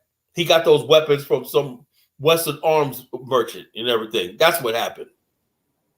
Yeah, they're selling diamonds for weapons, right? Weapons, that was well known that was going on. It goes all over the continent. Let me just see what Judea, brother. Thank you for staying on. Let's get a feedback from you since you have heard enough information and also you have seen the video. So maybe that will give you some more information to have an articulate conversation or an intelligent conversation. Bomani, my time would be up. But I mean, there's no history in Africa that I don't really know about. I have clue about what is happening. Look, I'm not out to talk about what happened in Sierra Leone. What happened was history, and I think these people have forgotten what happened, and they are moving on with their lives, man. And that's just it. I mean, if you're talking about Pan-Africanism, we should be talking about growing. Each one of us should be talking about working together, moving on together, thinking, about things that we help us, each other, instead of, going back to what happened, who caused the war, what happened. I mean, the war happened in Liberia, also happened in Sierra Leone. So people suffered. There was, like the lady in Sierra Leone said, the families are so close, families are so close, you don't know. I mean, you actually know who did something to you, but at the same time he's your family member. So who are you want to put to jail? You put this person in jail, your neighbor is his family, so it's going to cause a lot of confusion. That's why they have just moved on, and and it is what it is. The president that they have in power, for doing the war. So it makes no sense putting everyone in jail that was involved, or going back to the history and bringing out videos what happened. But it is what it is, and that's it for me, man. I'm gonna wish you guys a good night and stay blessed. Yeah, exactly right. And the bottom line is this: what people are doing now is like they want to do lopsided. Charles Taylor people want people to be prosecuted for what happened during his time. Samuel Doe people are like, they're mad that Samuel Doe was overthrown, so they have a vengeance for Charles Taylor, and they have the biggest voice, it seems like, right, with the West. And they managed to convince a lot of people in the West that Charles Taylor was this monster and everything like that, and that basically triggered a lot of stuff for why Charles Taylor was tried for what happened thing. And also, it was as what Ellen Johnson Sirleaf, right, wasn't president at the time when this happened. Charles Taylor stepped down, right? This was like 2 years before the election in 2005. He agreed to step down because he said, okay, if it's going to stop all the bloodshed and stuff like that, he had no control over rebels. Rebels were doing their own thing. They control whole sections of Liberia, and they were bringing in guns from different parts and everything. And the bottom line is how the rebels made their money back then. They had no political. You ask the rebel in Liberia, what's your end goal? Nothing. It was just robbing people on the roadside, looting, raping, doing whatever they want to do and everything. So, like I said, Ross is the one that broke this down to be thorough. He said this was an uncivil war. This was not a civil war. A civil war means one person's fighting for a goal. This person's fighting, they're rebelling against an ideology or state. This was just a complete breakdown of civilization and law and order. Like what happened in Liberia was a complete breakdown of civilization. It was complete chaos and anarchy. It had no end in sight. So when the West came in there and said, oh, we're gonna end the Liberian Civil War. There was no civil war, you know. It was just anarchy and everything. And then these people, what happened was in 2003, when the U.S. warships appeared off the coast of Liberia, suddenly all these Liberians that were rebels start putting their weapons down because the U.S. Marines were coming in. You know, and they got scared and they started hiding and blending into society. But a couple of years ago, right? I never forget this. I'm on Facebook, right? And then this girl was talking or not, and then she said, this guy said, "You was a guy who raped me back in such and such county, right?" And the guy was like this, and when I didn't do that. Where no, you were the guy who raped my sister and raped me and whatnot. This and the other thing. And the guy ended up deleting his profile, you know. And you got a lot of these rebels, right, who are murderers, right, who are given refugee status in America, and a lot of them are living in America and Canada right now, you know. And so the bottom line is this: these people have never been brought to trial, never been brought to justice, right? Because they know they're hiding behind the fact that they were fooled, that they hoodwinked the world into thinking, oh, the whole problem was Charles Taylor was a rebel. How was Charles Taylor a rebel? He was the president of the country. He was elected in 1997 with like 90% of the vote. You know, a fair election. Yeah, I mean, come on, Khalid. You talking about Charles Taylor like he's some kind of. No, I'm not. He's I'm some not kind saying of that. great I'm just putting leader. this in perspective. Charles I Taylor mean, was an even angel. the first situation, Charles Taylor went to overthrow the current government, and then once he became the government, other people that he literally made enemies with turned against him. I mean, so he has a very interesting life, man. And then the vote for almost like 97% or whatever. I mean, that is just oh man, I can't think of a better. You know what? Why I say this, Bomani? Why I say this, Bomani? Because that same mentality, right? Those same signals that happened back then, I'm starting to see. As much as I love Liberia, I'm starting to see those same signals reappear now. Where I know the Liberian mind, right? If their guy does not win and whatnot, right now they're accusing George Weah of all the stuff like this is going on and whatnot.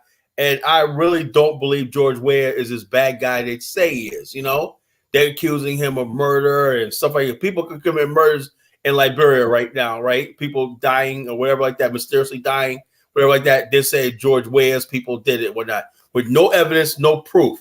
But when it comes to black people, right, and you have a black head of state, you're more inclined to believe that shit, you know. And so are you in for George Weah? No, I'm not in for. I'm for a fair election. Great question, Judea. So if you're not for George Weah, what you here for? Exactly. I mean, you backing all these guys, you know, diplomat policies, and now you say you out for a fair election. Go ahead, man. I'm like this. Let me tell you something, Jabir. Right? I was there early this year, and I was basically participating in voter registration and stuff like that. Right? And I seen these Liberians and everything, and I talked to a lot of them and everything like that. Some of them say they like George Weah. Some of them say they want to change. They really want Cummings, but they don't think he has the numbers, whatever like that, you know. Then you must have 20 different political parties, right? Everybody's vying for a thing, and Liberians are so terrified right now because they know their people, right? If your guy does not win, right, what they do is they get on social media, they make up lies that the election was stolen, and then they say we're gonna go to the bush and all like that, and that's terrifying to a lot of Liberians. You know, they're terrified, and so a lot of times, basically, it's like this is how Liberian politics work. Who do you fear the most, right? If right now Buckeye saying if he does not win, there'll be no Liberia, right? George Weah has not made that sort of statement, you know. He's saying I'm running and everything like that, right? But Buckeye, right, at his age, supposed to be a senior elder, whatever like that, made a statement that if he doesn't win this time, whatnot, because he was Ellen Johnson's vice president, he did nothing. Now there was improprieties on the Weah administration. The only one that called out the improprieties and corrected the Weah administration was Cummings, right? The whole time, these past 6 years, the Weah people have been reaching out to Buckeye, trying to placate him, trying to wean him over, trying to appease him and everything. And the thanks they get is the fact that he's running for president. And he says that if you don't do what I say, if I don't win this time, it's going to be all out war, you know? And then you got Prince Johnson accusing the Weah administration of fixing to rig the election. So this is what you have, right? So this is not Charles Taylor. You know, this is something that goes deeper than Charles Taylor. There's something wrong with the Liberian political system in Liberia. You know, well, perfect, man. Amara is back, so Amara can share his thoughts on the Liberian Sierra Leone war and. Let me say this. Let me say this. What you read, but there are thousands of people who have wartime experience that the information was never gathered. You see what I'm saying? They go through, they live lives every day. I know hundreds of my family members that went through that. I went through that. Seeing it firsthand. There was a whole war in Liberia, started by Charles Taylor, other small armies. Prince Johnson had his own army. This the thing right here. They told all they had a meeting of all the ECOWAS, all the West African countries come together, and we're gonna have a single army. We're gonna put armies, send troops together, and send under the leadership of Nigeria. We're gonna go into Liberia and defend the territory. The current president of Sierra Leone, BAIO, he was a young man back then. He was over there in Liberia. He was one of the people sent over there in Liberia to fight the war in Liberia from Sierra Leone. Back then, Sierra Leone and Guinea were very peaceful places. No war. Where the war started from Liberia to Sierra Leone, this is a province in Sierra Leone called Pujol. Because you can go through Liberia, from Liberia to Sierra Leone, there's several entry points. There's Kono district, which is the diamond mining district. There's Pujol, which is the district where they got all the major palm oil. They got some of the best palm oil ever. But some of those tribes right there, like the Vai, the Cream, you know, they're and the Mendes, they're in both sides of the border. You know, so I bought that the war was entered into different points into Sierra Leone. But the man that started the war actually was a Timni man from my tribe that lived in the Mende area. That area right there is the Mende area, Pujol district. That's why he lived. He used to do business back and forth from Sierra Leone to Liberia. You want answers? I think I'm entitled. You want answers? I want the truth. Who's that? You can't handle the truth. Who's that? Hey, Amara, speed it up, brother. Speed it up so we can find out what's how to. So peace. That was peace. You don't have. There was peace in Sierra Leone. All the other places had peace. They sent troops. Some of those young boys that were in Liberia were boys that we went to high school together. A lot of them. There was the talk going around everywhere in Sierra Leone. Oh, you're going to join the army.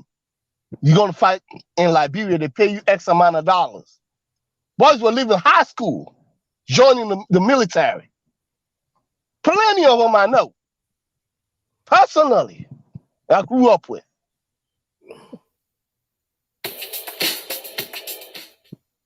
You see what I'm saying? So Yeah, I have firsthand experience. The war was going a full-scale war. Now, 40 Sanko went to Charles Taylor and say, I have my grievances. They say, but entry point to Kono district. What's all this noise? What's all this noise right here?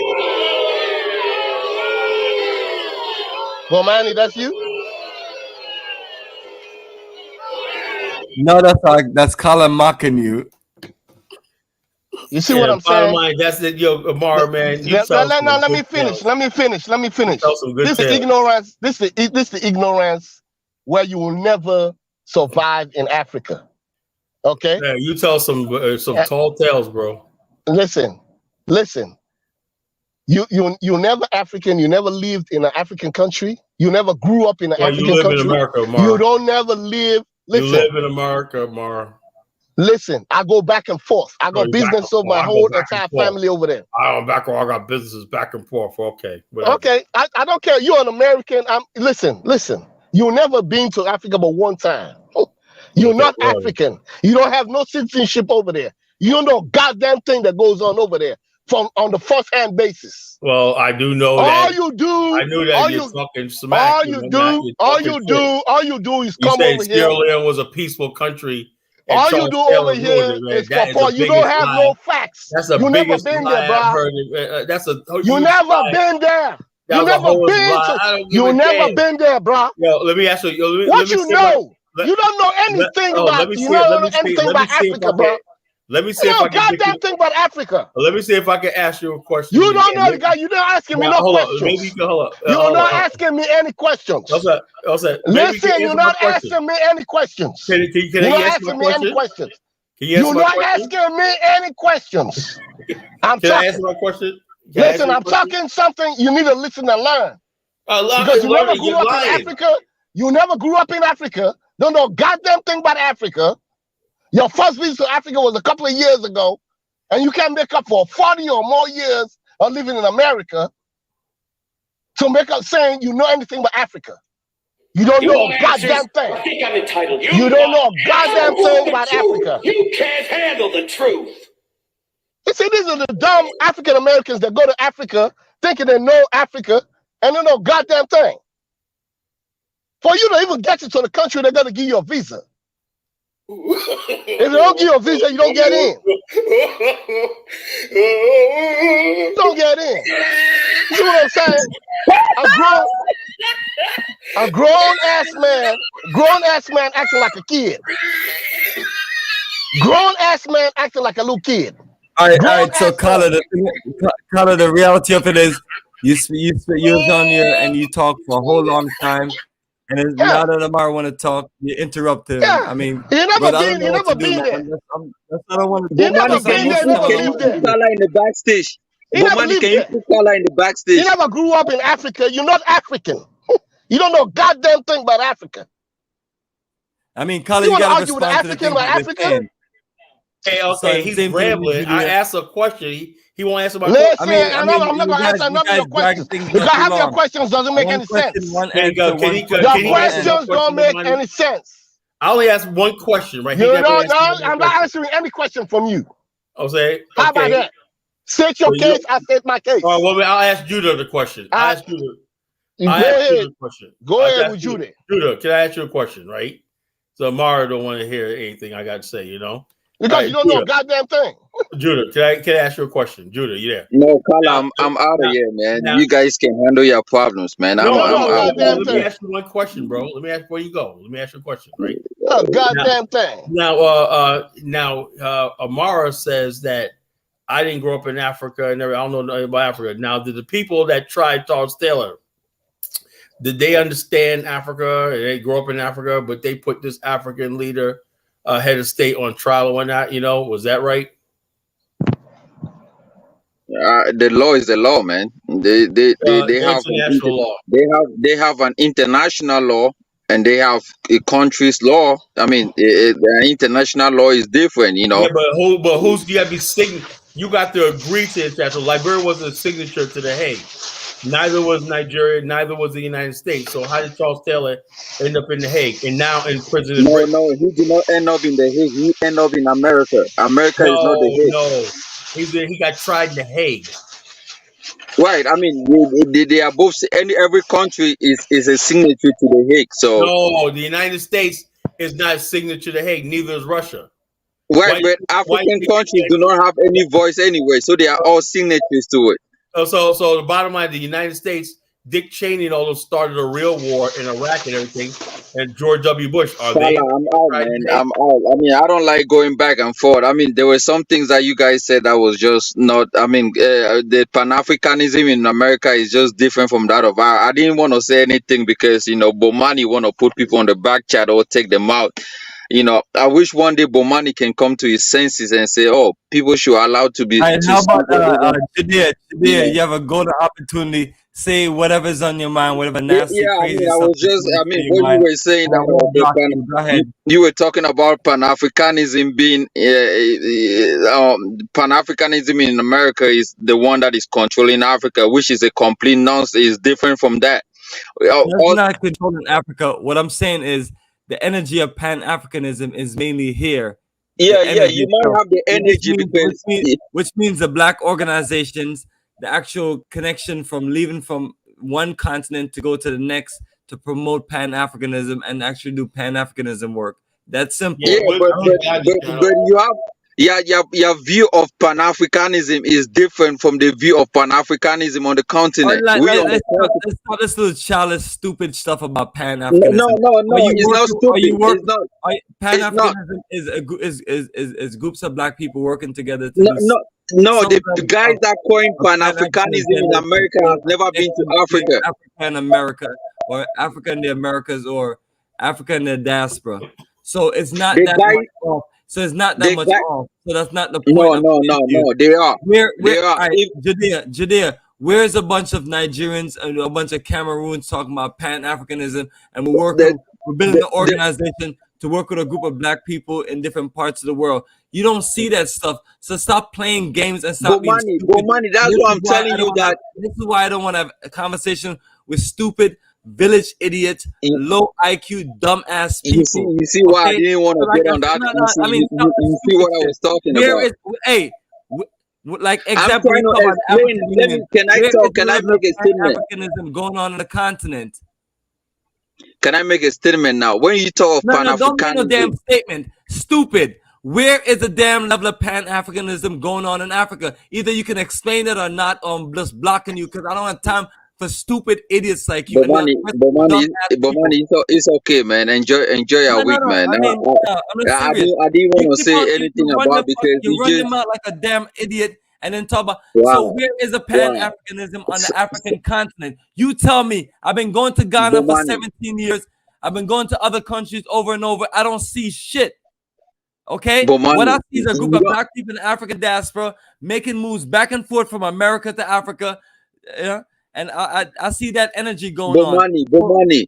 Pan-Africanism is not about moving. Wow. Are you gonna let others? Kala.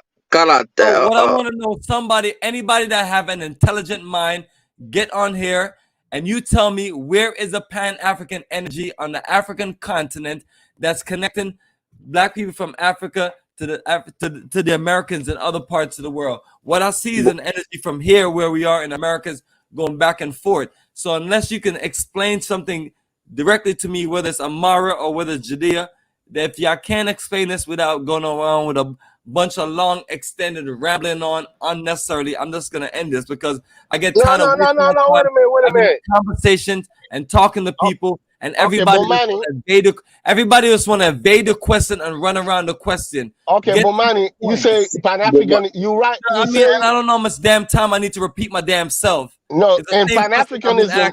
What I'm saying is, where is the Pan-African energy from the African continent going around the rest of the globe? Let me answer the question. ECOWAS is not it. Let me answer the question. What's in America or the African diaspora, whether it's the UNIA, whether it's this black organization or that black organization, you see an energy in the there are a lot of black organizations on the African continent. When you talk of the Pan-African Parliament, the Pan-African Parliament, the African Union, the African... Wasting my time. Now, Julia or Amari, you guys can go one at a time. Okay, Bomani, I'm gonna answer that first of all. Okay, on the continent, the Pan-Africanism is between governments. Okay, that's big governments and business people. Those are the ones that do. The African Union, is that government doing business together? There's no damn Pan-African. You have 54 countries running around crazy Well, as hell and well, can't that's get how. nothing done. Well, so the When you got the government. when you got the Asians and you got the Europeans just running around circles around them, and they can put Okay. their governments together. So is Okay. that really Well, Pan-Africanism, or well, is that stupid Negroism? it might not be Pan-Africanism the same way you guys practice it, but Exactly, and that's what I for the was trying to say. government The leaders. Pan-Africanism in America is different from that in Africa. You see, well, with you guys, because it's a no, waste of what I'm this saying a waste is, of my damn day. we the local people, we are more nationals. Okay, we the regular average people, we are more nationals. Okay, we look forward to our countries. You know, that's what we look forward to. And so where's the outreach to the diaspora to build anything? Because if you're gonna talk about Pan-Africanism, you can't talk about a bunch of Negroes in Africa running around, running their mouth, talking about Africa. Yeah, it would have been nice. And that's what I'm saying. There's no outreach, but you see the outreach from here to there. You see the I know. The Pan-Africanism in Africa does not. Y'all see the level. Y'all see the level. I'll let these two down. Kala, you and I can talk. Yeah, this is exactly what I'm talking about, right? What you see is you have a group, you have including this firm, a Pan-African firm. We take tours from America to Africa. We invest in Black people in Africa, and then you have organizations here. So, like I mentioned to people, if you're gonna be stupid and you can't answer the question, I don't have time to waste with you. Stop telling me about these idiot, stupid governments that's not organized anything. Oh, Pan-Africanism defined this way, that way. Is it a group effort of Black people trying to build anything for another group efforts of Black people, even their own people? When they go into different countries, it's like the government don't care about their own children. They got the worst playground, the worst access to schools and books and everything. So I mean, that's not Pan-Africanism. So what I'm starting to do now, I'm starting to tell people, don't waste your time and move to Africa. Stay your ass in America and die and enjoy whatever you have here, other than struggling and wasting your time going to Africa, because ain't nobody trying to build no Pan-Africanism there. That's why Bunch of Negroes on the continent that's ready to shake you down and talk a bunch of stuff and not get things done. I'm tired of wasting my time with all of these fools. You notice how Mars talking about we got government. Those governments end up being absolutely nothing. These people break the law, they circumvent the law. But yet, when we start talking about building something legitimate that we could bring, you can't do that. There's a constitution and everything. Man, these people basically throw away their constitution a minute for a friggin' bag of rice and whatnot, you know? All right, let's hear what Jude has to say, because he's talking this dumb stuff. And like I tell people, I don't have time for stupidity. Don't run around the questions. Either you answer the questions from now on, you answer the questions, or we just remove you. If you can't answer the question, we don't need to keep repeating ourselves. Bomani, repeating yourself. I'm trying to explain the difference, but you keep shutting me down. It makes no sense. If you want to have a dialogue, let's have a dialogue. When you talk, I have to talk. I have to respond. But since you are so myopic, you want to shut down everybody and shut them down. It makes no sense. You have 3 minutes. Okay, what I was trying to say is that Pan-Africanism you see in America is different from the one in Africa. The Pan-Africanism in America is just for the Blacks around America, people to work together with the Caribbeans.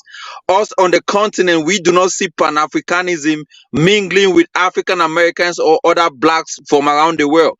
Our Pan-Africanism is us on the continent with our countries to work together with our various government, open borders, one currency, things like that. You know what I'm saying? Traveling, constructing, doing business between each country. That is what the Pan-Africanism on the African continent is all about. So when that guy was telling you, you cannot use the Pan-Africanism in America to say, oh, all the Blacks are coming, it makes no sense to an African person that lives on the continent. So that's just my point. All right, listen, my definition of Pan-Africanism. Where is the outreach to America? You have the outreach from America to Africa. You have Black people going back and forth doing things. When people like yourself come here, that is not Pan-Africanism, bro. That's just you traveling to Africa and making yourself, Pan-Africanism. we talking about true Pan-Africanism, okay? Not bunch of Negroes in Africa. No, you cannot tell me Africans do not have any union. They have the Pan-African, the African Parliament Union. They have, African Union. This is bonded. Very good. We don't have no union between you guys. That sounds very good and that sounds very cute. Okay? Do you know the African Union or whatever government in Africa have done with all the people that we have sent to Africa and been ripped off and taken advantage of? Because you guys are not part of it. That's the problem. You guys are not part of the union in Africa. That is what I'm telling you. The union is between the Africans on the continent. Yeah, I mean, it does not include you guys. Hey, listen here. Just like a group of Nigerians come here and it's about a group of Nigerians. That's it. Bunch of selfish village savages. That's why nothing. It's not selfish. It's just that you don't have a country that can defend you. Bomani. No one is Bomani. Listen here. Now you listen. You listen. Look at where the talent pool is. Does it make sense not to connect? Even Bomani, you don't have a country that Africans can include you in it. Africans are not going to include United States of America unless you break away from United States of America and claim a country, and then they can include you in the union. But as of now, you are just a United States citizen. So you should either you are part of an African country or you are not. Or you want to push your Caribbean countries to make sure they get into the African Union or create a union. That's the truth. Shut the hell up. What you're saying is stupid. I don't want to hear dumb, retarded mouth. Okay, that's why I don't want you on this panel, because all you do is run your mouth about this stupid African supremacy shit. Your people have been living on. Your people have been living in Cameroon for however so long, and there's no progress. And all you're gonna do is sit around and blame other people. You have talented black people in the African diaspora that would love to be a part of Africa and be a part of the growth of Africa. Where is the level of Pan-Africanism in that to connect us to the African continent? So that's what I'm trying to get you addressed to, but you want to address to that. What you want to talk about is some stupid foolishness with a bunch of people in Africa running around thinking that they're going to build anything together, and nothing gets built because everything is being built is coming from the private sector. So that's why people like yourself don't have no level of intelligence. And I'm tired of stupid, retarded, village idiot Negroes, whether you're from America or whether you're from Africa, getting on here and thinking you can have an intelligent conversation with people who know what they're talking about and live this life. I don't have time to play games with stupid people. I'm trying to reach out to connect with those of us so we can build something to connect together, because there's not a whole lot of people out here that's about the business of trying to build something between the black people in the Americas and black people in Africa. And that's all we're about. So the mighty Judea, you're going to take your ass a seat. Take your ass a seat, because I don't have time to deal with you. From now on, if y'all don't answer the questions within a minute or two, you're just getting removed and just banned or blocked. I have a fresh block list. I've unblocked everybody, so now I got a fresh, full list of people to block and things like that. And now, check us out, Bomani. Before Jughead gets on, and I know Jughead's going to light it up. The thing is, though, they talk about Pan-Africa. We got the African Union. The African Union president has given the green light for France and all these countries to spill blood in Niger. That's Pan-Africanism. All the people, Tubman, Kwame Nkrumah, turning in their grave. You got Senegal sending troops to fight against Niger. You got Benin helping out with the war effort and whatnot. Togo is being pressured into it and whatnot. Nigerian president talking about, we're going to send troops to Niger to fight whatnot. That's Pan-Africanism and whatnot. And then we had this idiot, Amara, gets on here and tries to blame Charles Taylor because I'm talking about his country, Sierra Leone, was peaceful when he said ECOWAG Nigerian forces went to Liberia and they looted the place. They really looted, they savagely looted the place. It was every man for himself, so they want to get up here sanctimonious. Like, I hate that stupid. I hate when Africans act like they're so holier than thou and shit. They think Pan-Africanism means we're gonna sit here and take their shit and whatnot and let them talk all this kind of nonsense and everything. Yeah, the African continent belongs to us as well as they. We were taken off the continent by force, so we have every right to participate in the interests of our mother continent. And nobody, I don't give a damn what kind of government you have. I don't care what kind of constitution you have. That means absolutely nothing, right? Because it means nothing to the Asians and everybody else who's looting the continent right now. The Chinese are in the Congo and all these places looting the continent, getting rich and whatnot. But he wants to talk about us. Oh, you got to have this. You got to have this. You can't do this. You can't do that. You know, it's all tribalism. Yeah, I mean, exactly, brother. Everything is reasons and excuses for these people. Everything reasons and excuses for these people all day long. I mean, Judy, I think I'm just mean to him and things like that. But it's like, yo, dude, I don't have time for your little reasons and excuses. And Pan-Africanism is different in Africa. And da. Yeah, Hey, Jughead, go ahead, brother. Go ahead, Jughead. Say something. Thanks. Good morning, Bomani. Good morning, Color. Welcome. Thank you for bringing me to your program. Bomani, Color, I'll give you both 200%. You're both correct. Look, I'm sick of Africans, continents, holding down Color's rights. Because they live there, they think that they have a priority. They think that's some kind of upmanship. They don't. Under their stewardship, Africa's been plundered and looted. They have no credibility. Okay, under their stewardship, Africa's been resource raped by the Chinese, the Lebanese, the Arabs, the corporations. Who are they to lecture us outside? Under their stewardship, they've dropped the ball. They sit down and be quiet. You're right, Color. They've dropped the ball. So who are they to lecture us and say that, oh, you give us some sanction, like put on us sanctions, on us, or stipulations. No. You better take a back seat. Let the blacks outside Africa with the resources, the intelligence, and the creativity, as Bomani said, the best, come back to our fatherland and do the job. You failed. Since independence, look, 6 decades of independence. The one country has nukes. Pakistan has nukes. North Korea has nukes. Both poor countries. Where's Nigeria's nukes? Where's our space program? In 6 decades of independence, it's embarrassment.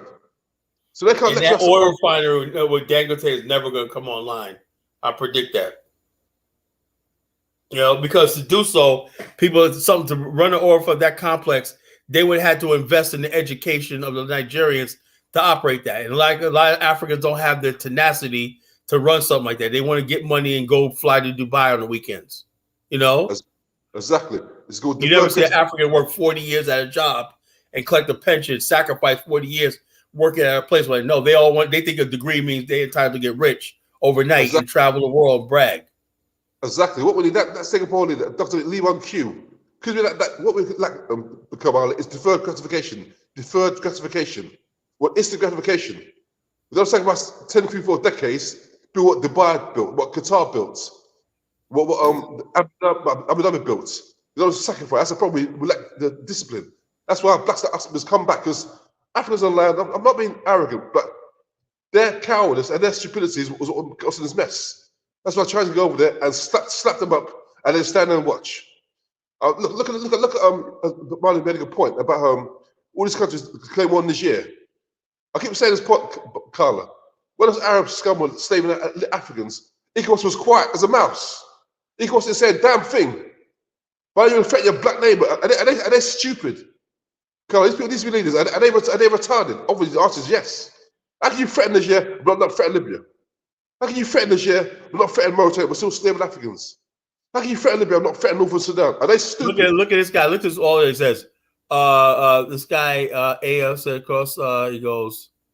We don't want you Americans in Africa. You know. So in other words, basically, we're Americans now. You know. We don't want you Americans in Africa.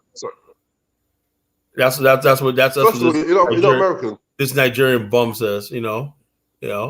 While he's sitting in America, living off the fat of the land and whatnot. So we don't want you. So he's got these people. Like I said, these people live in other countries. Like O'Shea said, he said you got people living in other countries want to tell him how to run his channel, what to do, and they're living in the UK, living in Germany, they're living in America. We're not telling Black America what they can and cannot do on the continent. You know, we're not listening to that. We go to the continent and do what the hell we want to do. You know. So long as we're not violating somebody else. And this idea, you can't take land from somebody else. We're not taking land, you know? Yeah, let me respond to what BAIO said. Number one, you're not Americans, you're Africans behind enemy lines. That's number one. You're taken without complicity. You were taken from African fatherland without complicity, which we owe you. First, second, we owe you. Okay, you're not taking land. Africa owes you reparations. Well, for us African slavery would not have existed. wasn't because Europeans weaponry that did it. It was African treachery that facilitated the slave trade. So legally, lawfully, we owe you land. We owe you. That's number two. That's like you're foreign. You're not foreigners coming back. Your children coming home to their parents' house, where you would take it from without your consent. We owe you. So don't give me this crap about you're American. You're foreign. You're not foreigners. You're due to that land just as much as we are. So that argument is going to get my nerves. And number three, like I said before, Americans, Black Americans, over the last 200 years, have been the most creative, most industrious blacks on the planet. No other blacks comes even close. So what you're saying is that the blacks are creative. You don't want them back in Africa. That's stupid. That's like saying you don't want Elon Musk to invest in your project. You've got a project, but Jeff Bezos has got billions, you don't want him to invest in it. That's dumb. African Americans have 1.5 trillion a year income. 1.5 trillion, according to Baba Claude Anderson. You don't want it back in Africa. That means you're stupid then. How can you be having a project and not want Elon Musk to invest, or Jeff Bezos, a billionaire to invest? Well, what money of Africa's got on the land? We've got resources, but we don't control them. Look at Nigeria now. Nigeria's controlled by Shell and BP. Nigeria's not a sovereign country. Nigeria's a plantation owned by Shell and BP. It's not a sovereign country. Nigeria's sovereign as I am Chinese. Nigeria's as a sovereign as I am Chinese color. Well, I look Chinese to you. No, you don't look Chinese at all, bro. So let me come. Let me come in. Yeah. So the bottom line is, while I calm down, come in. Yeah, man. So the bottom line is a sad situation, right? It seems like when you look at people like Judah and Amara, they haven't learned a damn thing. And I look at Africa right now and everything. If this is what the thought process is, I would caution anybody going to Africa, if you're not going to go in groups and building what we're trying to build in groups and being strong and everything, looking out for each other, you are in serious trouble. Because you see some of these people have no love for us whatsoever. I don't know where this comes from, whatever like that, and it comes from just tribalism, right? This tribalism. Africans, they'll love a European, right? Right now, Jughead, what do you think about the fact that the Zimbabweans and South Africans are defending a white Miss Zimbabwe? I'll tell you that point encapsulates my point. It encapsulates it. These people, they're retarded, because how can you defend an invader, a squatter representing your country? That's dumb. China would never let a black woman represent China. Japan wouldn't do the same, or Korea, or Singapore, or Sweden, or Finland. These people are retarded. That's why they have to be removed. And blacks will sense as we put in place. People like the new Thomas Sankara, the new Winnie Mandelas, the new Dina Kamathis, the new Patrice Lumumbas. If we can find these people, put them in power. These current crop, they're an embarrassment. They're retarded. Yeah, also Patricia Matthews, a lot of Black America think when they hear African Union, think that's a noble. The African Union is nothing but a extension of the China Communist Party, the European Union, the Arab League. Those are the ones who fund it and finance it and everything. That's why when they talk, that's when the African Union. It's not like the OAU, original OAU charter was originally supposed to liberate Africa, make it a government, and put us under one currency, one military, everything like that. That's when we had strong leaders on the continent. This African Union is a joke. ECOWAS is a joke. Half the ECOWAS is ready to go to war with another part of ECOWAS for the benefit of a European colonial power. And but that's what Judea calls Pan-Africanism. Brother, can you like imagine? You're not very educated people. Can you imagine the kind of stuff Judea was trying to sell us? Lord have mercy. Is he really serious, Judea? I was trying to hold on, not kicking you off, whatever, but brother, we can't sit here and this. You just need to put some more time into studying. The sixth region of Africa.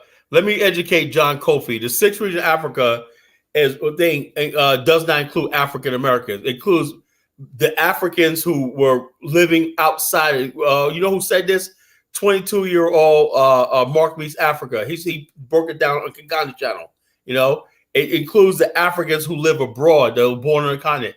That also includes Indians, Chinese, Lebanese, and whoever else, white Afrikaners who live over there. They're part of the so-called sixth region. In other words, the African is not defined by race anymore. It's defined by birth, country of birth. That's what the sixth region means. That means all the Africans that live in the UK, the United States. They're not talking about African Americans. They're not talking about African Americans, you know? So the bottom line is this. So this nonsense. So we have to be clear about that, because a lot of people, oh, we're part of the sixth region. No, you're not. You know, they only use Black America when they want to get something. We never get anything out of these deals.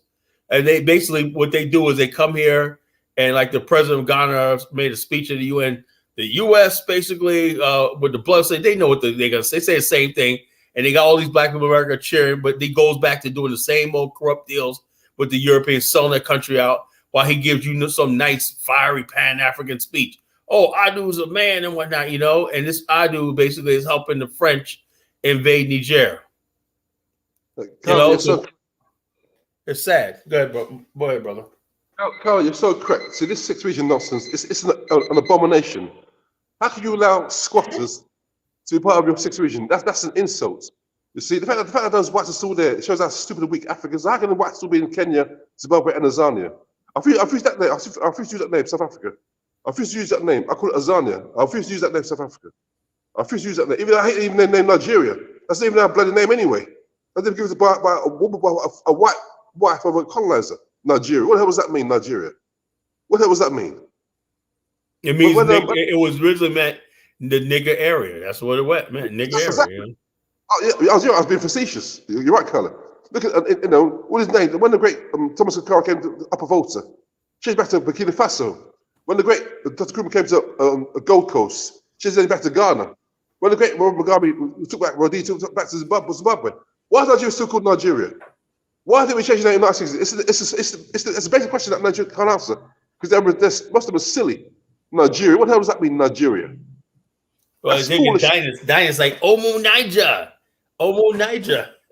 You know? Anyway, but let me talk. Yeah, back to this. So, you know, Africans, we're not serious. We're not serious generally because, again, color accepts out the cowardice. Because what is not color? Take back the land. The European Arabs, they will fight because they know that they've been parasites. They need us to survive. So most Africans, because Africans are generally cowards, we don't put necessary work to remove them. We don't get our hands dirty, like the way Koreans did, the way the Algerians did, the way the Vietnamese did. They got their hands dirty to liberate their land. We don't want to do that. We're a race of cowards. Generally, not all, most of a race of cowards. We're constant of cowards. That's what it is. Because you know that to remove the squatters, it was blood was spilled. We don't want to kill each other, but to kill a non-black, oh, that's sacrosanct. Look what we did to each other in Liberia, in Sierra Leone, in the Biafran War, where we slaughtered each other in Rwanda. Yeah, now we come into Nigeria, put his hands here, and we're passive. All of a sudden, we're pacifists. With each other, we're Genghis Khan. With non-blacks, we're pacifists. We're schizos. You know, we actually declare war on Niger, but not on Libya. We're selling your people. My God, the embarrassment, it's so embarrassing being a West African colour. It's embarrassing. When you've got sense like us, you look how we behave, or so like our misleaders. We don't have leaders. It's embarrassing. You're like retarded children. Yeah, what do you think about President Ruko? On one hand, he's telling black people, oh, anybody from the diaspora, he didn't say African American, he doesn't have the respect to come to America and say, look, this is what we want to do. I want to invite black businessmen to invest in here. I want to do this. I want to give you this, tax loans and guarantees of taxes and everything. Nothing specific like what they do with the Indians, right? When they want other people to invest in the country, they give specifics and tangibles, and they have a plan. It's like, he just says, just come on here, get your visa, come here. So basically, they'll take black people in America and America seriously as far as like Pan-Africanism. And then a couple months later, this guy's talking about the government of this guy Bashir, whatever his name is, got to restore back to Niger. I'm like, whatever happened to Pan-Africanism? Charity begins at home. If you're ready to basically send the African Union, gather troop to go and slaughter your own fellow Africans, you ain't a Pan-Africanist, you know? That's what I always thought. You're correct 20%. No, you're not only not a Pan-Africanist, you're not leader. You're an idiot if you do that. But I'll tell you why they don't want back, because they're jealous. Jealousy. They know that if African Americans come back in large numbers, within a decade you take over the continents. Imagine, look, color. Look at between slavery and Reconstruction. Look what you built. In 1870 and till the last century, the towns you built with no compensation. Look at the genius in the African Americans. Imagine in Africa, right? Any impediments of racism, and that's why people like Amara always want to attack Liberia. You know, the unfair attacks on Liberia is really an attack on Black America. That's what it's all about. Correct. De facto. When he wants to basically blame Charles Taylor. Sierra Leone was in war since the 60s and whatnot. You know, they started a bloody war in 1991 that people cut off hands. But yeah, he wants to try to make it seem like Charles Taylor.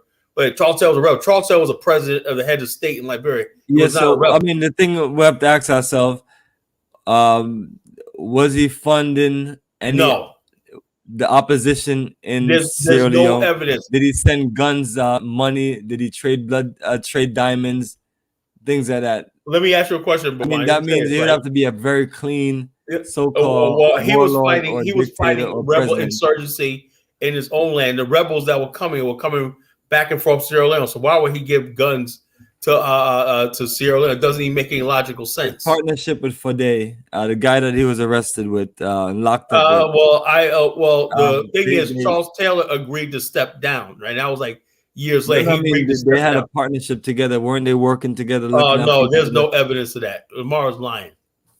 He can't show me any evidence. It's a lot of stuff that's. I mean, I don't know this. He can't show any evidence that Charles Taylor was actually involved in the arming of Sierra Leone, because the weapons in that war came from Westerners who were flying with helicopters and planes. There was movies made about that, and started basically unloading boxes of guns and ammunition, stuff like that. You heard about that, Jughead, right? All right, here we go. So we'll just switch it to this one. And Amara is gone because the conversation. But this is what Judea saying. He's pissed off. He's angry. He's mad. But you know, I reject this definition of Pan-Africanism because it doesn't connect or link or do nothing with us here. Our version of Pan-Africanism in Africa either. Connect all of us together. So it's foolish. But this is what Judea say. USA is the white man's country. African Americans are still being colonized by white people. It's his little childless little third grade comment. Well, ask him about Cameroon, right? He has a president, Biya, 90 years old, just reorganized his military. He's determined to die in office or whatnot. And Cameroon hasn't made progress in 30 years. You know, I would like him to talk about that, you know? Remember earlier when he told us that he's no longer Cameroonian, he's an American, so... Yeah, he's in America with a U.S. citizenship, talking about what we don't have, you know? That's what Carlos said. If Judah can tell us where in Africa, where Africans own the resources, they control it themselves independently, let them they tell still us. Can't develop. You got oil off your coast, you got diamonds, you got gold, you got everything, you still squander in poverty. Yeah, so shitting in the street. Look at Nigeria. People shitting in the streets in 2023. Yeah, no sewer systems, no nothing. Anyway, so yeah, I've heard before I came on Color and Bomani, I heard Brother Judas comes up Pan-Africans. He's confused. There's no know what Pan means. Pan means inclusive. Pan means everyone, not blacks everywhere, not just in the continent. It means blacks in America, the Caribbean, India, South America, and whatever. That's what Pan-Africanism means. Where we're expressed by white supremacy. That's what it means. It's not just blacks in the continents. So so he says, because you're a country, we can't include you. Nonsense. The whole point is to bring them back. That's the whole bloody point of Pan-Africanism. Have you got pit land in Africa? Give you some land which we owe you for our reparations. Not sell you. Give it to you. We owe you that, and then start from there. I give you grants to build it, not loans. Grants to build it. We got the money. That's what we should do. What's this about you? Because you've got a land, we can't include you. Bull crap. Excuses. That's nonsense. But Judo, so I'm like, I don't get angry. He's my brother. He's my African brother. I respect him. But I have to call that crap when I hear. I don't play about color, Bomani. I don't play games, man. It's too late for that crap. You got to talk the truth. We owe you. You said that look, because you're out of Africa, we can't give you a flag. We can't give you land. That's nonsense. You can play land in Africa. That's blatant idol. There's loads of land in Africa that's not being used. There's plenty of territory in the continent that's undeveloped, unoccupied, and everything. Look at places like Angola and what you call it, less than 5-10% of the continent country is freaking occupied or developed, Carl, is that big Angola, Namibia? It's humongous. Look at the map how big Angola is, or Namibia. They're humongous. Yeah. We got Angola's telling me, man, we could build like 10 states. Zambia too. They're like, we could build like 10 states, new states, and bring millions of people from the West. That's what Zambia is talking about.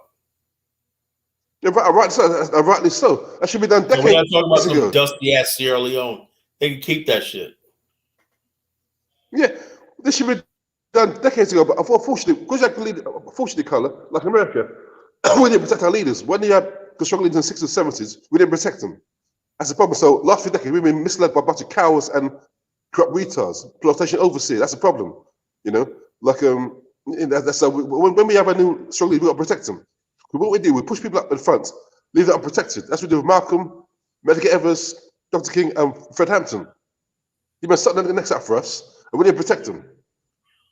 Medgar Evers went down to Mississippi with 2 small hats because NAACP won't give them the security he requested, and they killed him because he had no backup. When Malcolm's house was firebombed, Black should have come and galvanized himself in millions of active bodyguards for free to protect him. We didn't do it. They got him. So with Fred Hampton, these men stuck the next out for us. We didn't reciprocate and protect them. We got to stop that shit, man. When we can find good people, we've got to come together, unite, and protect them, so they can go out for the mission, aggregate our resources, so we can build. This is just common sense. If you have to argue this shit, pardon my language, it's just basic common sense, basic community build thinking. But it will come though. But like I said, decades ago we didn't have the internet. Like in the 70s, free could have this conversation because we want to communicate. Now we can, so it'll progress. Forget people like Amara. I like him too. Amara's my brother and Judah too. Even though there's some quaint ideas, let's say of course for consonants, they'll see things the way we do. But that's why we need to come back in numbers because Africans from the Caribbean, Africans from America, especially Jamaicans, where the warrior spirit, that's what we need in Africa. Africans are too soft. That warrior spirit in Africa is not there. It's needed because that's why Europeans come to Africa and take the piss. We're too soft. I saw a video we watched it last year of African. We said by a Chinese man, and there are 5 Africans standing by, defending themselves. The other Africans trying to stop him from defending himself. I was so angry. When the Chinese man attacked him, they stood by. When the African man defended himself, Africans jumped to the African and stopped him from defending himself. I would have killed us. I would have killed them. I never see that video, Bomani Color. It's been on YouTube last year. That sums up Africans. We don't value ourselves. You see, we sat by another foreigner, and Africa will stand there and watch. That's Africans. We don't value each other. That's the problem. We don't value each other. Yeah, and I'm saying to myself, you got people. Just recently, a woman had a throat slit in Liberia by a white guy, who tried to blame it on a kid that was tried to rescue her. He thought that the girl died. The people were natural. This is how white supremacy works, right? He knew that, let's say the guy tried to stop him, right? Everybody stop him. He told the police the initial story was that the guy tried to rob them and he cut his wife's throat. What happened was she lived and told the truth, right? And the kid got out of jail. And he was hailed as a hero, And so the bottom line, this guy's arrested. This guy, a white guy, was there on a missionary, and Liberia hasn't learned anything. You let these white people in as your missionaries and everything. They come in here with nefarious reasons. Not saying all of them, but this guy had a wife in Iowa, and he was sent by some church, and then he's in Cape Mount, right? That's prime real estate, which is, I know, anytime you do missionary work in Africa, you're just scoping out the place, and telling people about prospective opportunities. That's all it is, just like the Peace Corps, you know? Right. They go in there and gather information and gather contacts, and next thing you know, they're there entrenched. But Liberia has laws in place against that because they knew the day was going to come where they were going to try to come into the country and try to take over, you know? But I'm saying is this, though. There's some people protesting justice for this girl. I think her name was Jessica. But I'm saying like this. It's just sad that if I believe if that guy was black or he was Nigerian, there'd be riots in Liberia. Because he's white, there's a little more restraint. Exactly. You know? He'd be dead. Sorry, he'd be dead, Carl. They would have cut his head off if it was a black man did that. Sorry to if he was a black, he was a Nigerian, so they would have dragged him out of jail and killed him, you know, by now. You burn him alive. Because he's white skinned, they show him respect. Sorry, Carl, that's yeah, right. So that's what it is. So that's what Judah and Amaro, they respect that white skin. The white man come to any part of their country to take whatever they want, like taking candy, you know? Like taking candy from a baby. But when it comes to other black people, they just have this thing where they just want to go to war all the time, you know? Yeah, and that's why I'm talking about civilization. You cannot build civilization for people who have that mindset, you know?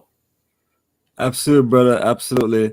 And on that note, let me know if you have any final thoughts so we can wrap it up and close out. We're almost at 5 hours. Yeah, good show tonight, you know? Good show tonight. Hold up. You know, I think one last video. That Martha's Vineyard in 1968. This is what I'm going to bring to, we're going to end on this, the beautiful time in Black America. This is what we want to recreate, rebirth again. You know, somewhere on the African continent, we're going to build a black civilization again. And it's going to be beautiful, you know, it's going to be a beautiful civilization again. Our beautiful people, you know? I concur, Carla. I concur. You know, this one, Black America was at its best. Black Americans yet to come, Carla. I've said before. I mean, I've said before. Let me. So I'll have to go further. Let me slow down because I'm babbling again. Yeah, I mean, Carla. I'm sorry for coming late because over in the morning it's 9:20 in the morning. So it's better late than never. Yeah. While you came on, I was still sleeping. So that's 9:20 a.m. in England, UK. But yeah. I mean, when we built Afrikstan, Carla, when no one will impede us because it starts small and grow. They can't impede us, Carla, because it's Russia's mission. It's a whole mission that has to be done. It cannot be stopped. It's inevitable. Like Thanos says, it's inevitable. Love and respect. Take care. Love and respect. Bye-bye. All right.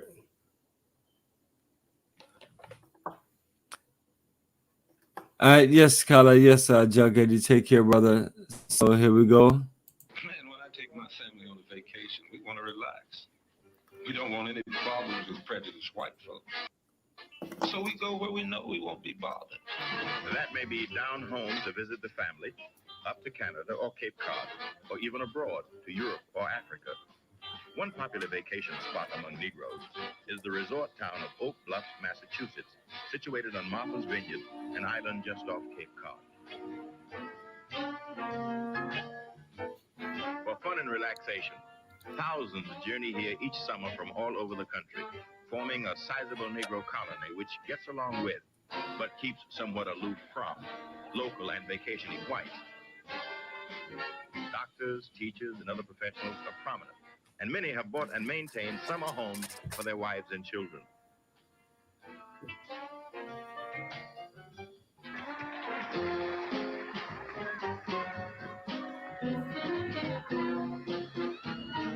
Okay, Ty, there.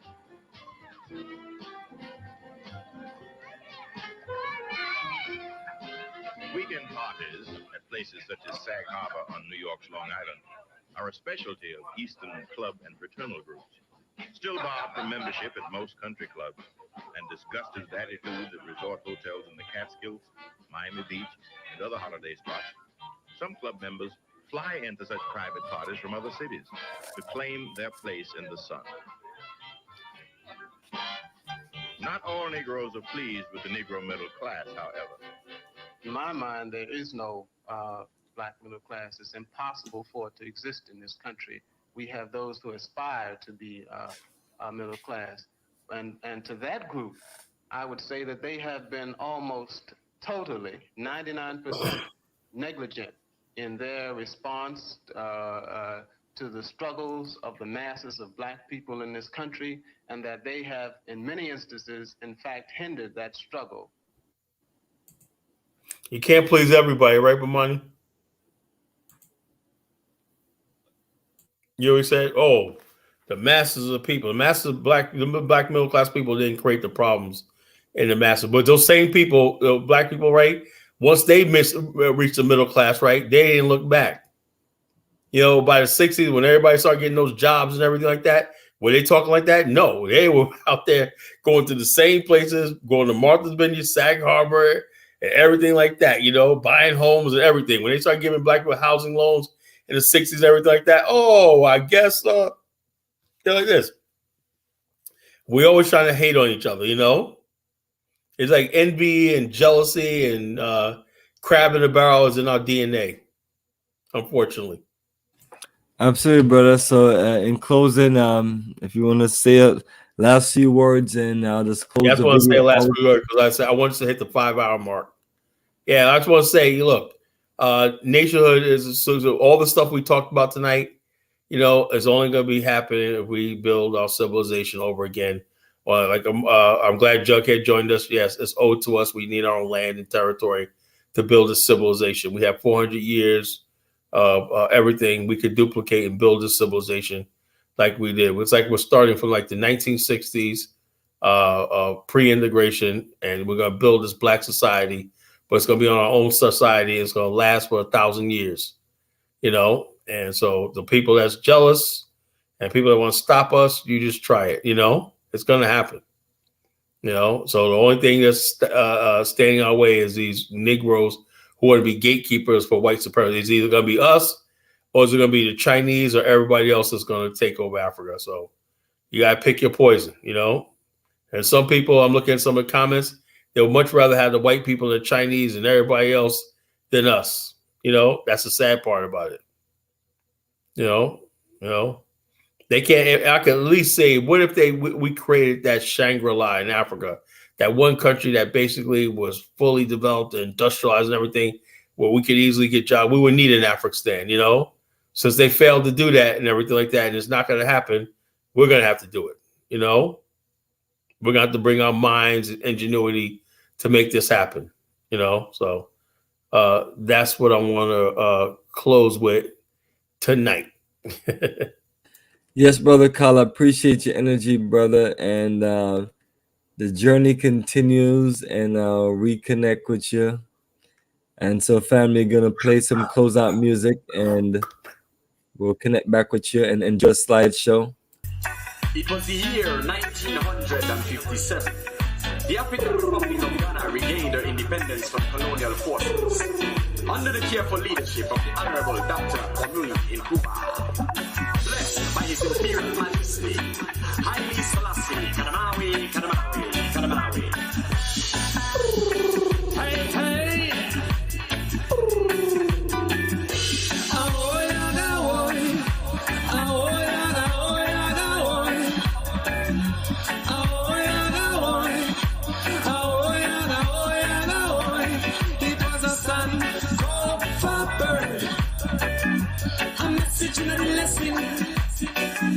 Return to the roots.